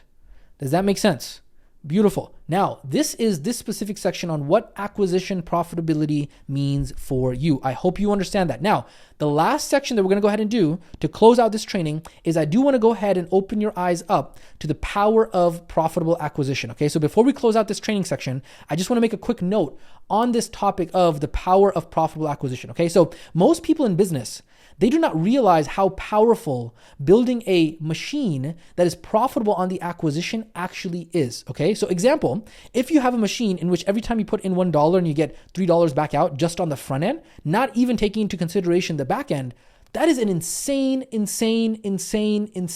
machine that you have built. Because when you have a machine that can do that, and the reason you have a machine that can do that is because you have architected the systems. You have built the systems to be able to do that. Don't worry, we'll show you how throughout all the trainings, right? All the stuff that you're learning right now is a part of that. What happens is that, like we said before, you don't have a cost, you have a money printing machine, right? No longer is capital a constraint in the business. You can literally go out and build that company to a size of millions and millions and millions of dollars and build massive wealth and massive income impact and freedom for yourself. And when you have a machine that does that, that is profitable on the acquisition, independent of the back end, there is no investment vehicle greater than that. And maybe you don't believe me on that point. Maybe you're like, you know what, but what about the stock market? What about real estate? What about all these other investment classes and investment assets that we're talking about, okay? Maybe you don't believe me. Well, guess what? The stock market, which is, the S&P 500, is the gold standard when it comes to investments. And if you look at what the rate of return, the ROI, the return on investment of the stock market is, it's a 10% rate of return year after year, right? So anywhere between 8 to 12% on the S&P 500 is considered to be a very good rate of return, right? You compound that over a couple of years, you're talking about, oh wow, I got 10% rate of return year after year. Okay, that's rate of return on stock market. What about real estate? I heard that that's a pretty good investment. Well, the real estate, right? Real estate, yeah, if you want to do be a landlord, you want to own these things, you got to have capital down, all this stuff. 11.7% is an annual return on investment of like rental homes, stuff like that. Yeah, you might be able to get a little bit higher here and there, maybe 15%. If you got a really crazy, you're like really good at this stuff, maybe you got a 20% rate of return on investment, right? But I want to go ahead and open your eyes to this. Based off of what you are learning in these trainings, if you can acquire the skills and the identity to architect a money machine that we are talking about right now that is profitable on the acquisition with the back end being only additional profit, all right? Remember, it takes skills plus the identity, knowledge times reps, and it takes beliefs and character traits in order to get these results. If you pull it off, and I'll say when you pull it off because it's only a matter of time, if you stick with it, you're resilient and you have the grit, and if you stick with this industry and you become a professional online entrepreneur, okay? What we are talking about here is we are not talking about a 10% return on investment, which is what the stock market. We're not talking about 20% return on investment. We're not talking about 50% return on investment. We're not talking about even 100% return on investment. We're not even talking about a 200% return on investment. We are talking about that you are able to architect machines that can pump out 300+% returns on investments, not year after year. You can do this month after month after month if you and when you build the machine properly in the way that we are talking about. And guess what? That is only on the front end, right? If you architect the machine and you actually have a back end and you learn the skills on how to develop a back end, how to be able to have the infrastructure to develop a back end, how to resell, ascend, and retain those customers, well, guess what? We're talking about even having more than that. You can even get up to having like 2,700. You're talking about thousands of percents of returns on investment if you build these machines properly. Right? Forget it. If you talk about front end and back end, it's game over. Are you understanding how powerful this is? Yes, it takes doing the dang work. Yes, it takes, you have to invest in your own personal development. You got to learn, you got to take action, you got to do the reps, you got to fail, you got to learn again, you got to be resilient, you got to have grit, you got to have all of this stuff. You got to work on yourself, right? Skills plus identity. You got to acquire the knowledge. You got to put that knowledge into practice. Got to get the reps, got to have the beliefs and the character traits. It takes a lot of work. Right? But this is the power of what it is that we are talking about here. We are talking about generational wealth and freedom. If you learn what it is that we are talking about here, you can pass this knowledge, you can pass these skills on to your children and your children's children, because the principles around business, around profitability around business do not change. This is the reason why we are talking to you about it from a principles perspective, not tactics that are going to change every couple of years or something like that. We are talking about principles that you can then pass on to your children, your children's children, and so that way you can have generational wealth and freedom in which your children and your children's children and their children's children's children will understand, hey, this is what is required in order for me to be able to have the income, impact, and freedom that I am looking for. And so even if that process of you getting to that point of acquiring the skills and the identity took you, let's say 2 years, let's say it took you over 1,000 hours to be able to learn and master. My question to you is, would it be worth it? Would it be worth it? Because once you establish yourself in this profession of being a professional online entrepreneur, okay, this is something that is going to feed you and your family for the rest of your life and probably your children's lives and your children's children's lives. And it will automatically go ahead and create unimaginable wealth for you, all because of the fact that you invested in the profession of becoming a professional online entrepreneur. This is why it matters what boat you are in. It's not how hard you row, it's what boat you are in. If you want to be a doctor, well, guess what? There's a specific lifestyle that comes along with being a professional in the medical industry, right? We're talking about being a professional in the business industry, in which literally what we work with, right? Doctors work with sick people and they work with surgeries and that kind of stuff, right? That's their day-to-day.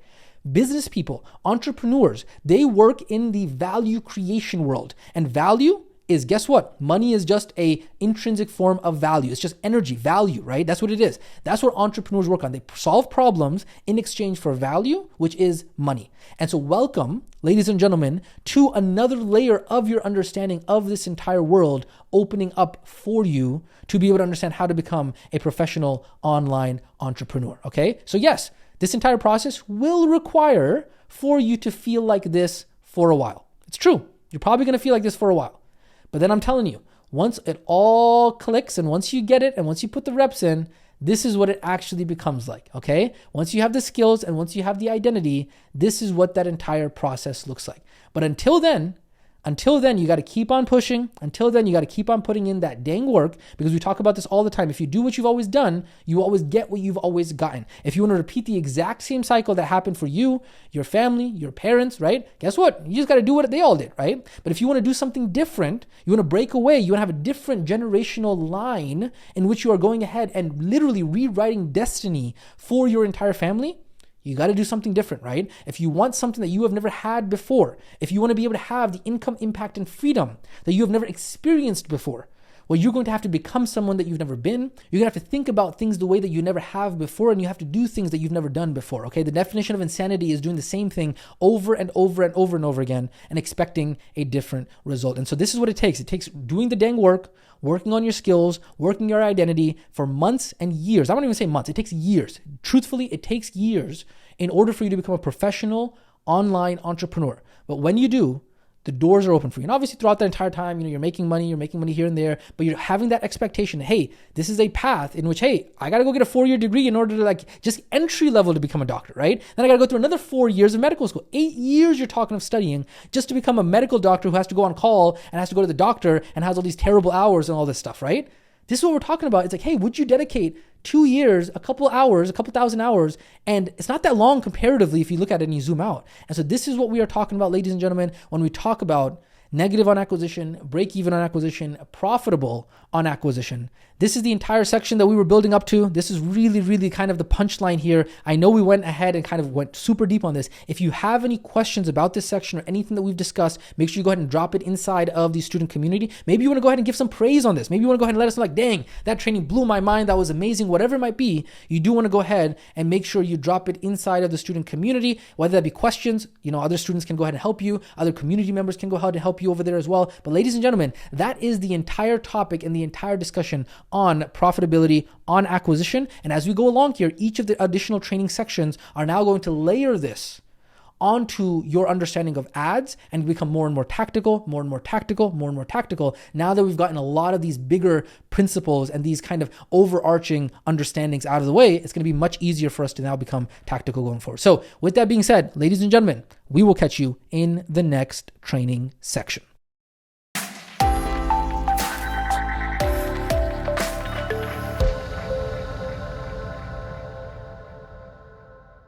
All right, welcome to this training section that's going to walk you through the difference between customer-funded acquisition and investor-funded acquisition. So this is going to really just be a very quick layer of understanding that we have when it comes to acquisition. It's still important to understand just in business in general, but you're going to see that this is a lot faster and a lot quicker than some of the previous ones that we have already gone through. But again, if you have not already done so, make sure you do go through the other layers of understanding acquisition before this one, because otherwise this is not going to make sense at all. But really what we're going to break down is we're going to break down investor-funded acquisition and how it compares to customer funded acquisition. Okay, so investor funded acquisition. Have you ever heard about how the business game used to be played for the history of time before the internet? And quite frankly, for most people who think about business today, right? I'm talking about the regular civilians out there who have a 9-to-5 job, who are a part of the corporate culture, right? They think that business is like, hey, I got to go out and maybe I got to open up a store. I got to, get rent. I got to get utilities. I got to, have $100,000 in inventory. I got to pay for marketing. I got to pay for all these other expenses. I need like a loan. I need an idea. Oh, forget that. Like the corporate world thinks like you got to have some idea or something like that, right? I got to have some magical idea, then I got to get funding and I got to make a business plan. Oh man, that's what they think business is all about. It's jokes. It's terrible. It's unfortunate how poor the entrepreneurial literacy and education is in society today, right? But most people think, hey, I got to go out and get like $50,000 to $250,000 just to get started. But truthfully, before the internet, that is what it actually used to be like. You actually needed to have that much funding, right? And how would aspiring entrepreneurs and business owners back in the day get that money? They would do it through either investors or debt or a line of credit from the bank or something like that, right? And so for more than 2 generations, venture capital companies and banks and all these things have convinced the entrepreneur world that like, hey, even with the internet, you still got to go out there and write a business plan and raise venture capital and get an investor and, all of this kind of stuff, right? And unfortunately, this is how I would say most businesses still function. But there's a new paradigm and there's a new era that is starting now with these online, internet, digital economy businesses, right? And in fact, yes, it's true that big companies still very much function that way with investors. But when we talk about like the average person getting into entrepreneurship, it used to be substantially more difficult for anybody to get into business. And that's why the big businesses used to play like that, right? And so typically when these big companies, what they do is they require something called investor funded acquisition is what we call it. When they go extremely negative on the acquisition, and what they need is they need that capital in order to be able to survive so long. So that way they can actually recoup that debt. So that way, on the acquisition, like we talked about in the, profitable acquisition training, that's what we're talking about, right? We talked about all of this in the previous section. And so what these bigger companies are doing is what they do is they go super negative on the acquisition on the front end because they have the experience and they have the data and the product suite in order to be able to go ahead and make that money on the back end. So on the front end, for them, it looks like a money burning machine. It's terrible because on the front end, they are negative. And then what they do is they go ahead and make that profit on that back end LTV. And that is how they get to the point where they have that money printing machine. But again, they can only do that because of the fact that they have that investor funding. Now, the other reason they do that is because when you go so negative on the acquisition, you accumulate this customer base that is paying you regularly on the back end via this LTV. What's happening is that this company is really creating what they call a moat around itself, right? So they're creating a moat in order to protect itself from competitors because it's very difficult for somebody else to just come into the marketplace and then be willing to be able to go so negative on that either acquisition or the profitability of it, right? So a competitor may not be willing to go as negative for so long. And so a moat, if you remember back in the day with the castles, they used to have these moat, which was basically like this water around the castle. And maybe you've seen it in cartoons and stuff, they fill it with like crocodiles and alligators and that stuff. But point being is like, you can't have some competitor or some enemy come through and just attack your castle because you have this moat that's around you. And so the bigger that moat is, the harder it is for the competitors and the enemies to be able to get to you, right? And so going negative on acquisition, using investor capital, doing all of this is a part of the strategy that these bigger companies play in order to go ahead and create that moat around them. But it's only because of the fact that they do have investor funded acquisition that actually allows them to be able to do that. Now, this is the big thing that I think a lot of beginners and people who are just entrepreneurs or just getting started in the entrepreneur game do not understand. And so we have this meme that we created, not sure if I'm a newbie or just consciously incompetent. So this is what most beginners don't understand when it comes to business, is that these bigger companies are playing a completely different game when it comes to business, right? These bigger companies are playing a game based on equity, based on market cap, based on valuation, based on going public, right? Going IPO. So IPO basically means you go public on the stock market and you have a market cap, right? They are playing a completely different game, and they're doing that in order to be able to have valuations of billions of dollars, right? They are playing a valuation game, not a cash flow game, because they know that they have investor funding, right? They can give away the equity, they can go into debt, they can do all this stuff because they're looking to get their valuation up, okay? And so when you look at, for example, how long did it take Amazon to become profitable? It took Amazon 9 years after its founding actually to become profitable, right? If you look at Meta, how long did it take Facebook Meta in order to become profitable? 5 years, right? Like for you, if you went into business, if we went into business and it took us 9 years or 5 years, unless we had like, venture capital and XYZ, we wouldn't be able to be negative, right? Or not make a profit for 5 or 9 years, or sometimes even more than. Like Uber to this day, after so many years, is still not profitable. I'm going to talk about some examples here in just a second, right? And so really, at the end of the day, you have to understand that these bigger companies are playing a different game. And so when you have this understanding of business and you look into the world, you have to have the nuance and the detail to contextualize what is the strategy that other companies are using and in what way are they using that, and does that apply to me or not, right? And so let's look at a couple other examples, right? Uber, founded in 2009, to this day is not profitable. They have had over $25 billion in investor funding, venture capital, and to this day, even after going public in 2019, they have still struggled to become profitable due to high CAC and other operational expenses, right? And so their goal is really to try and maximize the maximum number of users that they can get on the platform, even at a loss, and then hopefully, maybe, eventually, somehow be able to become profitable.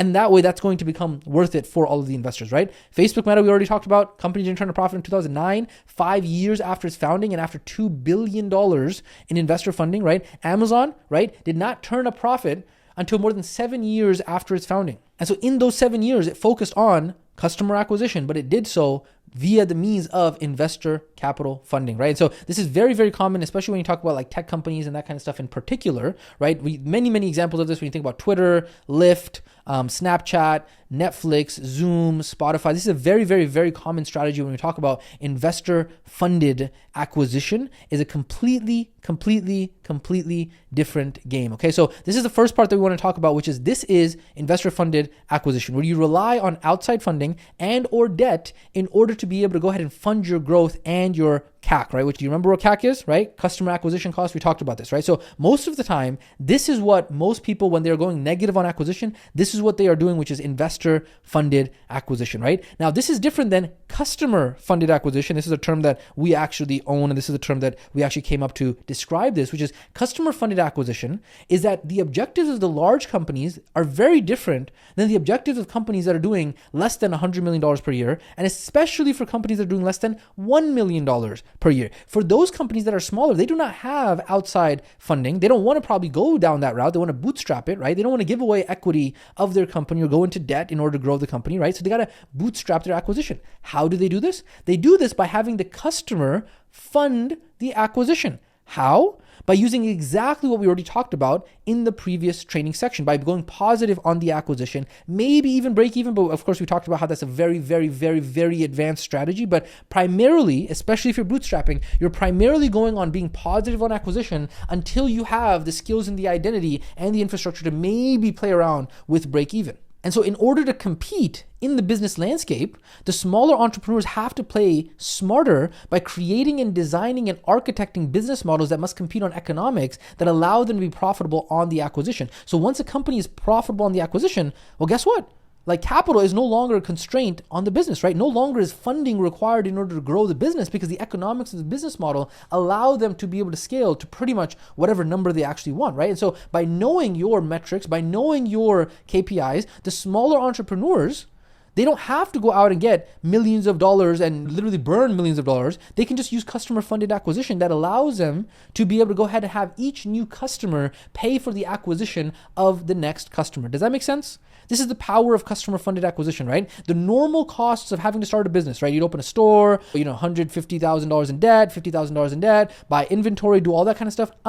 All of that, the acquisition and the growth, is paid for, funded by the customer. It's a completely new paradigm that really has only really become prevalent when we talk about the online digital economy business and this entrepreneur space that is the digital online entrepreneur space that is possible. It's a new paradigm that is completely new in terms of how we think about business, right? And so if you truly understand the power of customer funded acquisition, you will understand that really you no longer need anybody else to pull the strings. You are no longer beholden to somebody else because you can architect the business model. And so that way anyone can make millions of dollars even without funding, even without investors. How cool is that, right? It's very, very, very cool. It's a completely different paradigm that is very important to understand. So what does this actually mean for me, right? What does this actually mean for you? This topic that we are talking about does go much, much, much, much deeper. Now, for the purposes of staying 30,000 foot overview, we're just planting the seeds. We're not going to dive deeper into this topic right now, specifically around, hey, the differences, investor funding, the nuances around the topics and that kind of stuff. In the future, of course, we can always go ahead and make more training sections about this topic to explain more. But for what you need to understand right now, what this means for you is what you want to understand is that big investor-funded companies are usually aiming to make more than $100 million per year. They typically go negative on acquisition. Smaller customer-funded companies that are doing less than $10 million a year will aim to be profitable on the acquisition. And then large customer-funded companies between $10 and $100 million a year will aim to be break-even on the acquisition. So this is when you're starting out, you're bootstrapping, you're really, really small, right? You're less than $10 million a year, profitable on acquisition, okay? And then if you're like, hey, I'm a larger customer funded company, I'm aiming to go for 10 to 100 million, then you go break even on acquisition, and the negative on acquisition is typically more investor funded companies that are aiming to do that, okay? So now you know the overall difference between investor funded acquisition and customer funded acquisition, right? So there's a little bit of a table that we put together, but again, we are not diving deep into this. We really just wanted to go ahead and plant this seed so that way you could understand kind of a 30,000 foot overview of a general business idea that is going to be very valuable for you in your career as an online entrepreneur. Okay. So with that being said, if you do have any questions around this specific section that we have gone ahead and talked about, make sure you go ahead and drop those questions inside of the student community so that way one of the community members can go ahead and help you over there. But with that being said, we're going to go ahead and keep on chugging along here. This has been customer funded acquisition. We will catch you in the next training section.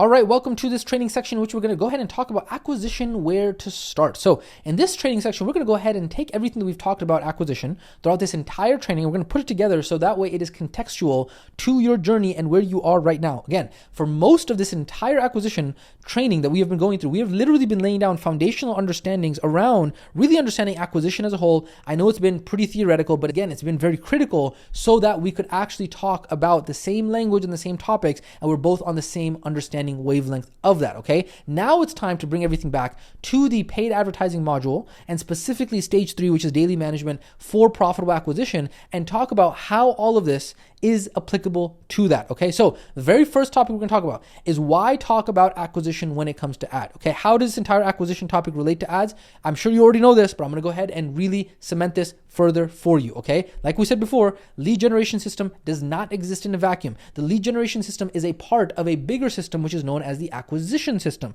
And so when we talk about ads and we talk about launching ads, we cannot talk about ads by itself and we talk about it in a vacuum when it's actually a part of a bigger system. Because if we talked about only evaluating the lead generation metrics, it would not be a complete understanding of how the entire acquisition machine works altogether. It would be like we're trying to evaluate metrics with one eye closed and through the cracks of our fingers. It just would not be accurate and it would just not be proper.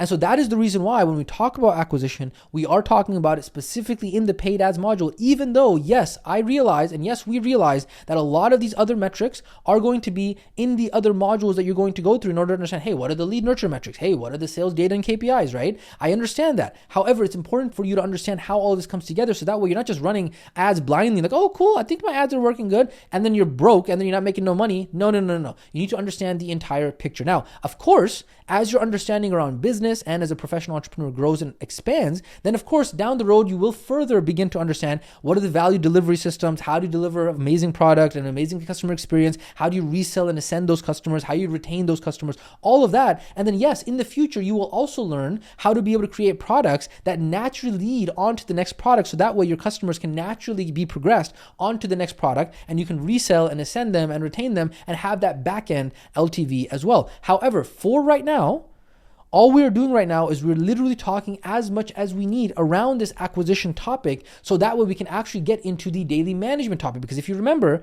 we said that we got to talk about profitable acquisition first so that way we can then talk about daily management, okay? And then when we talk about daily management is going to be where we actually go in and optimize the lead gen metrics, but we now understand that the lead gen metrics are just one piece. The lead gen metrics mean nothing outside of the bigger context of acquisition and the entire piece as a whole. And yes, do not worry, you will learn how to be able to evaluate your ads, if they're good or not, all that stuff, right? And a lot of stuff you already know because of Judgment Day, but we'll walk you through that entire process when we get to the daily management process as well. However, you must, please do not forget this, period. The performance of your ads means nothing outside of the context of the entire acquisition system as a whole. Do you understand this? This is very important. Yes, your ad metrics tell you a potential story of what may potentially be happening in your entire acquisition system. Like, yes, you're looking at, my clicks, my leads, my group members, I'm looking at this, I'm looking at this. These are all within the acquisition system. So of course, you can't have down, and say, yeah, my acquisition is going down. Of course, the pieces within the system make up the acquisition system. So within the pieces, they're important. However, what we are doing first is we're evaluating inputs, outputs, efficiency of inputs, outputs, because by themselves, outside of the context, how many clicks you got doesn't matter outside of the overall picture around lead generation. Got it? And so this is the reason why we talk about acquisition when it comes to ads, the reason why we had to go through this entire loaded, beefy, meaty training was because of the fact that we needed for you to be able to understand this. Now, the other point that's very critical to be able to go ahead and bring this home is that you got to understand that once ads are launched, it is go time, okay? The reason we went over this topic was because you got to understand, hey, once your ads are launched, it is acquisition go time. Why? Because now, after going through this training, you understand that acquisition is not only lead generation, and you understand that having your ads launched is just the first part of the acquisition system. So even if your ads are launched, even if your ads are performing well, even if your ads are within KPI, even if your ads are winners, all of that is only according to the lead generation metrics. And what did we just say like a freaking gazillion times right now? We just said right now so many different times is that the lead generation metrics inside of a vacuum do not mean anything. And so what that means is that as soon as your ads are launched, you got to say, cool, this is working good. What about the rest of the pieces in my system to actually get the outputs that are necessary so that way I can actually pay the bills with the money that I'm going to receive? Because I cannot pay the bills based off of leads and group members and clicks. It doesn't work that way. Because in business, what actually matters is, hey, how much did I spend on ads? Because that's how much my input is. That's how much negative I'm going, right? How many units did I close as a result of that ad spend? And how much cash did I collect? Am I positive on that acquisition, right? And so this is a big warning for you, especially if you are a beginner in this process. You must understand this. Once your ads are launched, it is go time. Do not slack, okay? Now, if you are Batman, the question that you might ask is, hey, what is the big hoopla here? Like, why is it go time?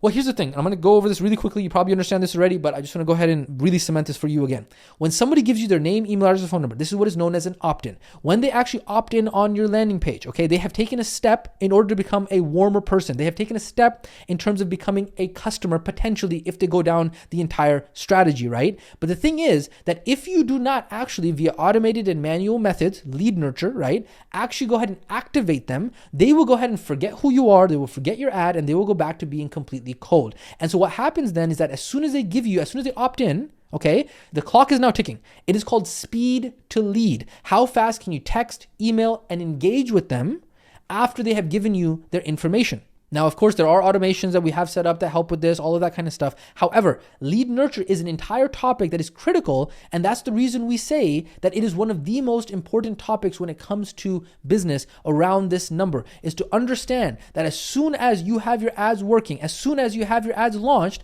what is going to happen is that the rest of the system has to play through.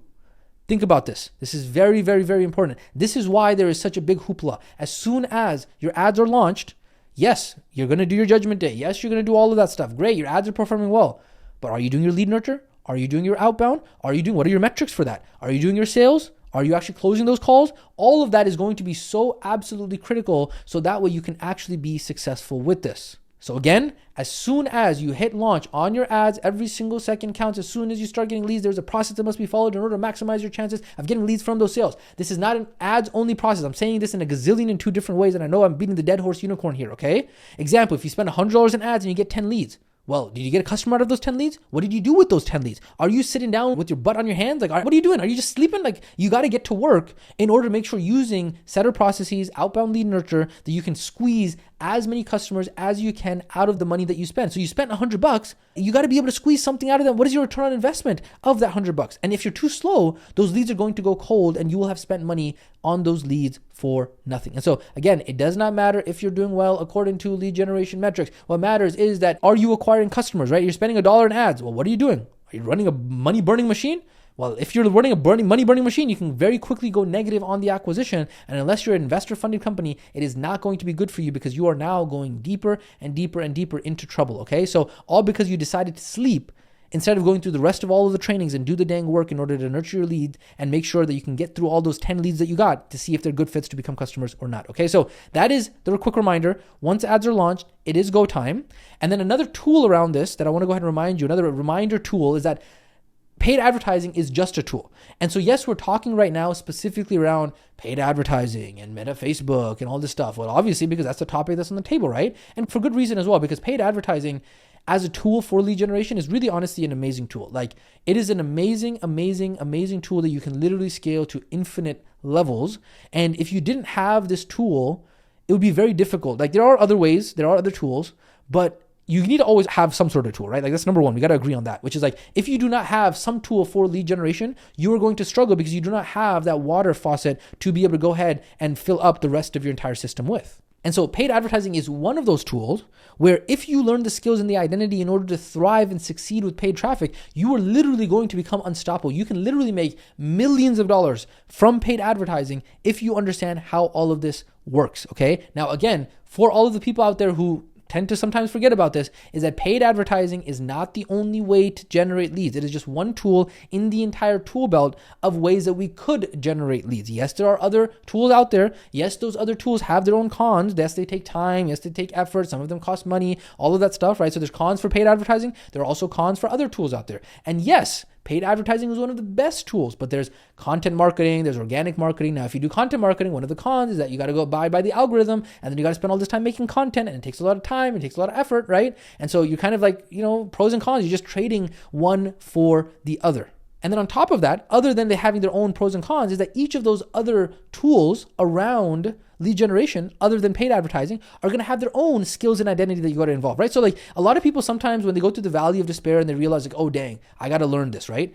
Well, if you're going to actually be successful as an online entrepreneur, you're going to have to learn some sort of lead generation method, right? Some tool is going to have to be in your tool belt for the purposes of lead generation. Some tool, okay? And each of those tools is going to require skills and identity. And so whether you want to put up and do all the dang work in order to develop the skills and identity around paid advertising or a different tool, that's up to you. But the point is that it's going to still be dang work for all of them, right? And so it doesn't matter what you decide to do, you will need to actually learn the skills and the identity that come along with those. And again, each of them have their own pros and cons. So please don't be like, a entrepreneur, limbic lalu, these kinds of individuals, failure uniform students who kind of like, oh, this is difficult. I think that paid advertising is a scam. I don't think it works. I think that it's a tool, right? In the same way, if you want to do content marketing, you want to go ahead and put a bunch of content out there. Well, you got to abide by the algorithm. If you want to do influencer marketing, well, you're at the disposal of the influencers. All of these are pros and cons. They all have their own difficulties and their own challenges, and all of them can be learned just as equally as paid advertising can be learned, okay? And then the other thing is that important consideration,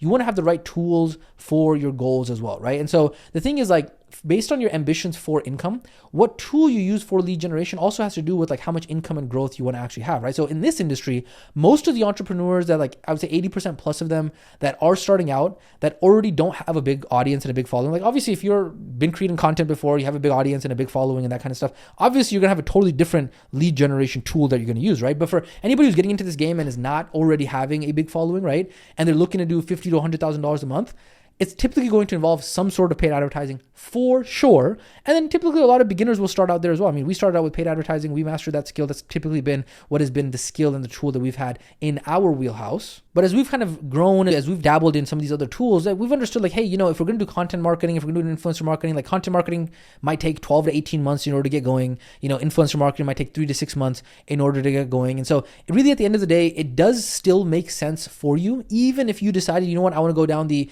organic content marketing or influencer marketing tool, it makes sense to be able to learn paid advertising as a skill set because it is 100% absolutely going to come in handy in your journey as an online entrepreneur. So yes, the skill of learning the game of paid ads as a tool for acquisition, as a tool for lead generation is an invaluable tool to be able to have in your tool belt as an entrepreneur. And I cannot tell you how important it is, but at the end of the day, this really just is a reminder to just remind you like, hey, paid advertising is just a tool. It's one of the biggest tools. It's one of the most important tools, but it is at the end of the day still just a tool, okay? What else? How else can we make this practical for you and kind of bring this home for you, okay? Let's go and kind of close up the loop around KPIs for your acquisition. So one of the other topics that we have not yet covered up is the KPIs for your acquisition, right? We talked about the actual metrics, but how do we know if these metrics are actually healthy, right? For your specific strategy, how do we know whether or not it's going to allow you to be profitable, right? Hey, what should the average upfront cash be, right? What should the average CAC be? What should the upfront cash ROAS be? Now, you will notice that we do have those KPIs inside of the actual data and KPIs cheat sheet, but the explanation of them is not always readily available. We have some notes in there as well, but the exact explanation of like, hey, why should it be 16.7% of contract value for CAC? Upfront cash should be 2.5 to 3x, instead of 1x or 5x or something like that. We will not be going over that inside of this specific training. Instead, what we're going to do is once we actually get into the daily management piece, we're going to talk about the actual KPIs for that. We'll talk about the profitability metrics. There's going to be acquisition metrics as well. We'll talk further all about that and then some further explanations around that. But really the goal of this entire training that we were going over was really to open your eyes around the foundational understandings when it comes to acquisition. So that way, once we actually get into the upcoming training sections, we can actually make this significantly more tactical for you. So I know that this entire training was a lot more theoretical, a lot more hypothetical, a lot more kind of this like textbook learning. But that's the reason why we had to do this. So that way later on, we could get a lot more tactical together. And then in the actual daily management training, that's where we're going to go ahead and answer questions like, hey, what should the average upfront cash be at for new customers? What should the CAC be? What should the upfront cash ROAS be, right? All of that is something that we will go ahead and talk about in the tactical training when it comes to daily management in those upcoming training sections. Beautiful. So that is another closed loop down. That is KPIs for your acquisition. Ladies and gentlemen, we got one more section I want to go ahead and talk to you about, which is your future understanding of acquisition, which is as a beginner in this world of making money online, the better and more in-depth your understanding around this topic of acquisition is, I am telling you right now, the more money you will make, period. Remember, this entire topic that we've talked about is a science around acquisition that has multiple systems within the business, right? And so just like in any other profession, it's going to be a combination of multiple topics that are going to allow you to be successful within that profession, right? So a medical doctor doesn't only use anatomy, doesn't only use, pharmacology, doesn't only use biochemistry. They use the combination of all of these topics in order to be world-class in their specific profession, right? And so in the same way, acquisition is one of those topics that actually takes into account advertising and copywriting and sales and operations and product development and customers, like all of these come together. And so the better your understanding of acquisition as a whole is, and the better you develop it, right? Remember, we're not the only source for acquisition learning on the planet, right? We're opening the doors for you, but that's the reason why you're not going to be a remote control, spoon-fed, follow blindly student, is because down the road, you're going to be able to go ahead and learn more and more and more around these topics. And all we ask is for you to be appreciative of the fact that, hey, yes, we started you on this journey. Yes, we've went ahead and further developed you on this journey. But in the same way, when you get to high school algebra, you don't poo-poo on your second grade math teacher. In the same way, we just ask you, hey, be appreciative of the fact that, hey, we opened the doors for you, but really we want you to be able to go ahead and ascend and work further in this career and get better and better and better. And then, of course, later on in your career, once you actually get past, $1 million a year, $100,000 a month, then you get past the rule of one, which is one product, one funnel, one customer, avatar, one acquisition channel until $1 million a year. Then you'll be able to go ahead and build out your product ladder, and you'll be able to go ahead and see, cool, hey, after I've hit that, now I got to go ahead and see what that looks like on the other side of all of that, right? It's a continuous path of growth and learning and all that kind of stuff. But that is only once you actually successfully complete the rule of one. Okay, this is going to be very important. No shiny object syndrome. You must remember that you have to focus on the rule of one, because remember, keep the main thing the main thing. If you have only a certain amount of attention, if you have only a certain amount of energy, and you are putting it out in 10 different places, well, guess what? You're only going to make 1 inch worth of progress. Versus if you go ahead and stack all three of these, what is that? 3, 6, 7, 8, right? 8 inches of progress you can make here if you just go ahead and focus in one direction instead of focusing in 8 different directions. Very, very, very, very important, okay? And so that, ladies and gentlemen, is the section here on your future understanding of acquisition. Just a reminder, last time before we close out this training, remember, once your ads are launched, it is go time.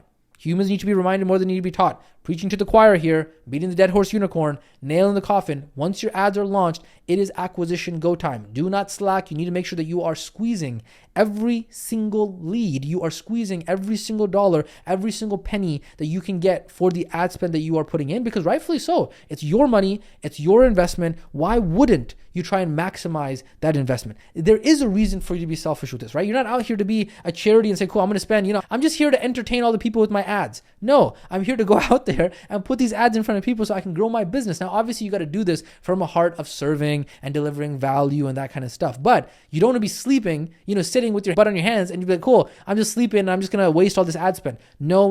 You must get busy squeezing every single dollar that you can from every single penny that you spend in ad spend. Okay, so ladies and gentlemen, with that being said, this has been this training section on acquisition, where to start. We want to just go ahead and kind of bridge the gap. And then obviously we're going to next get into daily management and all the next steps that come from this. However, if you have any questions regarding this training section or any of the training sections inside of this training as a whole, please make sure you go ahead and drop them inside of the student community so that way one of the community members can go ahead and help you on there. But again, remember, we are so proud of you for getting through this training. I know it's a beefy one, I know it's a meaty one, but I'm sure your brain is absolutely blown, or in a good way, or hopefully in a good way, hopefully not in a bad way, around this entire topic of acquisition. With that being said, we will catch you in the next training.